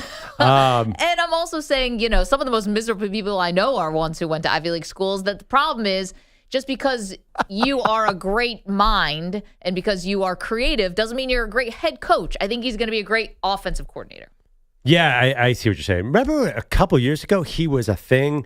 Everybody Kyle loved this Shanahan, guy. man. There were all these pictures when he was a Denver Broncos ball boy with earrings. Great The moment, quirkiness was good when their offense came out and was lightning to start with. Everybody liked him then, and now that they've been mediocre for 2 years, they're coming after him. Well, that's what winning affords you. Yeah, know? I mean, You go again- 11-6, the jokes are going to land a little bit more. The reality is your win-loss record is going to determine what happens here, not what he says at a press conference. That's all I'm saying. Yeah, you're right about that. You are. I mean, we're having a little fun here that the guy was, has some gallows humor. Do you think he gets an offensive coordinator job next year if he gets fired? Would you? I think Kyle Shanahan brings him back in the fold. And I Yeah. was actually thinking about it now. Yep. Bill Belichick has the reputation. Obviously, he has been a winner, but all of his assistants go on elsewhere Yep. and don't really make it. Is that what's going on with Shanahan? No, Robert he's got a lot Saleh of- went to the Jets and flamed out. Now Mike McDaniel's on the hot seat. This could be a 4 and out. Well, his tree goes kind of. I mean, I guess it's his dad. It's his but dad more. But it feels like McVay came off the Kyle Shanahan tree. So, But I think McVay would tell you his grandfather was a general manager. And yeah, he worked in Washington with Mike Shanahan, but Yeah. McVay's got his own life in football. I'm just looking at with John McVay, right? Was his grandfather was a GM? It's so hard to tell because they're all kind of intertwined now, but they all have similar roots to Gary Kubiak, Mike Shanahan, because Stefanski's the coach of the year. Kevin O'Connell's like the hot coach. He's a McVay guy But like who's Brandon really a Shanahan Staley, guy. wasn't he with McVay? But he was a defensive guy. But still, so was Saleh. It flamed out with the Jets. I'm saying guys who go on, when Belichick with his tree, it's offensive side of the ball, defensive side of the ball. The tree has not produced the branches that you would expect with such a talented coach. But who cares about the defensive guys? The Kyle Shanahan acolytes have all won. D'Amico Ryans, by the way. But again, it doesn't matter if it's a defensive guy. It's these offensive guys that are the future of the league. Everybody just wants to hire the same person. Brian Callahan, like, how did he get a job just because he knew Sean McVay? And I think like Shanahan's the same thing. Well, yeah, but I mean, it's like they're looking for that system, right?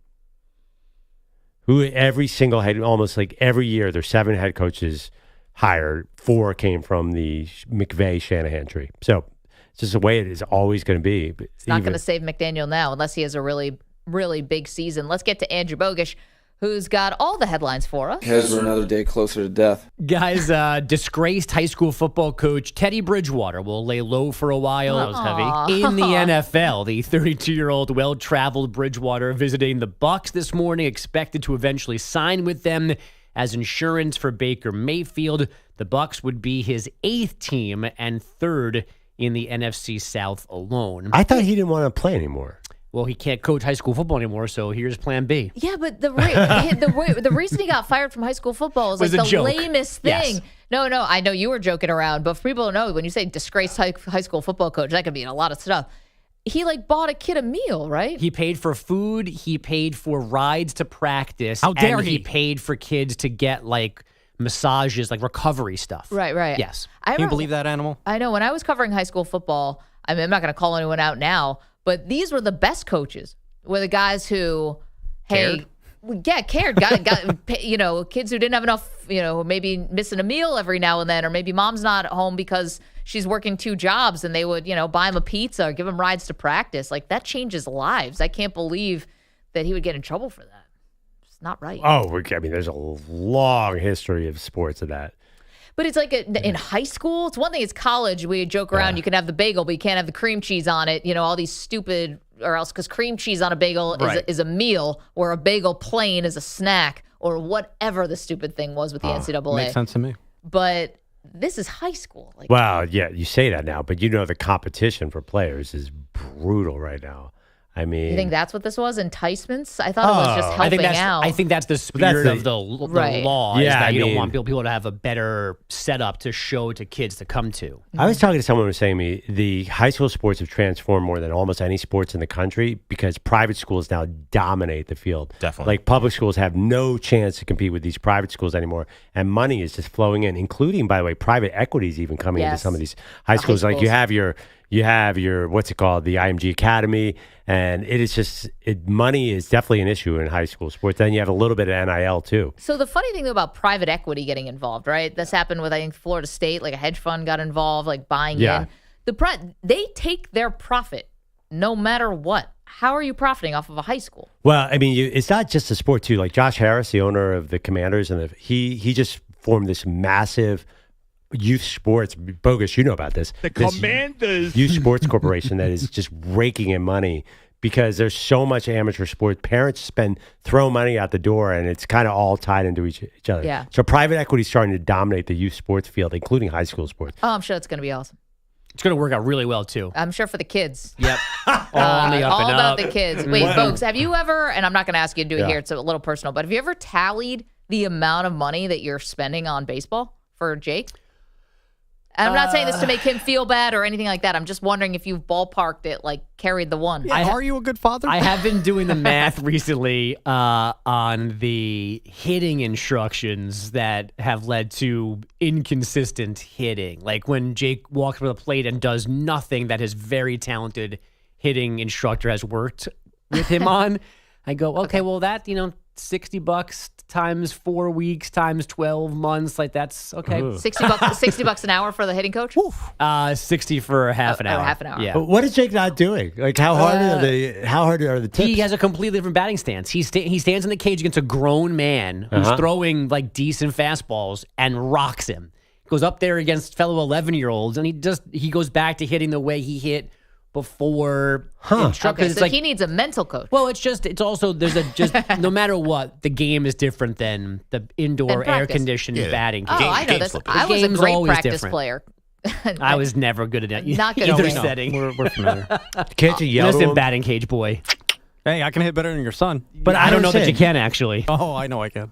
If he has a quite a stance, flex from a full-grown man. Oh, yeah. sorry, if he has a stance with his coach, he's got to do the same. Stance is easy. Like, what's so hard about doing a stance? I gotcha. Wait, maybe he just needs a $400 bat. He already has that. Does he have a torpedo bat? He does not. There you go. Which bat did you get him? He has a DeMarini Zen. I knew it would be a DeMarini. Yeah. Custom color too. Oh, it is it now? What color? Yeah, that was from Santa. Oh, really? Yeah. Oh. I'm hoping it's Mets colors. No, it is light blue and pink, and might be like a neon green in there. I know the Gotta be colors some of the kinda bats. teal thing going Yeah. on. When I actually saw Jake play live, it was one of the great athletic thrills of my life to see this. The color of the bats is crazy. And Oh yeah, I mean, that was last year. You should see the 2025 models.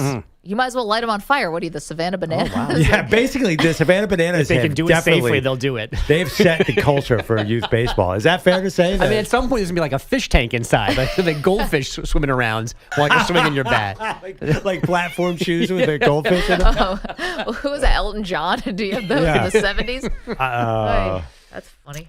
Moving off of Teddy Bridgewater, no actual legal trouble for Chargers linebacker Denzel Perryman. He spent the weekend in jail after 5 firearms were found in his car during a traffic stop Friday night. Perryman was released yesterday afternoon. No charges will be filed. Jim Harbaugh visited him in jail. He was in good spirits, and love Denzel.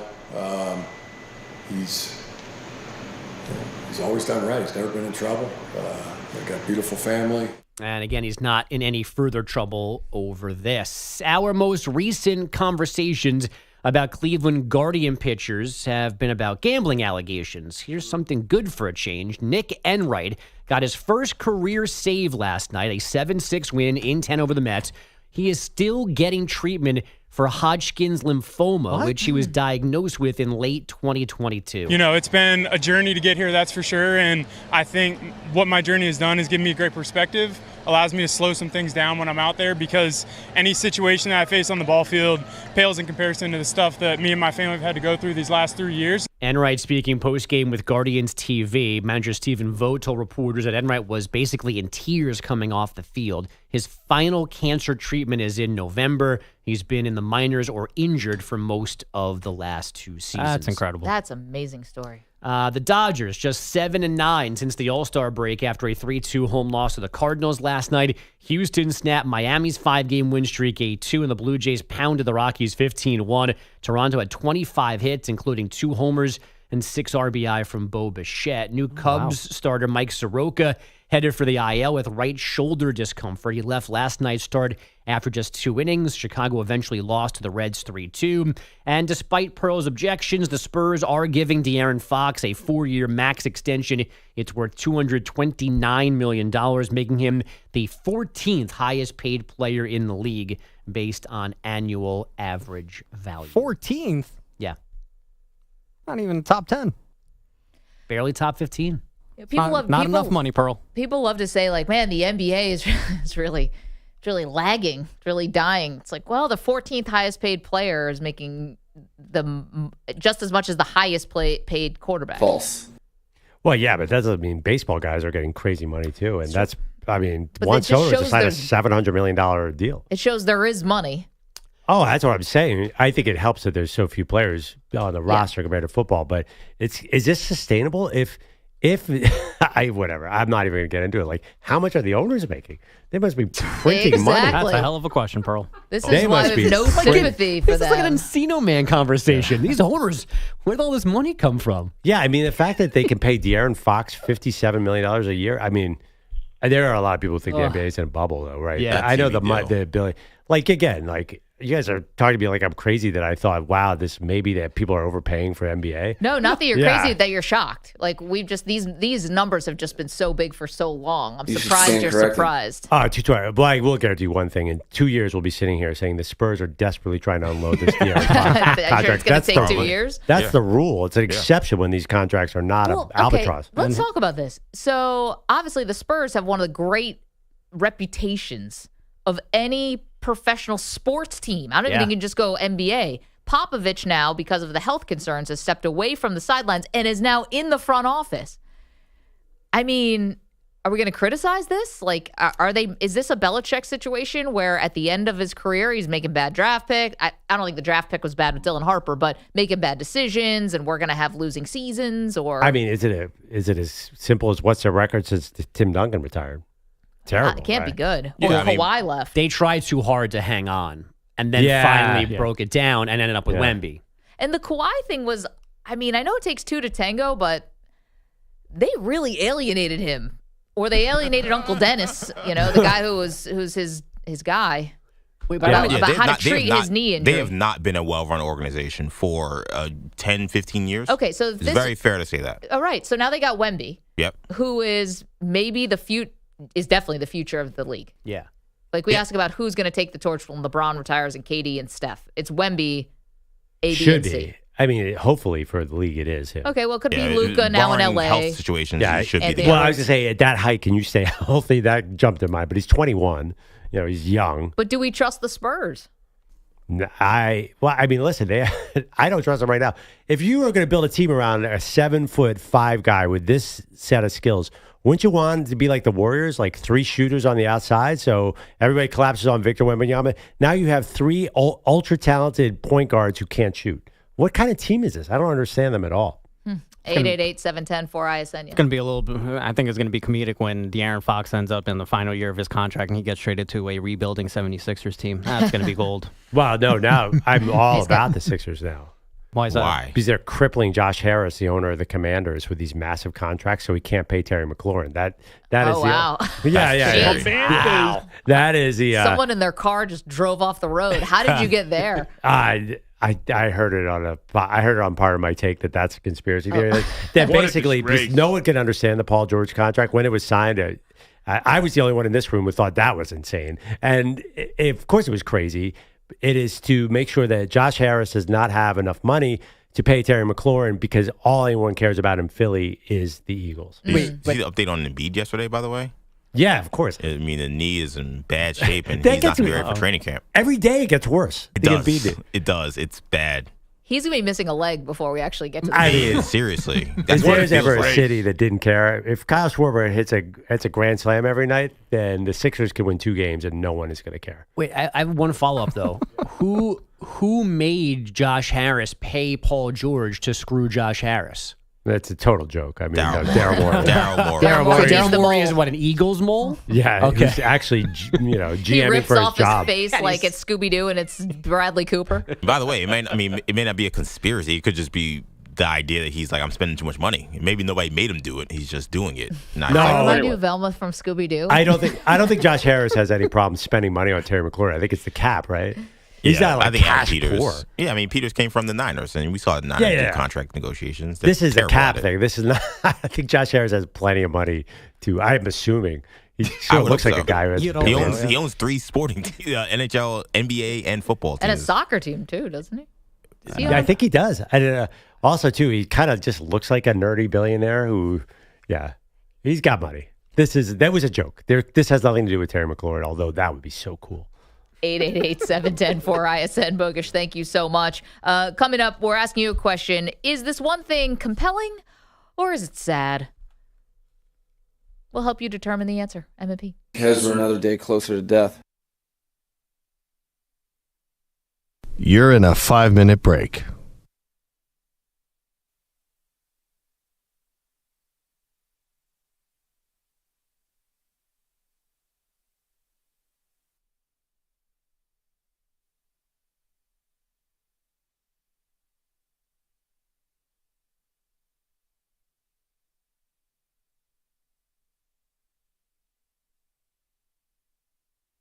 Four minutes, 30 seconds remaining.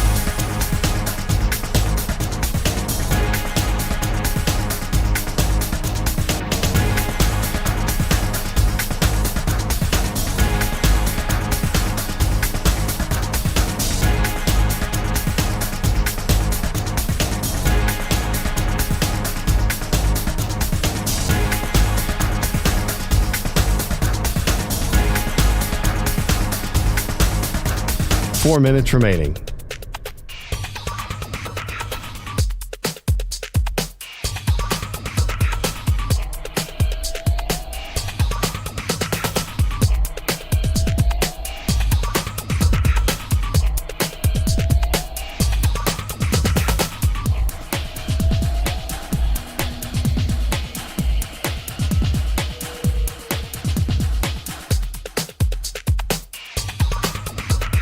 3 minutes, 30 seconds remaining.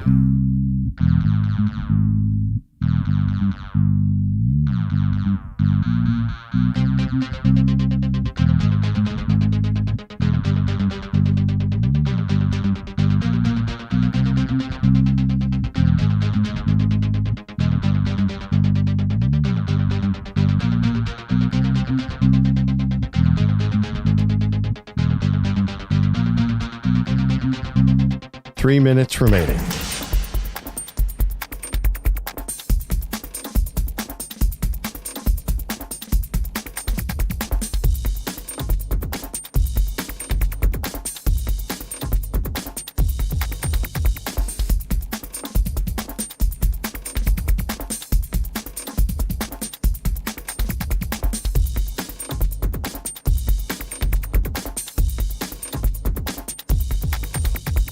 Two minutes, 30 seconds remaining.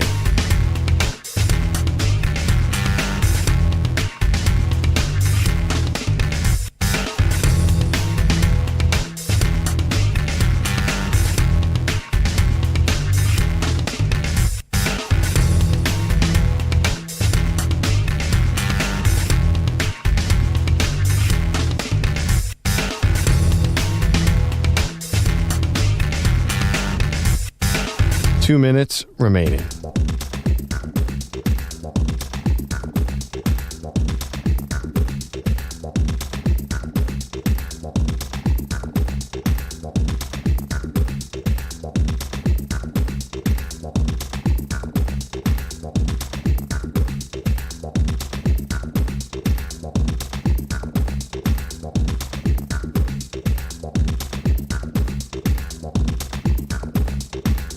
One minute, 30 seconds remaining.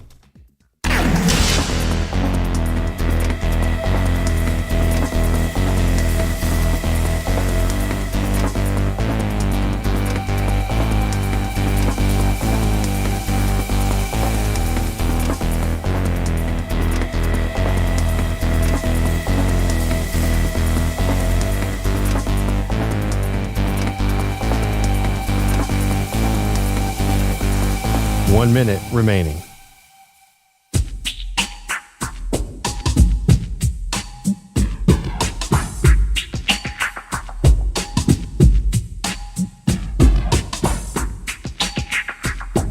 .45 seconds remaining.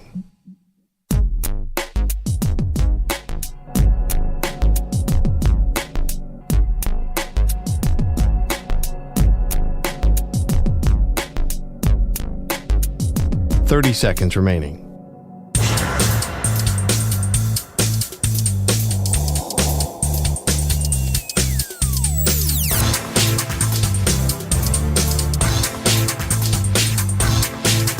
.15 seconds.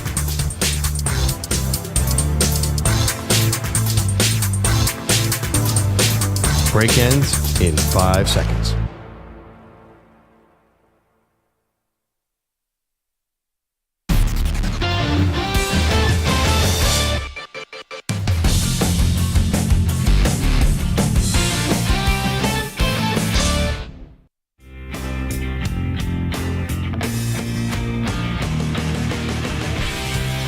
The Defensive Player of the Week is brought to you by Navy Federal Credit Union. Our members are the mission. So it is a kind of still a slow time in sports. You got baseball going on. You got WNBA. I don't think is there a lot of soccer going on? I think we are going baseball. And I think we are clearly going with my guy, Bryce Harper, who had an incredible play on Sunday night at first base. He's actually picking up first base really well, which is a message to all you sluggers out there. Play first base. So I think it's probably knowing EJ going to be Bryce Harper. Yeah, knowing EJ, it is definitely not going to be Bryce Harper. But good try. EJ made a reference yesterday. Said, was anyone watching the Fever Storm game on Sunday? Because I was. And I filed that away. You're smart. I don't go that Jeez far. Louise. I think that EJ also doesn't give it to teams, but Aaliyah Boston had 3 steals in this game, and the Fever won 78-74 without Caitlin Clark. Aaliyah Boston, final answer. So both of you guys are wrong. False. We're going to go to baseball. We're going to go to last night in Los Angeles. in the air to right. Long run. Newbar coming on. Still coming. Dives! Wow. And makes a great catch. Last moment, Newbar dives and makes a grab in foul ground. An unbelievable catch. Well, see where Lars is. He's got to respect the power of Betts. He goes a long way in outstanding laying out and making a potential game-saving play. Yes, Lars Newbar is the defensive player of the week. Last night against the Dodgers, he made a spectacular diving catch that could have saved potentially the tying run from scoring if that ball gets past him. It was a remarkable play, a long run from right field. Right field in Dodger Stadium can be pretty deep. So great play by Newbar. He gets the defensive player of the week. You know my theory on diving catches that people hate. The file under the Perloff takes that people hate. Like, if you were a better fielder, you could have run under that one. Like, Andrew Jones never had a dive because he was so darn fast that the slower outfielders make the spectacular plays. Yeah. Wow. I've heard this one from you before. Yeah. People hate it. But I just remember, and when I was a kid, there was a guy named Gary Maddox who's considered by some of the greatest center fielder of all time. He rarely dove. He just would read the ball immediately off the bat and get underneath it. And then, boom, you're not in the highlights. You just made a great play. Yeah, Nobody cares. You make the great look routine. Yes, because you can read the ball right off the bat and you know where to go. The guys who get confused and make the diving catches, make the web gems, totally a fraud. Well, there's a basketball equivalent to that. Like Marcus Smart was always diving on the floor, and he would get all the hustle awards and stuff like that. It's like, well, do you really need to be diving like that? I'm watching this guy, Newbar. It's a long run because he is slow as molasses. He's taking about 1,000 steps. He's a right fielder. Yeah. Deep he was playing? What are you talking about? I don't know. It seems like he's taking this ball on the line. He's playing deep right field because, of course, it's Mookie Betts. So he's playing deep. He runs kind of funny. I'm just going to say it. Wow. Lars Newbar. Disrespect. Perloff's been saying it all his life. I gotta be honest, I'm not a Lars Newbar expert. He's a biracial angel. Okay, let's talk about a quarterback battle. It's going on in Indianapolis, Pearl. And it's funny because we talk about the Browns quarterback battle quite a bit. The Colts one we're not talking about as much. It's Daniel Jones and Anthony Richardson duking it out for top billing. You can peacock all you want. And they are both QB1 as of today. Shane Steichen putting out a depth chart. QB1 and QB1. Yeah. No, it was an or, not an Oh, and. I'm sorry, or. QB1 or QB1. It was a sad Very statement. definitive. I don't know why. When you see it in print, it really brings it home how kind of dire the Colts quarterback situation is. Seeing Daniel Jones or Anthony Richardson. You might as well put a shrug emoji next to it. Or neither. Or Riley Leonard. I don't know. Or is he going to see any time? Oh, I see the Rivers. Thursday. Phillip Rivers, Andrew Luck, any one of those on the depth chart? This is a franchise that is in the quarterback desert, and I feel like I thought Daniel Jones was definitely going to win it coming into training camp, but it feels like Anthony Richardson has been outplaying him by all reports. I don't have high expectations for either.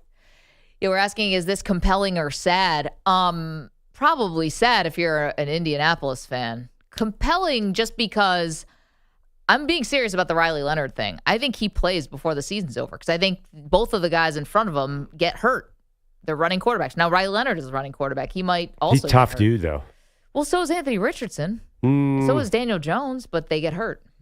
Yeah, I've seen Riley Leonard. He kept getting hit and not getting hurt. Maybe he's a little more durable. I think that Shane Steichen obviously thrives on having a mobile quarterback. He was great with the young Jalen Hurts. He kept the line alive, always extended plays, and he's been looking for that. But this is another team, like we talked about Miami earlier. They just feel like they're stuck at 8-9, 9-8, and they can't get out of that hole. And there's no way either of these quarterbacks can do it. I blame the front office, though, not the coach. I was talking to Hickey not too long ago, and he said that he's already out on the Colts. So that's what you. And he's a Colts fan. And he's a Colts fan, noted Colts fan. So that's your barometer right there of how Colts fans feel right now. Here's the silver lining. Jim Irsay sadly passed away. That's not a silver lining, but it's just the truth. His daughters are now taking over, and let's give them a shot. Let's see, because they are down on the sidelines wearing earpieces. Now, normally I'm against that kind of thing. Well, why? Because they're women and you're not here? No, because I don't owners meddling. Them wearing earpieces down on I'm saying, the sideline. why would you think what makes you optimistic about Irsay's offspring? because we saw what happened when the Detroit Lions finally got a change in the front office from the ownership level. Like, they didn't change families, but someone else got in there and started making decisions. Got Brad Holmes, got Dan Campbell. Got it. This is what the Irsay daughters need to do. It's been Jim for he ran the show for a long, long time when he was in good health, when he was in poor health. And they need fresh eyes. Or it could be like the Raiders. And Mark Davis could take over. And they could be even worse. Mark Davis. Yeah. Baby Huey. It could be. I don't know. Yeah. The Colts are too talented to be awful, though. They have a lot of talent. Yeah, and they're in a division that should not be that crazy. Yeah. I mean, Houston is a very good team, but the rest of the division, there's wins there. Yeah, and that's why they almost won the division with Gardner Minshew. They're in a tough spot because they're in limbo. They'd be better off being 2-15 and starting over at quarterback. That's what we learned. I agree. Totally agree. Okay, do I have time to update one quick poll question? Because yes. I think, this is one, Perloff, I think that's not going to age well for you. Do you trust Kirby Smart more than any other coach in college football? No is 78%. Actually, that does well for you. But yeah, I mean, it's the question is Kirby Smart versus the field. So it's not bad for Kirby Smart. Also, who is the quirkier head coach? Jim Harbaugh beating out Mike McDaniel by a nose. Yeah, you called it 53-47. Yeah, the answer is both. The answer is yes. Thank you, EJ Stewart. Thank you, Manny Rodriguez, Andrew Bogusch, Andrew Kaplan, and the Weedos. Heads are another day closer to death.